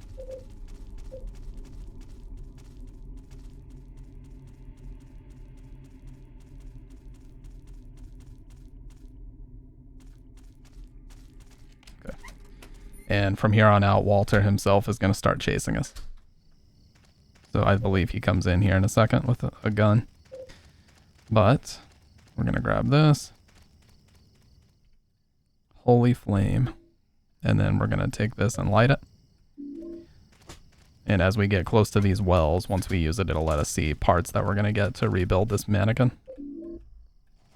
Yeah, so Walter's behind us now with a gun. So we're just going to keep on running.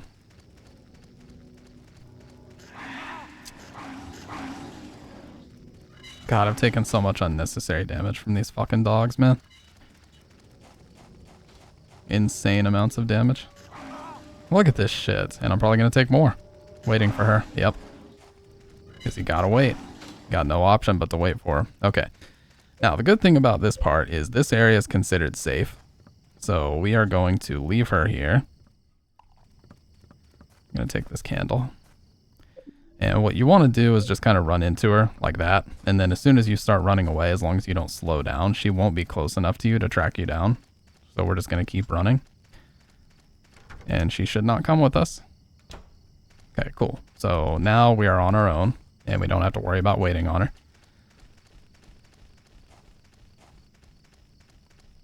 But that area with the orphanage is considered safe, so she will not take any damage there. So we're just gonna keep on going, and we are gonna run into Jasper here. And remember, Jasper died by burning to death, so. Yeah, that's what his ghost looks like.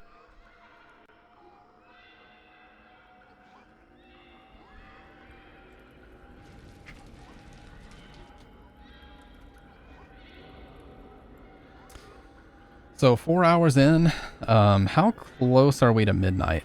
East Coast, because I'm East Coast US. I don't know how close we are.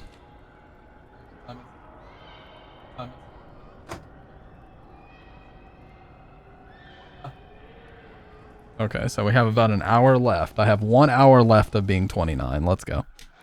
One final hour. Yeah, we're just going to run right past him. There's another Saint medallion I'm going to grab here.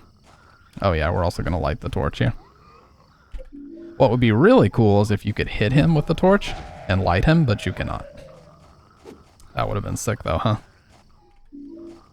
They should have let you do it. It's fucking bullshit that they don't. And I'm going on record to say that too, dude. It's frickin' bullcrap that you don't let me do that in this game.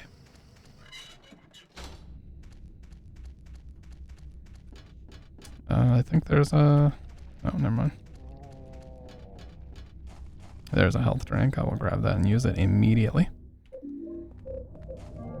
And there's like 4 others here too, so... I also have another medallion as soon as this one runs out.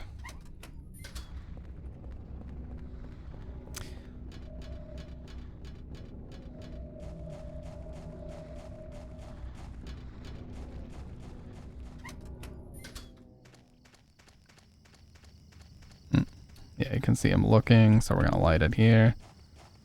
I think there's another health drink somewhere.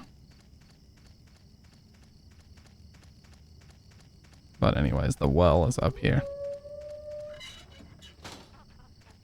There's definitely another health drink, I just saw it, but we're gonna grab this. Another candle. Alright, we have 1 more slot. We're gonna use that to grab this drink and immediately use it. Just to get our health in good shape. Alright. And there's also going to be 1 more doll part we grab on the way back, so that's another reason why we're doing it this way. But we don't have to light this one until we get back to where Jasper was.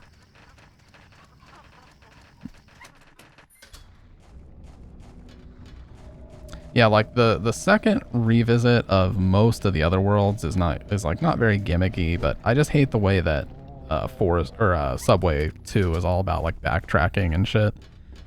It's like they just want you to spend as much time in that boring ass level as possible.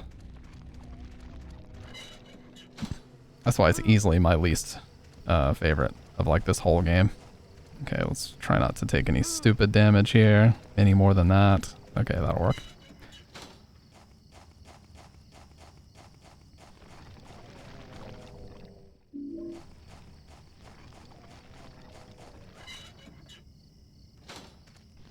And there's 1 more well on the way back here. Yeah, right here. Is that another candle? Damn, there's so many candles, dude. Yeah, that's another candle.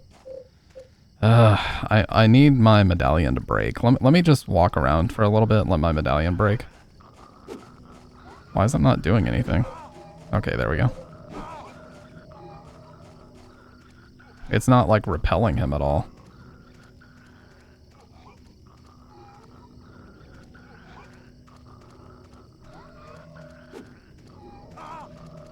Dude, this is gonna get me killed. Alright, we'll have to come back for this. I can't be getting killed over it. What is this camera? Holy shit, that almost got me killed too. Okay, so 2 doll parts.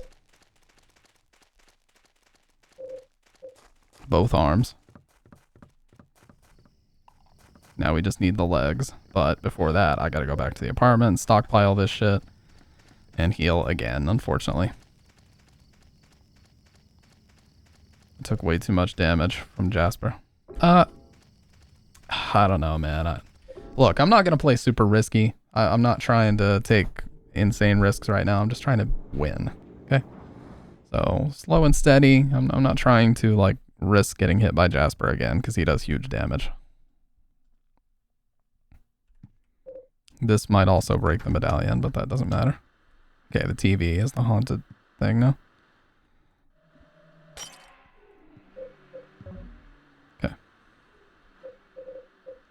And then there's a few other hauntings, one with the fridge and one with the door. We haven't gotten those yet.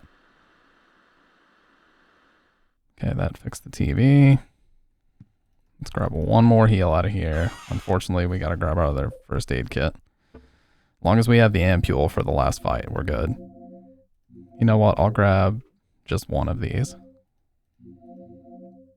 And then we've got 2, soon to be 3 candles stockpiled. Let's get rid of her commuter ticket. Hey, what's up, Quesadilla? Doggo ending? Yeah, I wish. They wouldn't put something that cool in this game, though. Oh shit, yeah, the other thing I need to remember is to grab the silver bullets here. If I don't grab the silver bullets, I'm fucked. So the silver bullets are a weird mechanic in this game. You shoot the ghosts and it puts them into like a down state, and then you can use the sword to completely pin them to the ground. But if you don't have the silver bullet, it takes like 100 pistol shots. I'm not even kidding. It takes so fucking many, you might as well forget about it.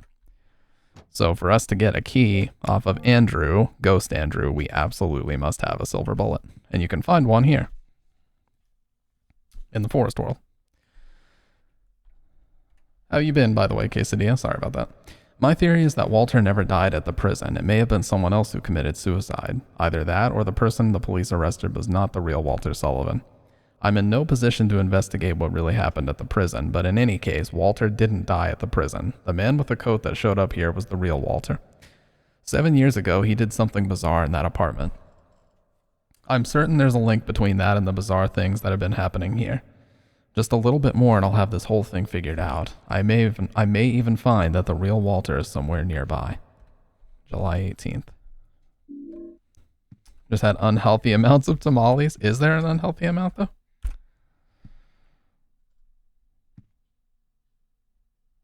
By the way, we got the Andrew DeSalvo head last playthrough. It was awesome.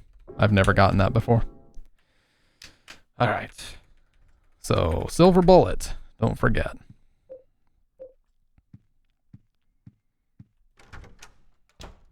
We actually have enough candles to get the best ending, and I'm going to grab another one right now. Before we go anywhere else, I'm going to grab another one. I just got to make sure she does not come with me, so I'm going to go back to the center. Push her again, like right here. And then just blow right past her.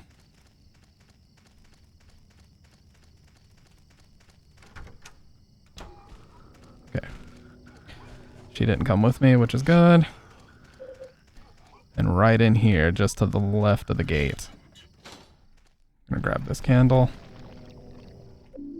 Nice.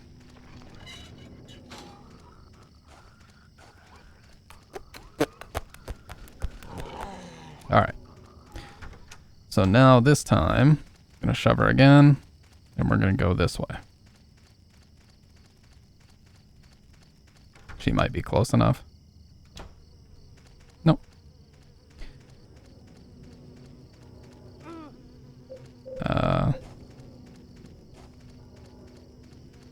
Okay, that was a little scarier than it needed to be. There's only one doll part. Yeah, and Walter is here too. Don't you fucking do it. You piece of shit. I think there's another health drink here though. So the silver bullet is on the ground, like right here. Yeah, you can see it. Absolutely crucial that we have this. And then there's another health drink up here. So the forest is full of heals, and we're going to find even more. But I have to keep using these because I take so much fucking damage unnecessarily.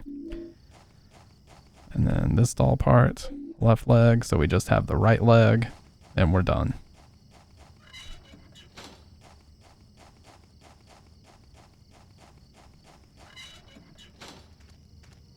I'm just going to go this way. Hopefully he doesn't actually shoot my ass. Alright, we're good.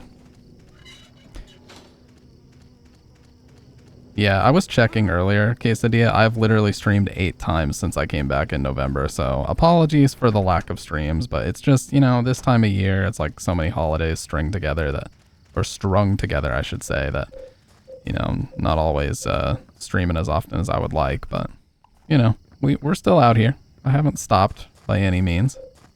I think I might use this. No, I'll save it, because every time I end up using it to heal her, it doesn't do me any favors. Alright, hopefully she wasn't close enough. Nope. I believe there is another... Yes, there is yet another health drink, which I will grab. And use. And then there is the torch is in here. Oh my god, really? Taking a double hit almost reverted all the health. Oh, whatever. We need the Pickaxe of Despair. This is going to be the best tool in the last fight. Or the final boss.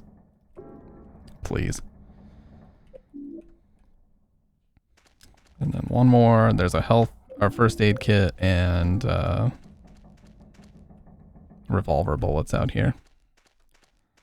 Yeah, these are the revolver bullets. The first aid kit, and then this thing that we need for this cutscene here. Alright. Song that plays here is Nightmarish Waltz, but weirdly it's only like the background ambience of the song, no percussion or anything. Kind of weird. Are you Walter Sullivan? That's what everybody calls me, but I don't really have a name or a home either. Well, what about a mom or dad? Look at him trying to pull this lame sob story. But I never met him. They left South Ashfield Heights right after I was born. But soon I'll get to see my mom. Do you know where she is now? Yeah, of course. Right where I was born. Lots of people tried to stop me, but it's fine now. It says in the scriptures that I'll be with her. I gotta hurry. Mom's waiting. Dude, that line is actually really disturbing. Lots of people tried to stop me, but it's fine now. The way he says that. Some kind of suspicious looking medallion. Alright, perfect. We got one slot left for the last leg of the doll. Then we're in good shape here.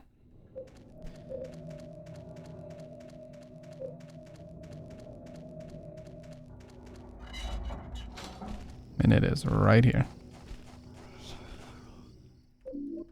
Alright. Got all the doll parts now.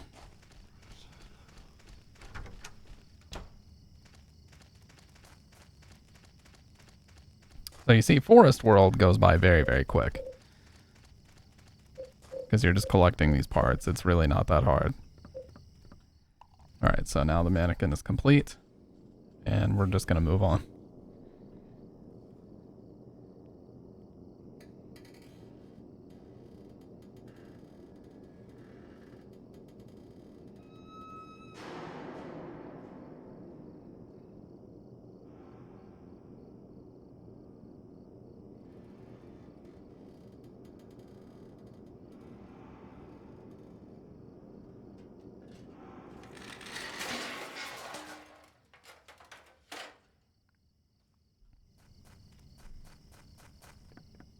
There's a staircase going down.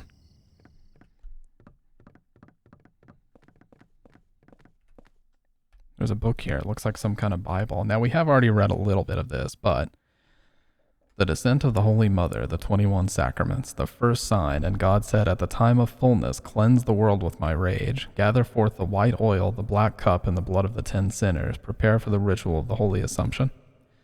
This part we've already read. The second sign, and God said, offer the blood of the 10 sinners and the white oil. Be then released from the bonds of flesh and gain the power of heaven. From the darkness and void bring forth gloom, and gird thyself with despair for the giver of wisdom. The third sign, and God said, return to the source through sin's temptation. Under the watchful eye of the demon, wander alone in the formless chaos. Only then will the four atonements be in alignment.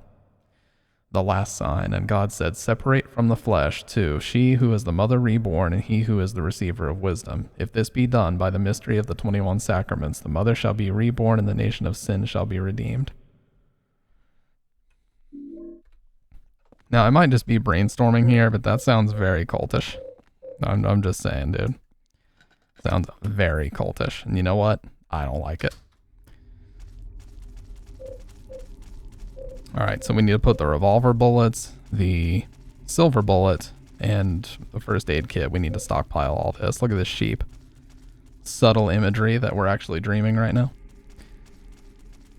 They actually put a fucking sheep in one of those rooms.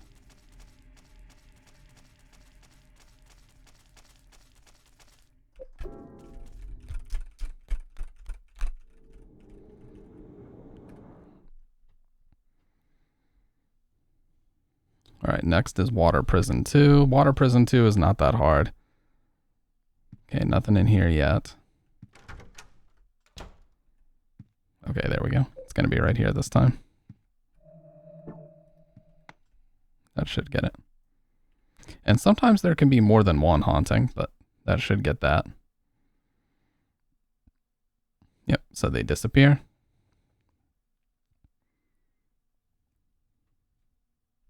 Not completely, but close.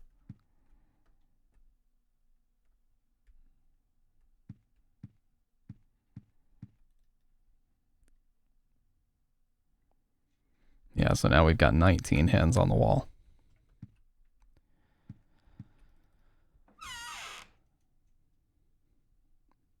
Okay, so let's get rid of this, and the torch, and the pickaxe. We don't need any of that shit anymore, or the first aid kit. So I'm just gonna grab one medallion. I'll go ahead and get this one and this one. Okay, so 2, 2, and 1 is pretty good. We don't really need anything else for Water Prison. And we will find more candles. So Water Prison is the first instance that I'm going to use. I mean, we already used it in Forest World, but it's going to be another where I kind of bump her out of the way just to make sure she doesn't follow me. Alright. And that'll give us the freedom to pretty much just run around as quick as we need to and get everything done without her taking damage or having to worry about where the fuck she is. So it's just, it saves you a lot of headache, that's for sure, not having to babysit her.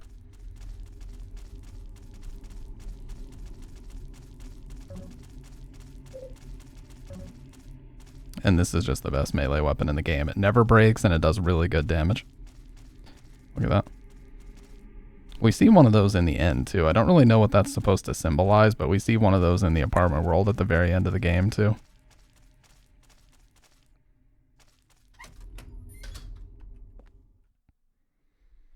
Very big shell looking elevator here you see as we ride down to the prison world. Or yeah, Water Prison world.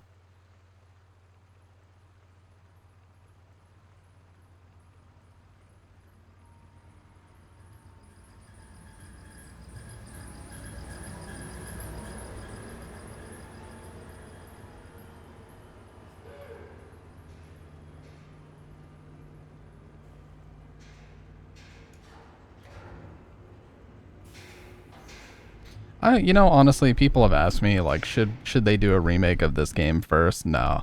If they do a remake, it needs to be of 1. If Bloober is going to be contracted to make any more of these, it has to be 1. Because, again, yeah, 4 would be cool and all, but it's the newest. It's the newest of the classic, you know, Team Silent games. And not only that, without, you know, giving us an understanding of what happens before the events of 3, you can't do 3. So they can't just do Silent Hill 3 remake and have all these references to the first game without giving us that one first. So if they do announce the Silent Hill 1 remake, I would be very hype about that. I'm not gonna lie. I would go full-blown bat chest consumer Wojak if they did that. I really would. I would pop a soy face on stream for everybody. Okay, it wouldn't really be that bad, but look, I said a long time ago, the only way on this earth that we're getting a Silent Hill 1 remake is if we support the Silent Hill 2 remake enough. That's the only way. Oh my god, did that really hurt her? Let's just, you know what, Eileen, let's just go.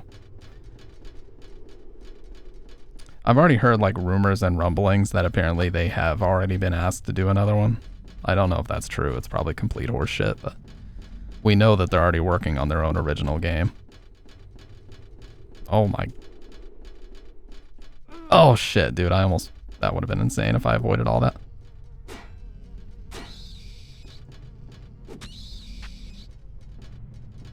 Okay.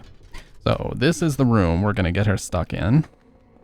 There's a free health drink here. I will certainly take that. So we kind of want to... We need to do this.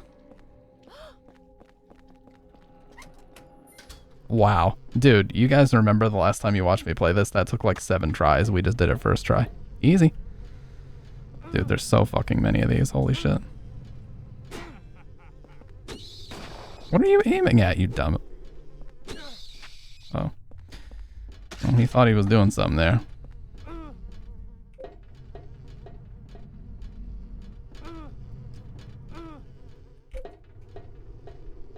Okay.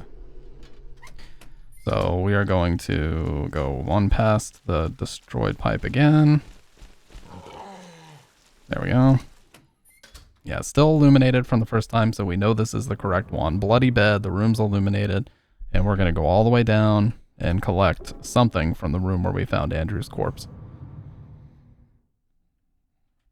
That's the main crux of Water Prison too. It's very fast. Alright, so we're going to head back in here and grab this. It's a shirt with something written on it in wax. Maybe if you soak it in some type of colored liquid. Yes, you can see color with a U. Again, I've said this a million times, but European executable. So you see these random letter U's everywhere. Another health drink, I think. Is there not one here? Whatever. We're in good shape health-wise anyway. Oh yeah, it is. It's over here. We kind of have to get through this though.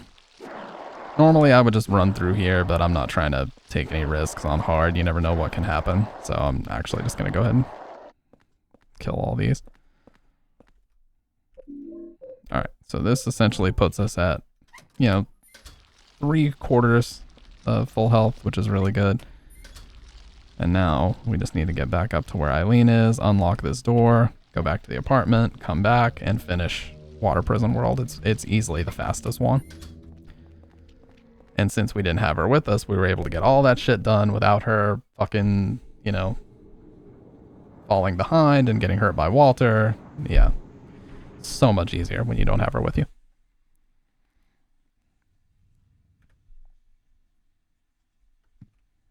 Oh, we need a candle in here. But first, you can see white letters rising to the top. My room is on the 2nd floor and I had to drink something with black things in it. I hid the sword with the triangle handle under my bed. That guy, the fat one, took the basement key. Next time I'll stick this triangle sword into that pig and take the key. Alright. So now that we read this, the ghost of Andrew is going to spawn. Damn, it looks like we need 2 candles. I have 2 though.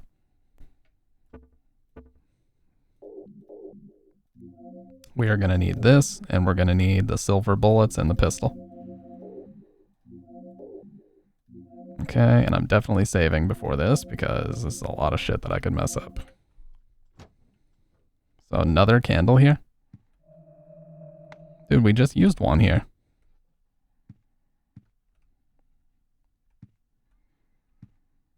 Literally the last time I was in the apartment, I used one here. And then we also need one in the bedroom really quick, and then we'll read this red letter and go back. Oh, never mind. That one's gone now. I guess there's like a limit. 1 haunting per. I don't know.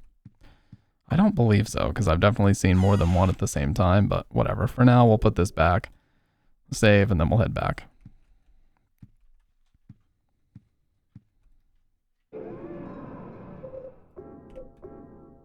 Okay. And again, if you don't have the silver bullet here, you are literally fucked. I've done this before and it took like 70 pistol bullets on normal. So I can only imagine how much it would take on hard to pin a ghost. I'm going to summarize everything I've learned about Walter Sullivan so far. He was born right here in room 302 of South Ashfield Heights. His parents abandoned him soon afterwards and disappeared somewhere, leaving the baby alone. He was discovered and sent to St. Jerome's Hospital. He was adopted by Wish House, an orphanage in the forest near Silent Hill that's run by the secret Silent Hill religious cult. When he was 6 years old, someone from the cult showed him where he was born. Since then, he started to believe that room 302 itself, in other words, this room, was his mother. Every week, he traveled from the orphanage to South Ashfield Heights, a pretty long trip for a kid his age.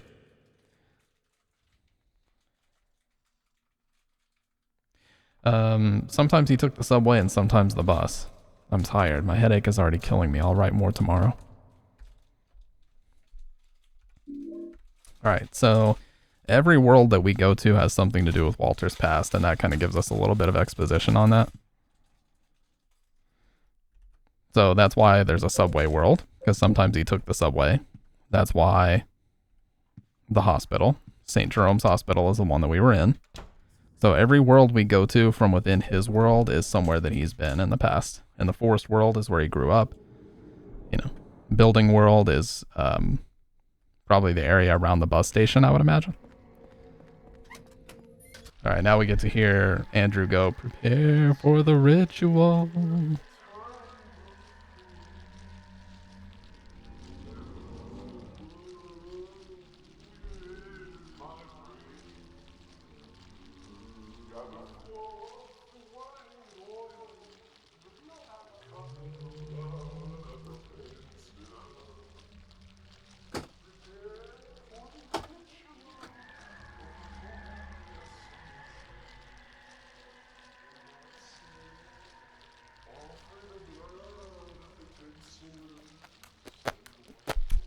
Alright. So I'm going to essentially cut a path for Eileen here, because if you don't, she will run into like all of these fucking things. So I'm just gonna cut all of them.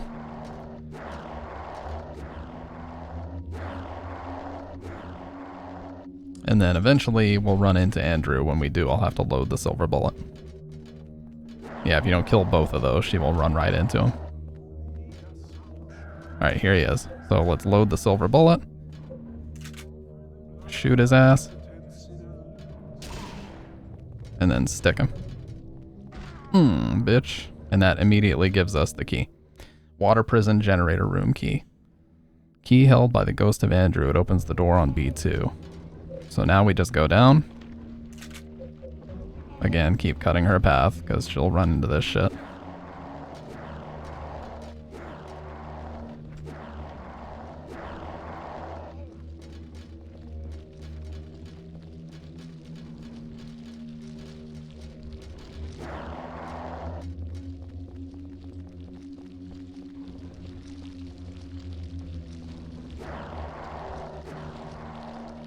Do not need her to take any unnecessary damage. Now, this is one of the scarier areas, because we're going to go through this door and there's going to be like 20 twin victims that all run at us at the same time. There's a very specific movement you can do to try to avoid them, but it's not 100% consistent. You still have to get pretty lucky. So we'll see what happens here. She's pretty far away. Alright. But that's all there is to Water Prison 2. It's a very quick area, all things considered.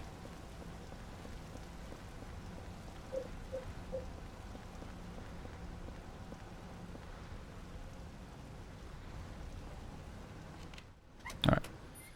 So what we're going to do is go right here. As soon as they start to move, we're just going to run to the left side. And if we get really lucky, she'll run right through them. So like right here, we move to the left. This will get them all out of her way. And then we just mash until she gets close enough.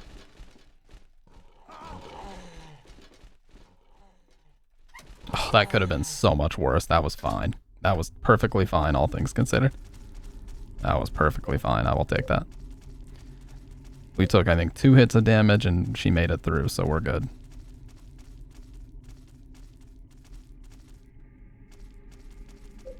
Alright, so all we got now is building world and apartment second time, and we are done. This playthrough is just moving right along. I do still have one more candle. There's going to be a couple more that we find in building world, and that's going to be what determines whether or not we get the best ending. What's up, I'm sorry. Mangare is Dorfer? Love this game. Finally make all finals. What's up, by the way? Sorry I butchered your name. Please inform me on how to say it, because I will butcher it again if you don't. Oh shit, it's right behind me. He's right behind me, isn't he? Oh my god, and here? Dude.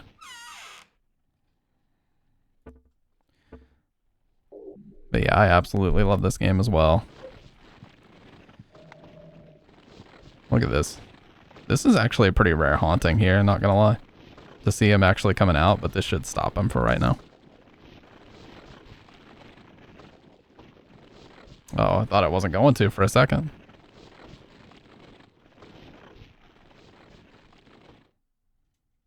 Jesus. Alright, so...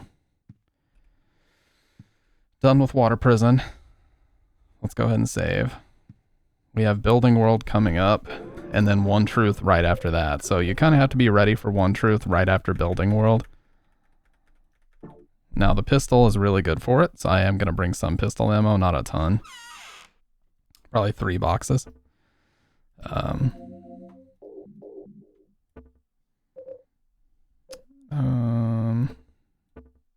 Yeah, and we're out of candles, which sucks. I'll be able to use one of the candles we find in Building World on Eileen, so we're all right there. It's just not ideal, you know. And then I'm going to go ahead and get rid of this because we're going to need the inventory space.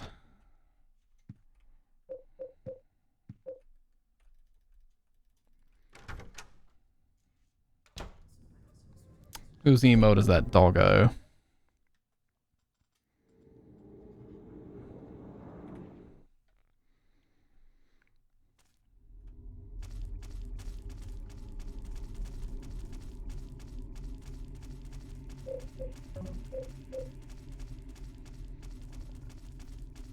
There is also going to be another use of like shoving Eileen to make sure she doesn't follow us.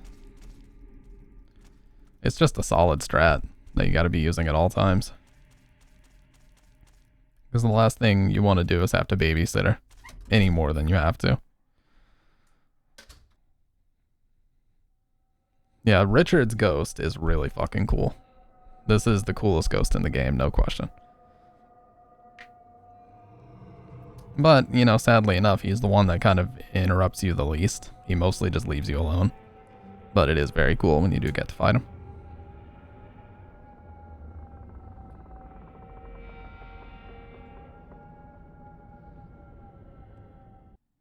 Yeah, he starts out like emulating the fall when you first meet him here. It's a diary.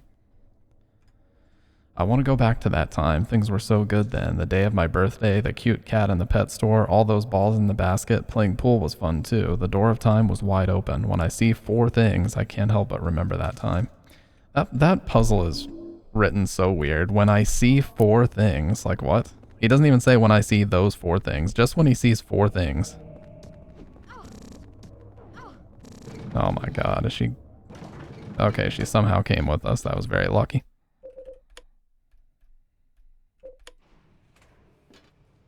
But yeah, she's gonna need at least 1 candle for healing, because basically the way it works is the lower health Eileen is at, the harder the final boss is, because she'll like walk into this void in the middle of the room and die, and if she dies you get the worst ending. Because Walter completes the 21 sacraments. So we have to make sure that she's in good shape before we get there. Was he just looking at the enemies? I guess so. I thought there was a health drink down here. Maybe that was earlier.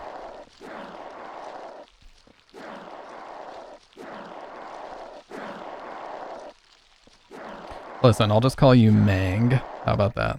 I'll just call you Mang. What's a cue ball doing here anyway? Billiard ball.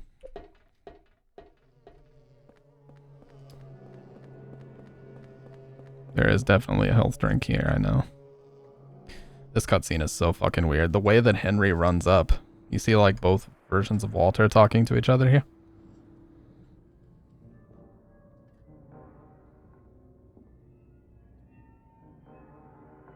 I'm going to see my mom.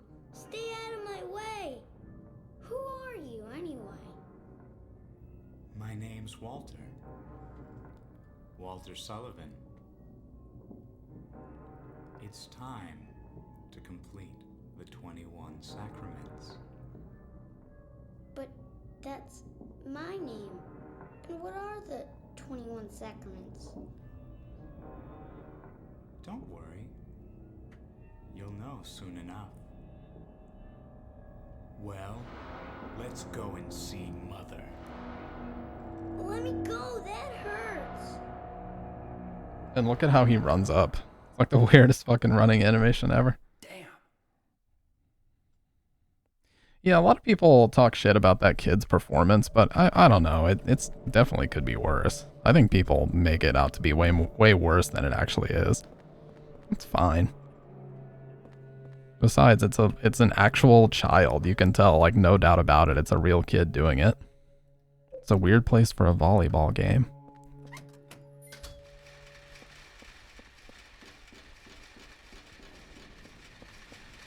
Okay, so shit. The medallion does help, but not a lot here. Whew, that was lucky. I think there's another candle here. Yep. There's gonna be a couple that we find here. I don't have any more for the apartment, so I think I only find 2 in Building World, so that's basically gonna be it for the game at this point. If it doesn't consider me to have done enough in the apartment, I'm just kind of fucked. Because I am gonna need to use at least 1 for her. But I guess we'll see.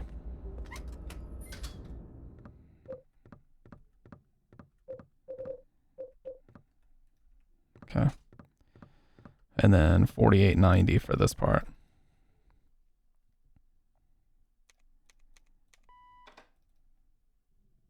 But we don't need to be here yet, not until I have Eileen again.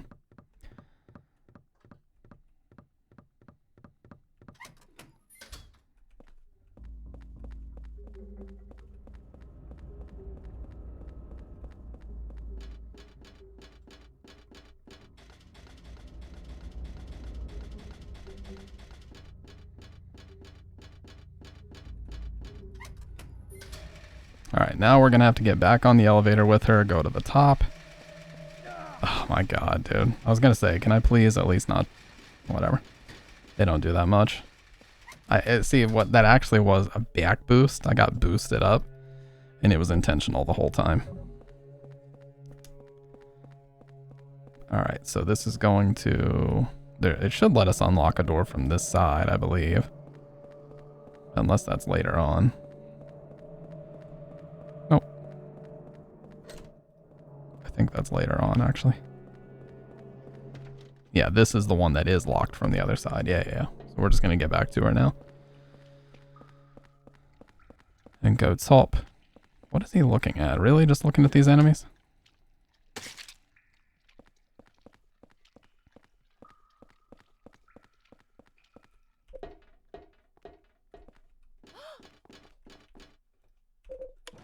Alright.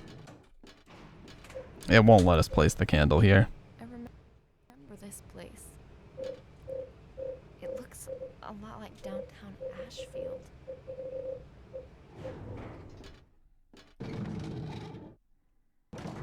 Alright, now this is another spot where we can kind of get dicked and she can take some really stupid damage.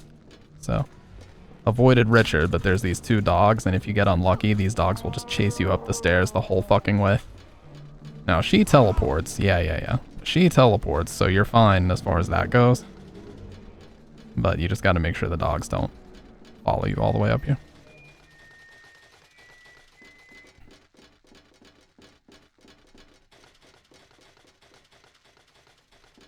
Alright, so now we're just gonna wait. Yeah, she'll like rubber band to you if you get far enough away, so it's not a huge deal if that happens with her.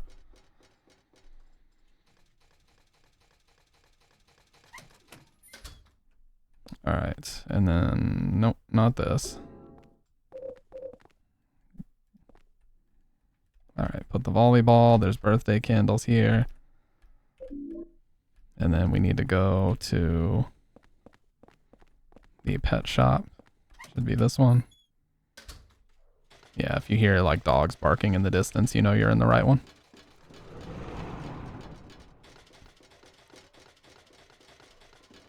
And we're going to get a stuffed cat in here, I believe.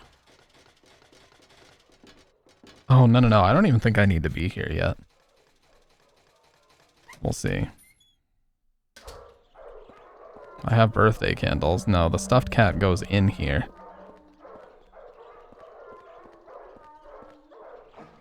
Well, hey, I'll at least take these. Alright, well, whatever. She should be close enough. Alright. I'll just get out of here and we'll go down to down the other way now. We basically have to get to where we came in, building World 1, because there's a birthday cake on the table. And we'll put these candles there. And then once we do that, we can get the stuffed cat and finish this area. But again, we're about to get to a spot where I need to get her stuck. Which is right here. She needs to get stuck in this room. So in order for us to do that... Oh, okay, good. So I will let her heal with this candle. And not waste this one, because I wasted one last time. If you look at her back... Here, I'll turn her around this way. If you watch her back, you'll literally see the scars fade away as the candle does its job. I'll take a quick little respite here.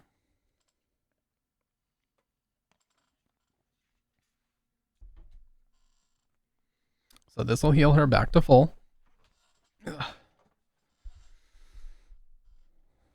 And then once that candle fully dissipates, then we'll try to get her stuck in here. Okay. So what we're going to try to do is right here, just run straight and mash. Got it, first try. Damn, we're fucking killing that tonight. Last few times it was a nightmare to get that done.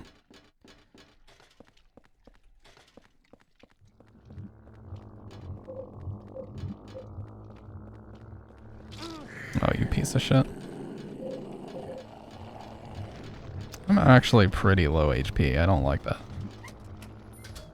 But yeah, birthday candles here. Grab this. And I believe that's it. I don't think there's anything else for me to grab. No health drink or nothing. Okay. Get the fuck out of the way, please. Thank you. Okay. Now we're pretty much done with building world. We just get back to her and bring her back to the bar with us.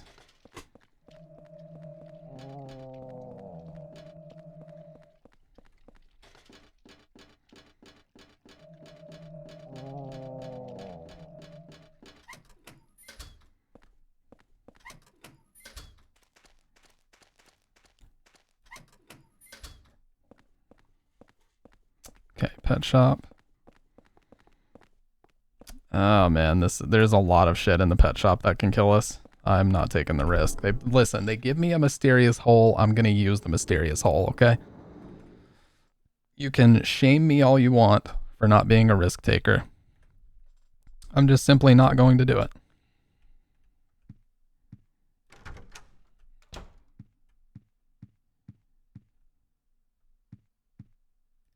No haunting. Red scrap of paper. Continuing from yesterday, I'm going to summarize everything that I've learned about Walter Sullivan so far. Naturally, it was a long way for a kid his age to travel, but he made the trip every week by subway or bus. Unfortunately, someone else was living in this apartment, and so he couldn't be reunited with his mother, room 302. For years, he continued to come here almost like he was possessed, just to peek into the apartment. Eventually, the tenants began to complain and treat him badly when they saw him hanging around. Walter began to fear the tenants and see them as obstacles preventing him from seeing his mother. As the years passed and Walter matured, he began to be more and more influenced by the teachings of the cult. Furthermore, his obsessions with his mother and his feelings of resentment towards the outer world became even deeper. Walter became preoccupied with one particular tract from the cult's Bible, the Descent of the Holy Mother, the 21 Sacraments.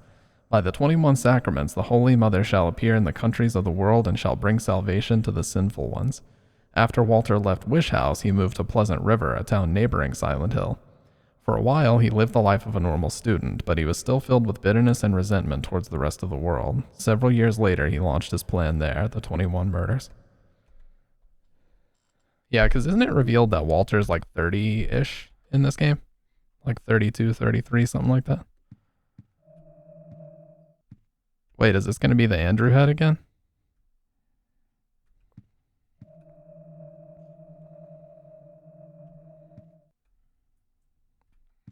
Okay, I don't even know what it is, but Is it if we look outside?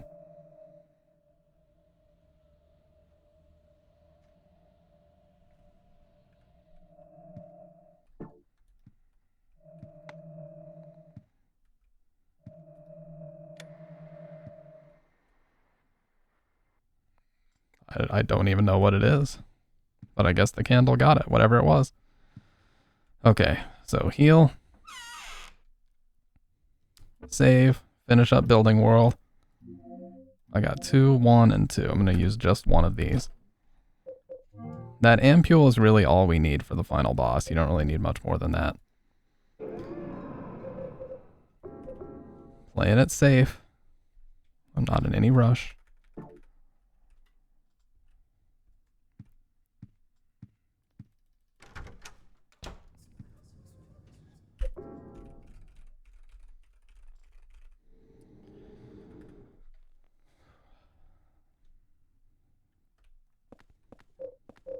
Alright, so now we need to get back to the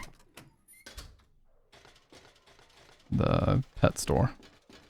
And put this here, and then we'll be done with all these, and then we should hear that bell sound. We can get to where we need to from there.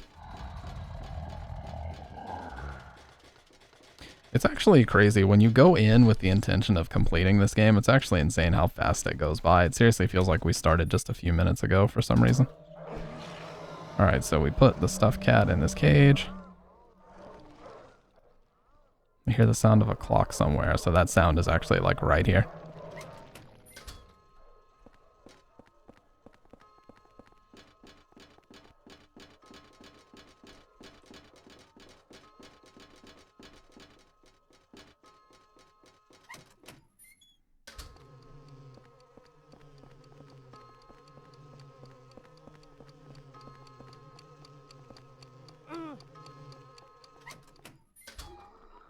And then this puts us on track to get back down to the bar. I've already unlocked it, so we just got to get down here with her.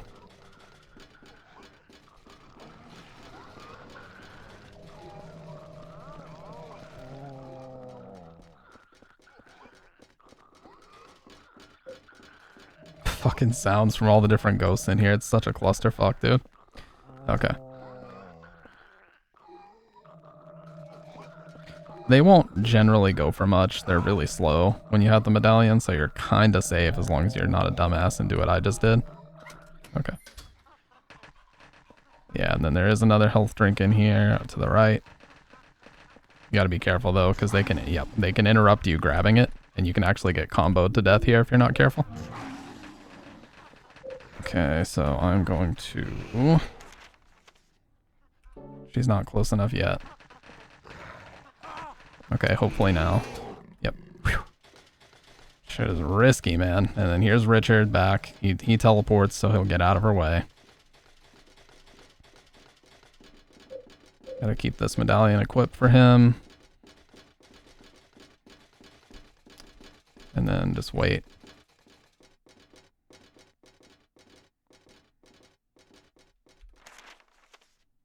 Okay, she's the one higher up on the steps. Okay, I heard him swing, but I still didn't get hit. Let's go. Okay, now we're just going to bring her with us down to the bar, and we're done. So we just have one more descent, the weirdest cutscene in the entire fucking game, and the apartments, and then we just finish up. She's in perfectly good health, so we should be alright. And hopefully I did enough in the apartment to get the best ending, but even if we didn't, at least we got the middle of the road ending. I'm alright with average. Oh, you piece of shit. God, these wheelchairs are fucking me up this playthrough.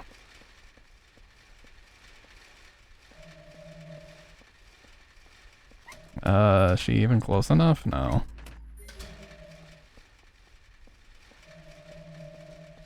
Okay, there we go. God, man. And I'm super low HP now, too. See, this is a problem because this last room we're going to go in has a ton of those things flying around, and I'm going to have to kill, like, virtually all of them to make this work.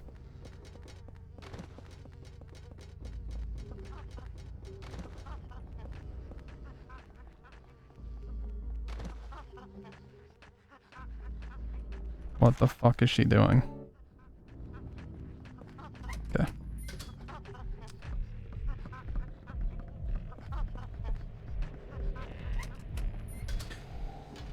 Okay, it's all about luck from here. You know what? I'm not even gonna risk it. I'm just gonna kill him.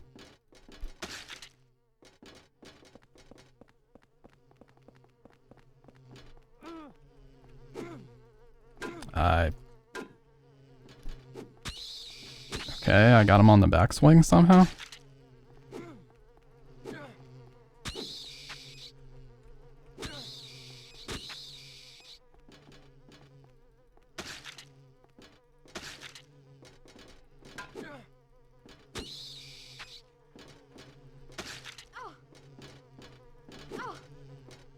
Oh, can I? Okay, dude. Get out of the fucking way, first of all. Yeah, there's a lot of floors left. I think I can take a total of 3 hits. Do we just...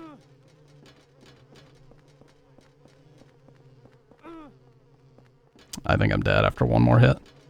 Yep, there it is.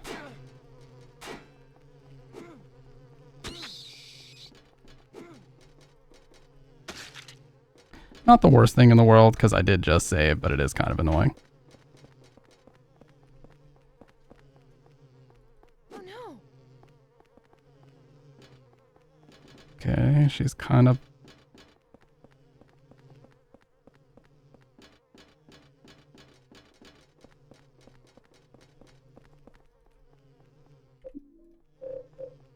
Oh my god, okay.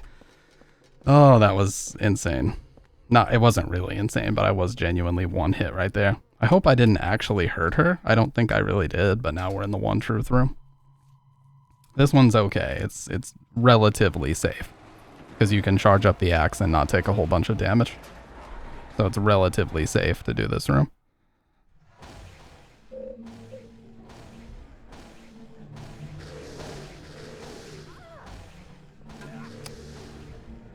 It's mainly her you want to worry about here, so I always start by checking this one, just to see. It is not this one. So now we'll check this one, and then I just kind of work my way down the other row.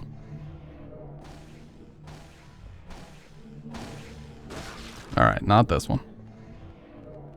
Let's check this one. Always be sure you're charged, because that will protect you. Okay, not this one either. Try this guy next.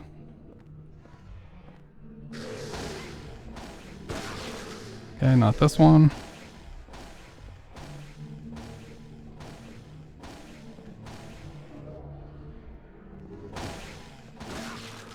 Not this one.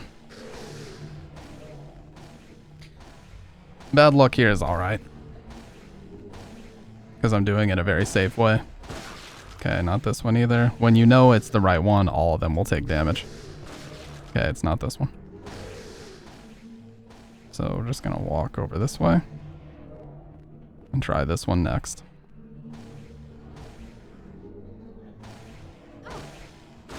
Okay. Let's try this one. And once we know it, we'll just use the pistol.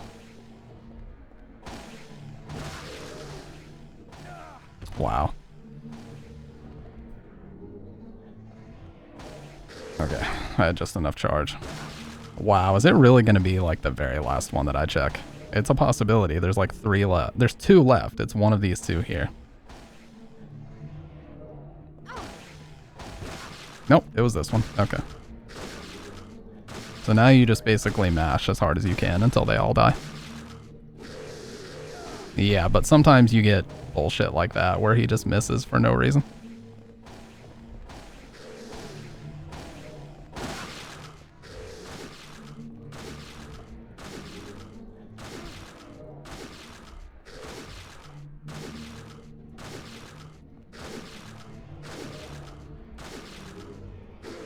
Okay. That was alright. Now I get another charge swing. As long as she's out of the way.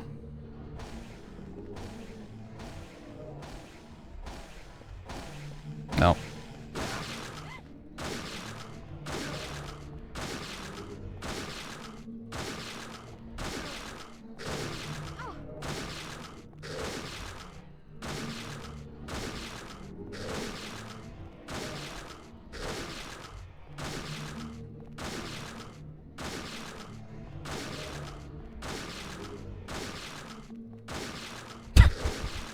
Good game, dude. Okay, now they're dead. Alright.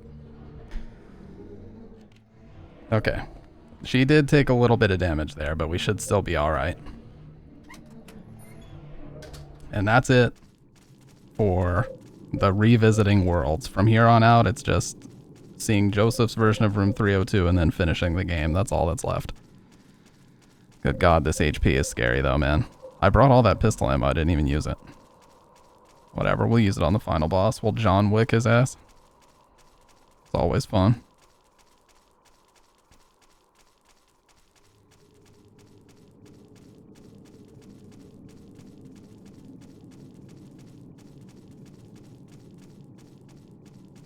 So the message that Joseph left us to go all the way down to the deepest part of him, we're definitely getting there now. We'll actually be at the floor in a second, but I need to go back to the apartment first. One last heal. I mean, we're technically in a safe area, so I don't necessarily have to do this, but I'm going to. I've got a couple medallions to protect me from anything stupid. I think I have one more candle, maybe. I might have used them all. I did. Alright, whatever. So we're just gonna have to let this dude run amok. The TV is going fucking crazy too. Let's get all this back. And then I'm gonna save and we'll head back out.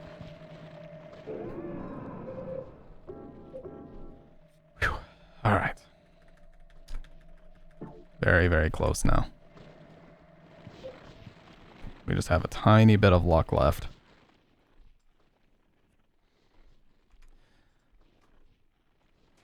Yeah, Steve Garl, Billy and Miriam Locane, 7 and 8. Assumption is Walter.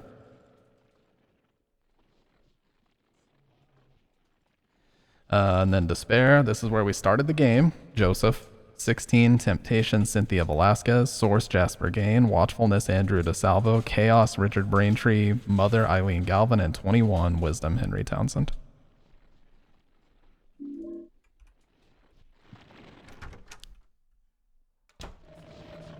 Jesus, man, the fucking hauntings are everywhere.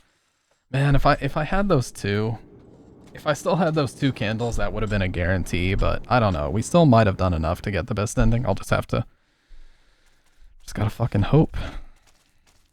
I did a lot. I did like 6 or 7 hauntings in the apartment, but I just have a feeling I didn't do enough because there's so much shit going on in there right now. Because you have to exercise like I think 80% of the hauntings in the apartment to get the best ending, but whatever, it's not the biggest deal in the world if we didn't get it. There's a diary on the ground.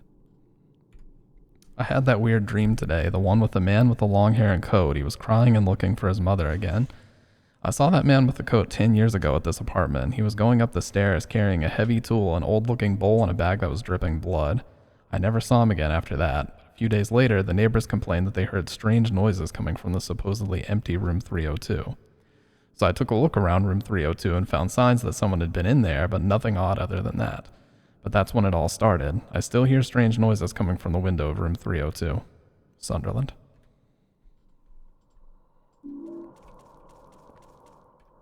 Yeah, we gotta wait for her to catch up. Oh. So now we can see room 302 as Joseph had it. So we can see the furniture's all moved around. There's the record player he talked about. There's the different books he talked about. And if we go into the room, we can see the typewriter, because he is a writer, a journalist. It's a piece of red paper. What's with this room? It's covered in blood and rust. This is my room, but what the hell's happened to it? This room, is it really my room? It's in terrible shape. The air is so heavy my head hurts. Creepy, it looks like a face. What the hell am I writing? So yeah, that's all the stuff that he said in the prologue. Everything you examined. I can't break down the wall.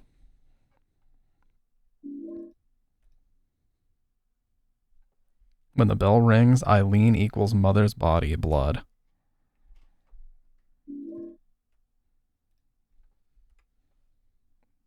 The Crimson Tome. Bury part of the conjurer's mother's flesh within the true body of the conjurer. Part of the flesh equals Super's room. So he was getting very close to figuring all this out, but of course he was number 15, so he died technically before the events of the game even took place, although we did play as him, like his very last day of being alive. There's an old picture book and a red book here. There once was a baby and mother who were connected by a magical cord, but one day the cord was cut and the mother went to sleep. The baby was left all alone. But the baby made lots of friends at Wish House and everyone was very nice to him. The baby was happy. His friends told him how to wake up his mother, so the baby went right away to go and wake her up, but the mother wouldn't wake up. No matter how he tried, she wouldn't wake up. Because the one that he was really trying to wake up was actually the devil. The baby had been deceived. Poor baby. The baby cried and cried when he thought of the mother. He remembered the feeling of being connected to her through the magical cord. Just then, a ray of light came down from the sky. The light was very warm and made the baby feel good. When the baby looked into his hand, he saw that the magical cord was lying there. With the cord clutched in his hand, the baby went happily to sleep.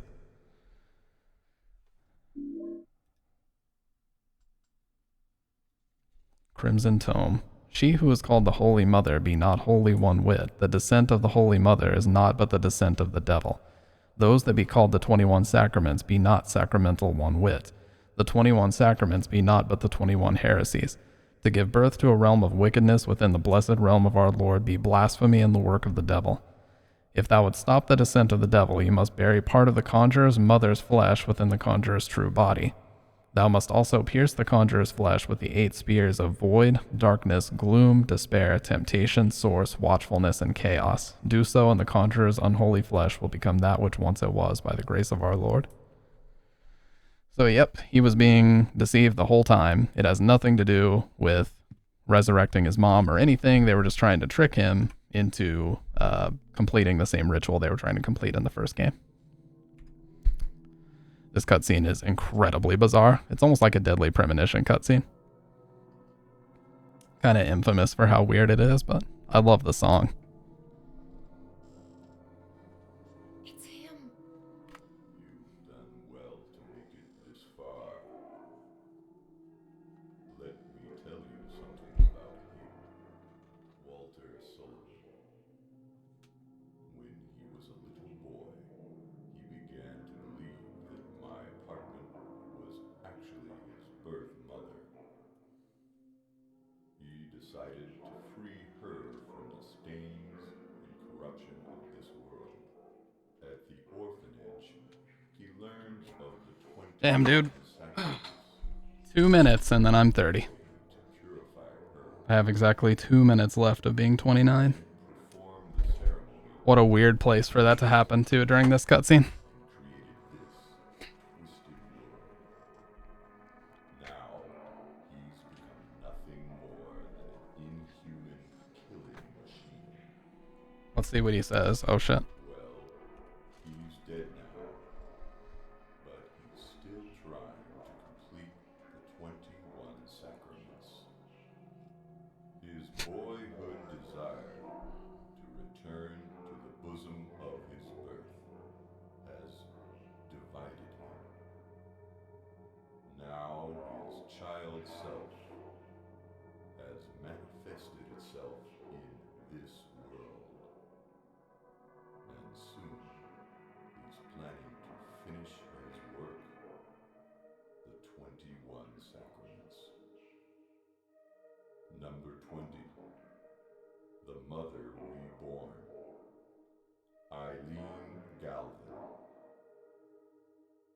Number 21, the Receiver of Wisdom, Henry Townsend.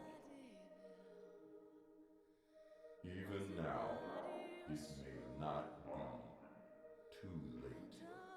Alright, well, I'm officially 30. Let's fucking go. And you know what? The last like 2 years, I've been playing this exact game. Appreciate that, Future.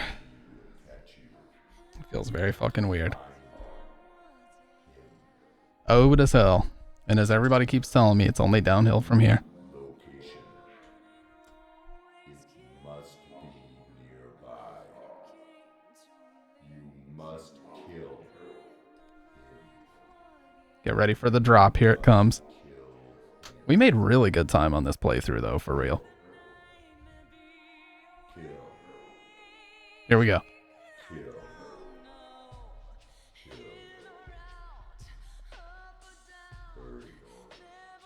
She's taking over. She's number 20. The mother isn't born. The Crimson Tome. Obey the Crimson Tome. Kill him. Must kill him. Kill. It just goes on for so long. I swear, it really does feel like a Deadly Premonition cutscene or something. That's why Twin Perfect, when they riffed on this cutscene, they just kept saying kill, you must kill for like fucking 10 straight minutes. That's what it does. It just goes on and on and on. It's like, I get it, dude. I have to kill Walter Sullivan to prevent the... I get it, dude. There's a pickaxe stuck in the wall.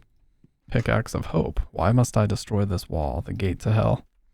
So, funny enough, we can actually go inside Joseph's bathroom and use this hole to get back to our bathroom.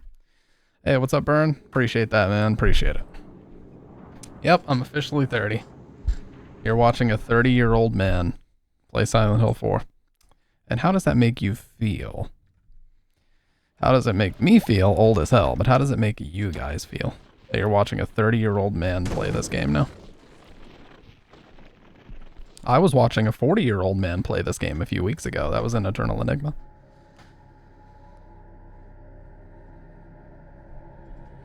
And here's the scariest part about this whole game is that they were ripping him off, not letting him use this storage space the whole time. These, whoever the fuck.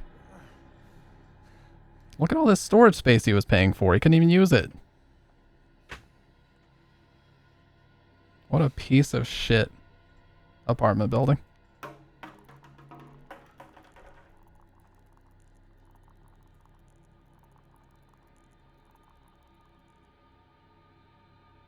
Yes, he has to make sure that you're told precisely 28 times. That way you know exactly what needs to be done.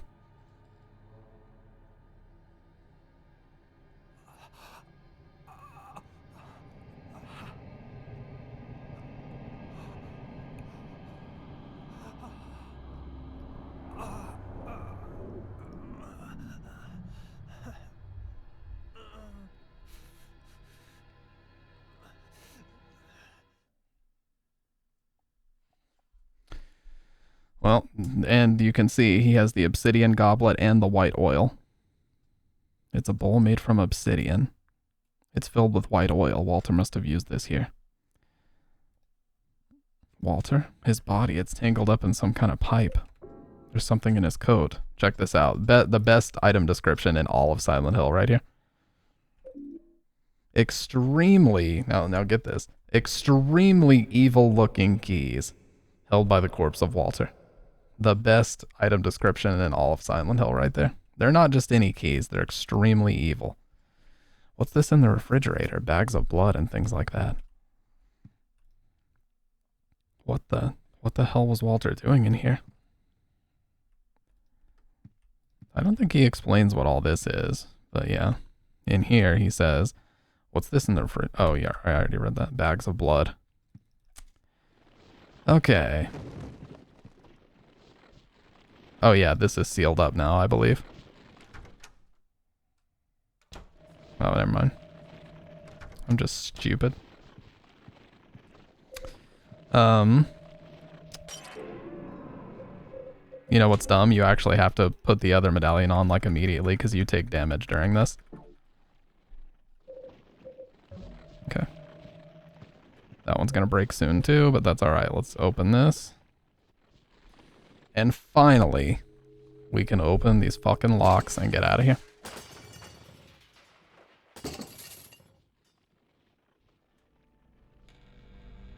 I just love the use of the word extremely. These aren't just any keys we're talking about, guys. These are extremely evil looking.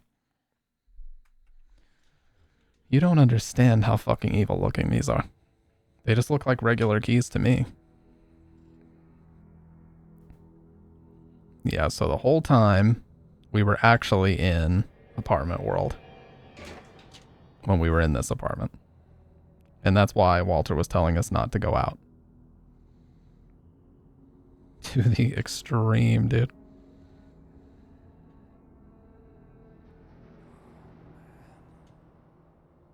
That's also why some of his world was starting to break into ours. Oh my god, remember when everybody did the X, first initial, last initial X at the beginning of their name because you couldn't use parentheses on Xbox or brackets, so everybody had to use X's. It was always XX get pwned XX. So fucking stupid. Okay, so now that we have Eileen back with us again, we pretty much just have to make our way to the bottom. I think there's a health drink here. There isn't one of these for sure. Yeah, it's a medallion, but I'll take it. We want to make sure we're charged up for these. We got a couple of fucking enemies in here. Okay, I fucked up. If we could get a double hit, that would be amazing, but I doubt it. Okay, I did not get a double. And in fact, I might die. There we go. There's our double. Now let's just run. Okay, I think I'm actually going to die. We literally just saved, so it wouldn't be the worst thing in the world. Yeah, now she's possessed. Okay, I'm reloading. She's possessed when she says things like, "Where's Mummy?" So, I'm going to continue, and we're going to try that over again. Actually, why? No. I'm just going to go in here. As long as I have that ampule, I'm good for the final boss. You really only need one heal for the final boss. So I'm just going to grab one health drink and use it just to give me that extra little bit of safety. Yeah. There we go. That gives me the leeway I need.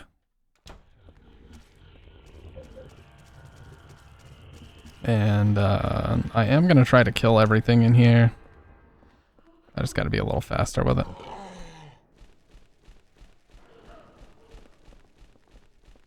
Oh my god, dude. Why?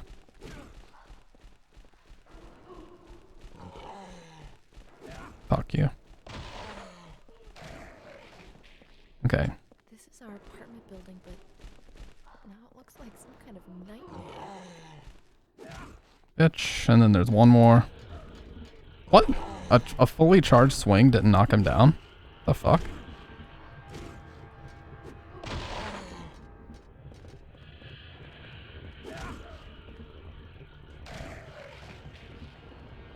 Okay, and then there's one more.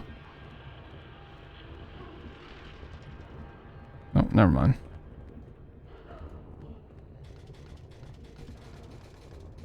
Oh, there is one more. Okay.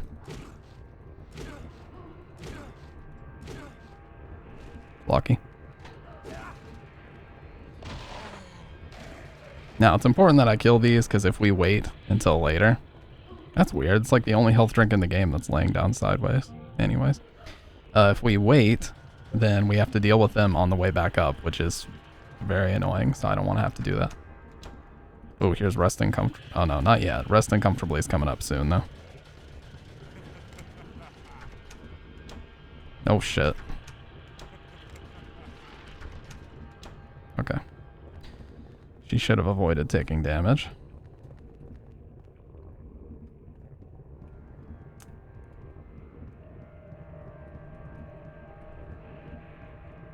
She looks kinda hurt, but nothing too bad.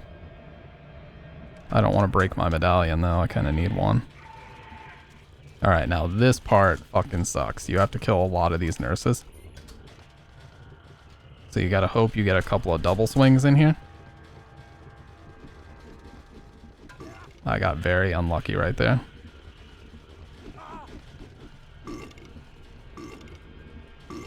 Okay. Triple? That was insane. Alright.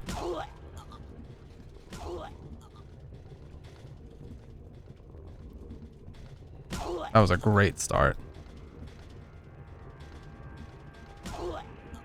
Now when you can walk through their corpses, they're officially dead.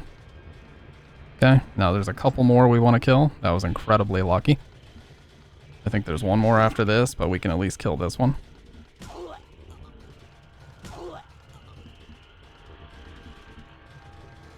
Okay, I'm charged. Bitch. Okay, that one's dead. Alright, cool.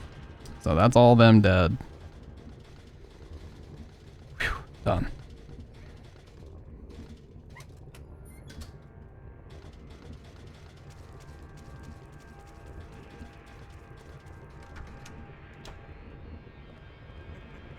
Oh, you piece of shit. I completely forgot he's in here. Oh, what? He definitely shot me through the wall. That was dumb as hell.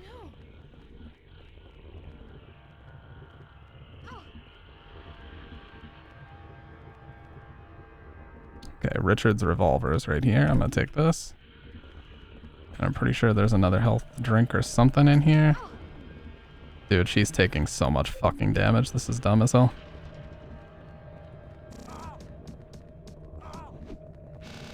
I'm taking a ton of damage. Okay. Alright, here's resting comfortably finally. So after this guy, we're technically safe. Gotta be careful though, because the way that he runs at you, you can actually not kill him. If you swing at a weird enough angle.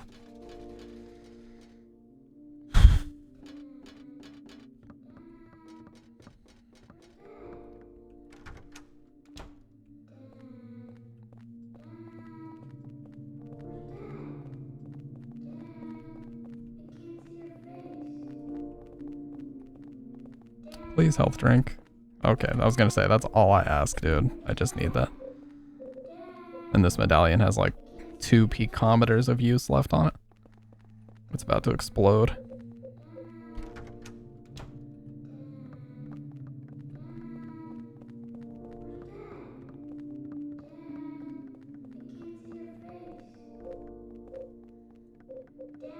Okay.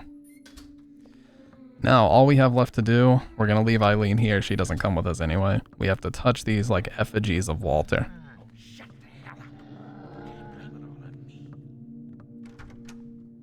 And once we hit all these, it'll break the locks on the Super's room, and then we can go grab the umbilical cord that we need to finish the game. If you stand in the perfect spot, you can grab this without getting hit. Huge. You can see these like hanging Walter things. And some of them have 2. Some apartments have 2, but this one only has 1.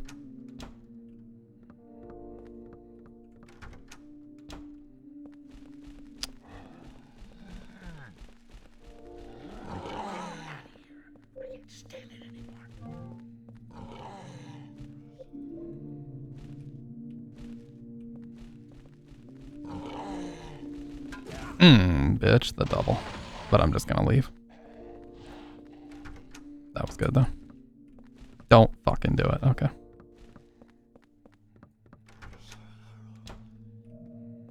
Oh, another one? Damn. That's gonna break like any second. Wait, is that a medallion in there? No, dude. Fuck out of the way. Okay. That was stupid as hell.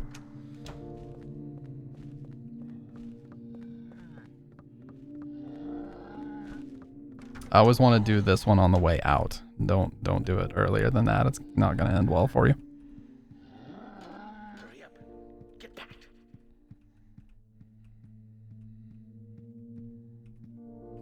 That's regular bullets, right? Damn. Dude, we seriously have over 100 shots. Maybe I should just straight up shoot in the final boss fight. I don't think it would be any faster than using the pickaxe of despair, though. What is... Okay. Well, that should get it.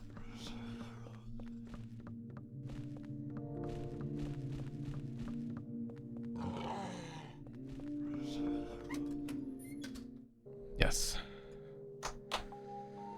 Oh, again, dude, we've made really, really good time. Considering I sat here and yapped for the first 40 minutes of the stream, we're making great time here. It's terrible.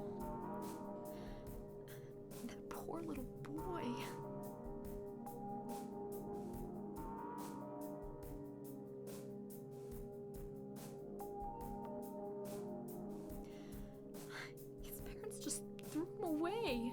Right after he was born.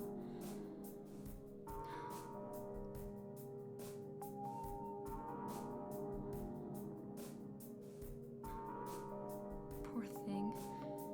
He really thinks that room 302 is his mother. I've gotta help him.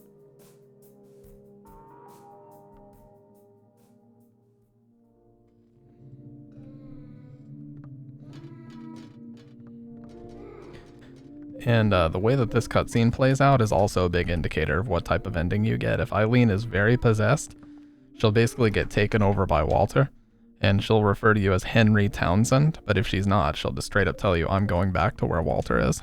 So, this will also tell us what type of ending, but how difficult the final boss is going to be, because the more, damage she's taken, the faster she dies. And if she dies, you get the worst ending, no matter what.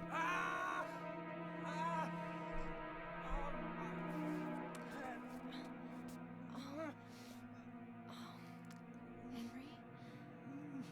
Are you okay? It's Walter. He's crying.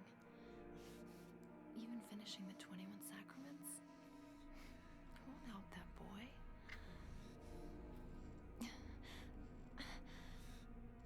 I'm going back, Henry. To the room where he is. Okay. Yeah, she's not fully possessed. That's good. We're the only ones. The only ones that can stop him.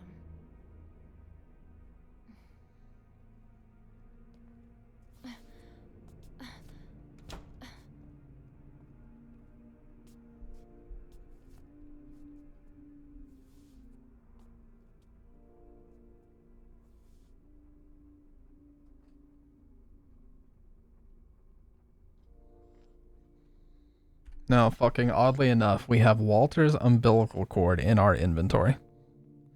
Gotta be the weirdest fucking item to ever have in your inventory imaginable. Walter Sullivan's umbilical cord. The superintendent has kept it for years.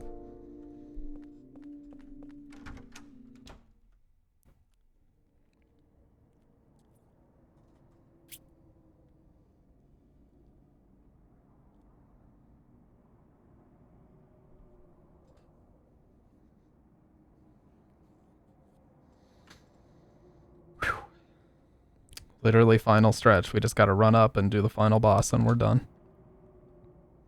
No Eileen this time. She's gone. Thank God. So we're not responsible for her anymore. We just have to go take Walter out now.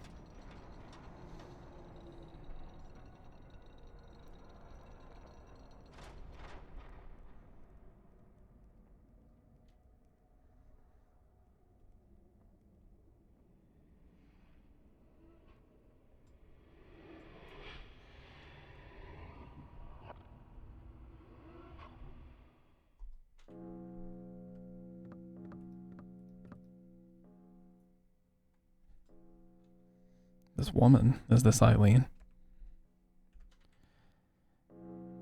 Alright.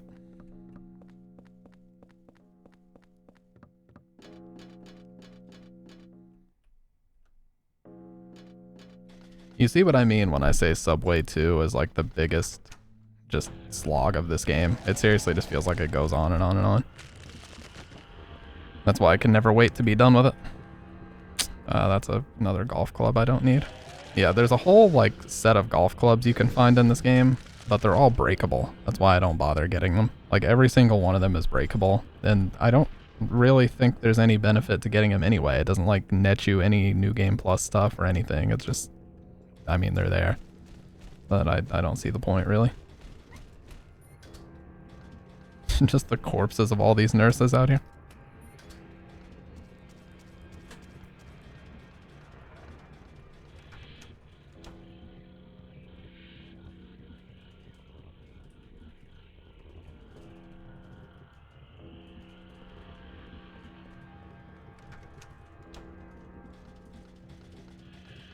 Alright, so I think it's just here and then back up one more. Yep. And we'll see something interesting as we run back to 302. We'll see Walter like banging on the door as a kid.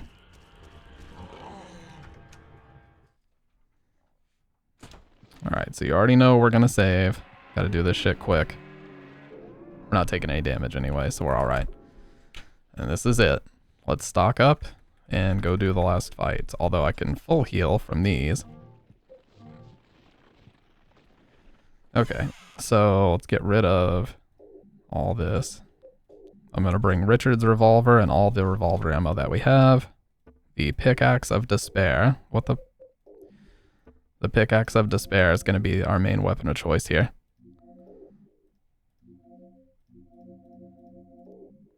And then I'm just gonna bring the ampule for heals. That's all.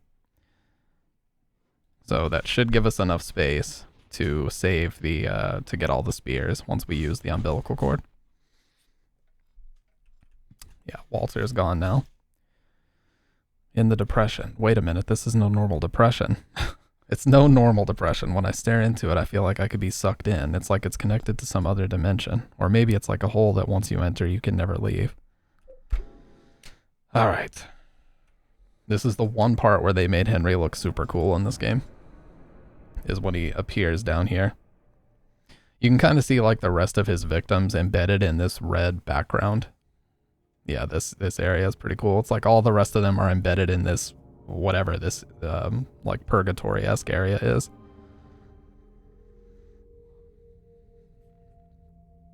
But you can see their silhouettes behind you.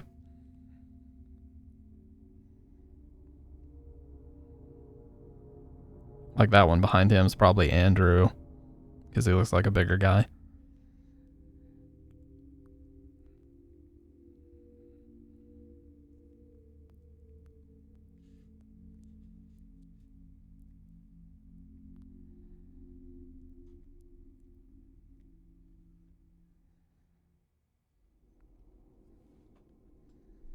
I wonder. I don't think I ever check. Yeah, I don't think you can really check anything. You just have to go down.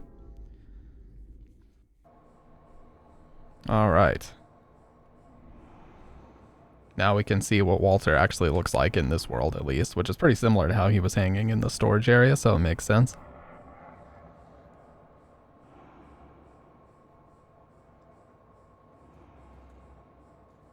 More glitchy textures on the floor. This playthrough's been weird. I don't know if they updated this game or something, but I've been seeing glitchy textures all over the place. Look at that dead look in his eyes.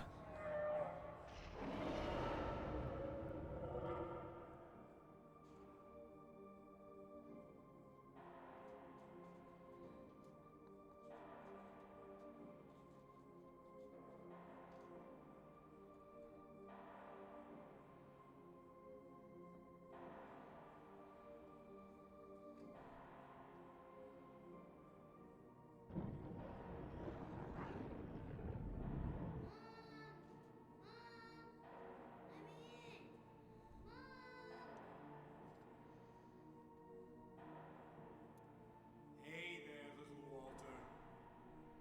Just a little longer now.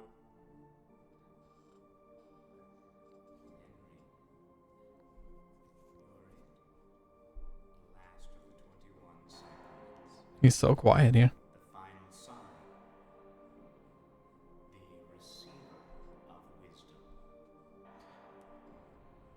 Yeah, so she walks toward this like pool of blood in the middle of the room, and if she ends up in there, she dies. So while you're doing this fight, you have to kind of speed it up or she'll walk into it and die. As soon as she walks into it, you get the worst ending, and there's nothing you can do about it. So you've got to make sure you do this very quick, or as quick as possible at least. Now that opens up these spears for us to grab. Spear of the Holy Mother. And we're going to grab all these other spears and stab him with them.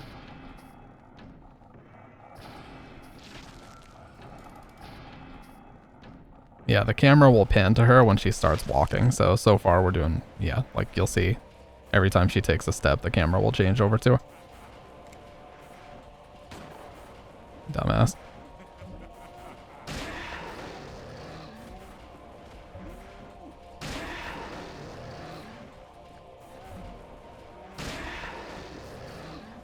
And then we got to get the 4 spears on the other side of the room.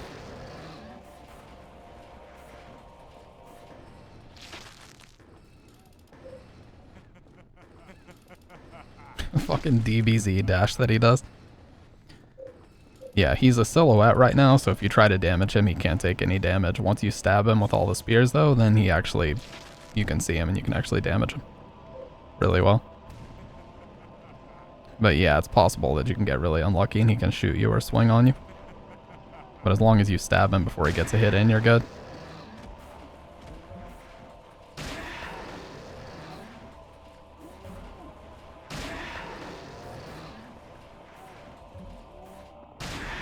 Alright. Now, once he gets up, we can start shooting him. He's gonna jump back first, though, so we gotta wait for that.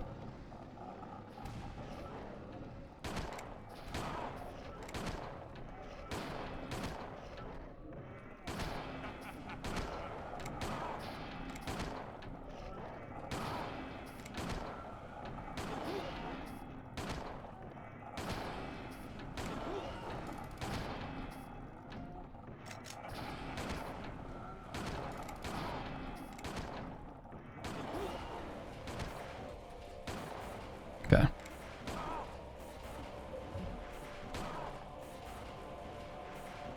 Alright, so now we just want to get close. Jump back if he swings.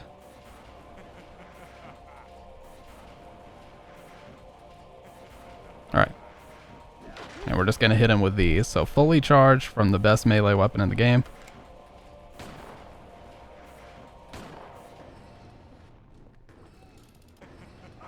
Oh, you piece of shit. Okay.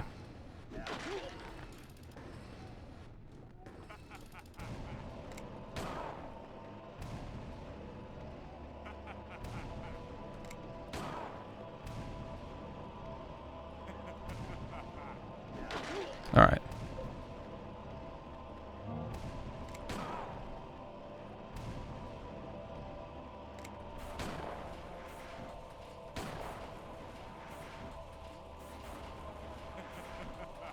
Dead?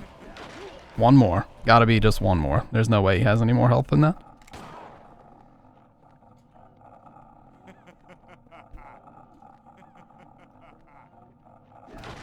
Wow, he still has enough for one more. I always forget how tanky he can be. This has to be it, dude. There's no way. There we go. And Eileen is not dead. She's not fully in the pool yet, so she's not dead. Let's fucking go. So that's it. Now we get to see if we got the best ending or the mid ending, but we definitely did not get the worst. We know that for a fact. It's probably going to be the mid ending, but whatever. It was a solid playthrough overall.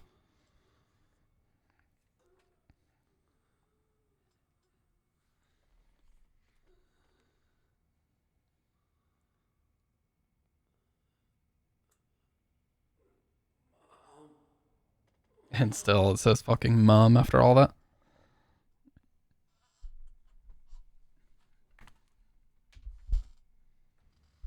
Hell yeah, man, we just did. Eileen didn't die. We know we didn't get the worst ending. So it's just about whether or not we got the mid or the best ending now.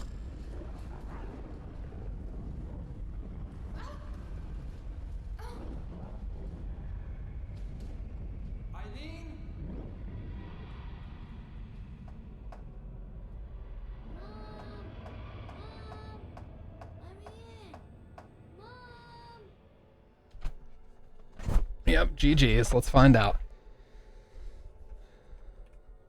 I had to take my headphones off. They were kind of clamping my head, so.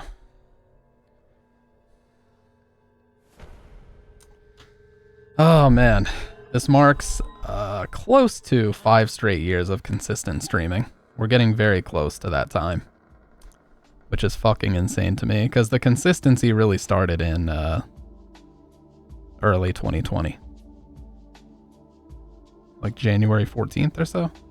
Again, this is a song that is not on the OST, but it is on the CST, the complete soundtrack. Ugh. So Henry's finally awake, he's back in the real world, and he's gonna go visit Eileen in the hospital, because remember, she really did end up in the hospital. She almost died.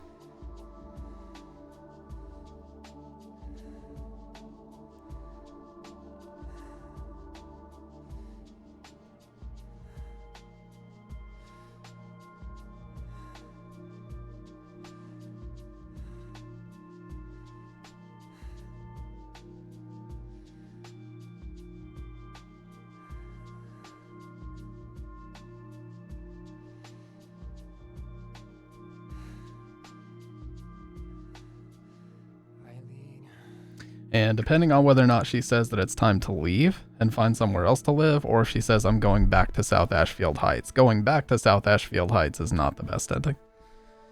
So we'll find out right now what we actually got. This cutscene is so fucking weird. It's like 240p. I know it's probably rendered on like PS2 hardware or whatever, but it's still bizarre. Yeah, he ain't staying here anymore, no matter what. Thanks. Aw. Guess we'll have to find a new Yes. place to live, huh? Holy fuck, dude, we did get the best ending. Holy shit. That was so close. We had to have been right on the edge, but we absolutely did get the best ending. Now the apartment is clean. It doesn't even show that video of it being still possessed. Fuck yeah. Well,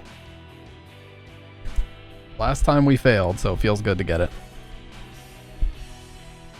Hard ending, or hard mode, best ending. And now we get to listen to Cradle of Forest.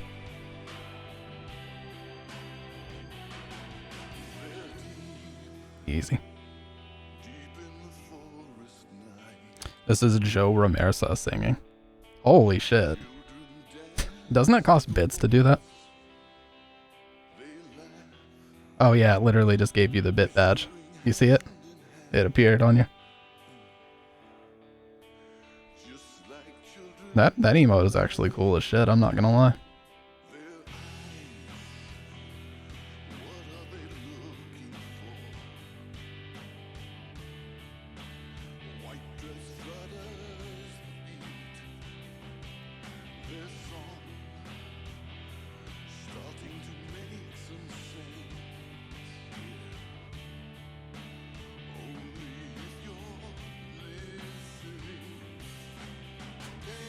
I love drama animation. What does that mean?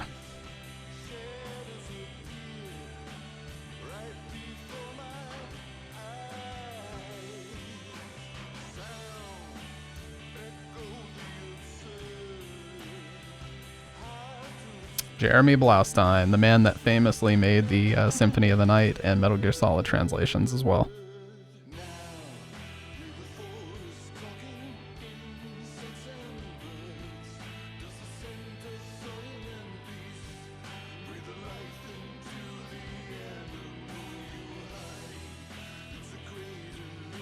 Yeah, Joe Ramirez is the guy singing.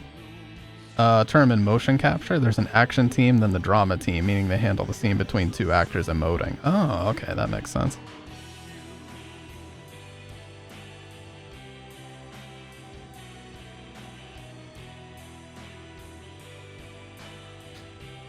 Ah, feels so good, man.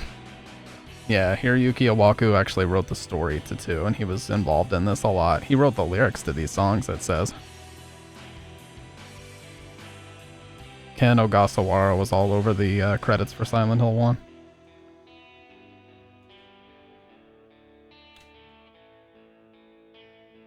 Now, somebody said that Heather Morris did the voice acting for Eileen. I don't think that's true. Unless I already missed the character credit crawl, I don't think that's true. But I could be wrong. I don't even think it shows who voiced the characters in those credits, oddly enough.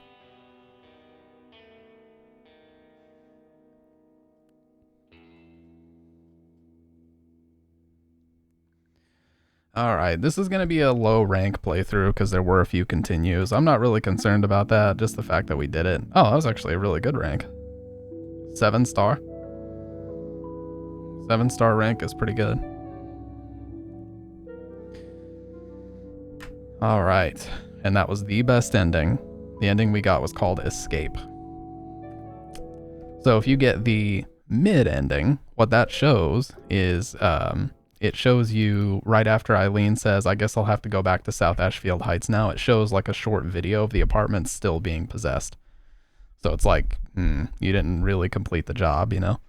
But if you get the escape ending, she says, I guess I'll have to find somewhere new to live now, huh? And then you don't even get that video because they're not going back. All right, well, guys, I do have some traveling to do today. So, you know, we finished pretty much right on time. It's not even 1 a.m. yet. But, you know, I'm a year older now. But, you know, the number is different, sure. But, you know, my mentality about things hasn't really changed. And like I said, I'm in really good shape right now. Physically, mentally, everything else, you know, we're in good shape. So can't complain. Just, you know, very happy to have this time off to recoup from work and everything. And just always fun. Literally never gets old to come on here and play these Silent Hill games with you guys and share these with my audience. So with that being said, I am going to go ahead and call it. And if anybody would like to join the Discord, we would love to have you in there. We've got about 90 people. Always announce when I'm going to be live. I hang out in the voice channel all the time. We do watch parties all the time. So yeah, if you want to keep up with my streams or see any of them down the line, please join. Let me know if you want a custom color. We've got a bot in there for that can handle it for you. But with that being said, I'm going to break the chains on room 302, just like Henry did with the extremely evil looking keys, and free everyone in 3, 2, 1.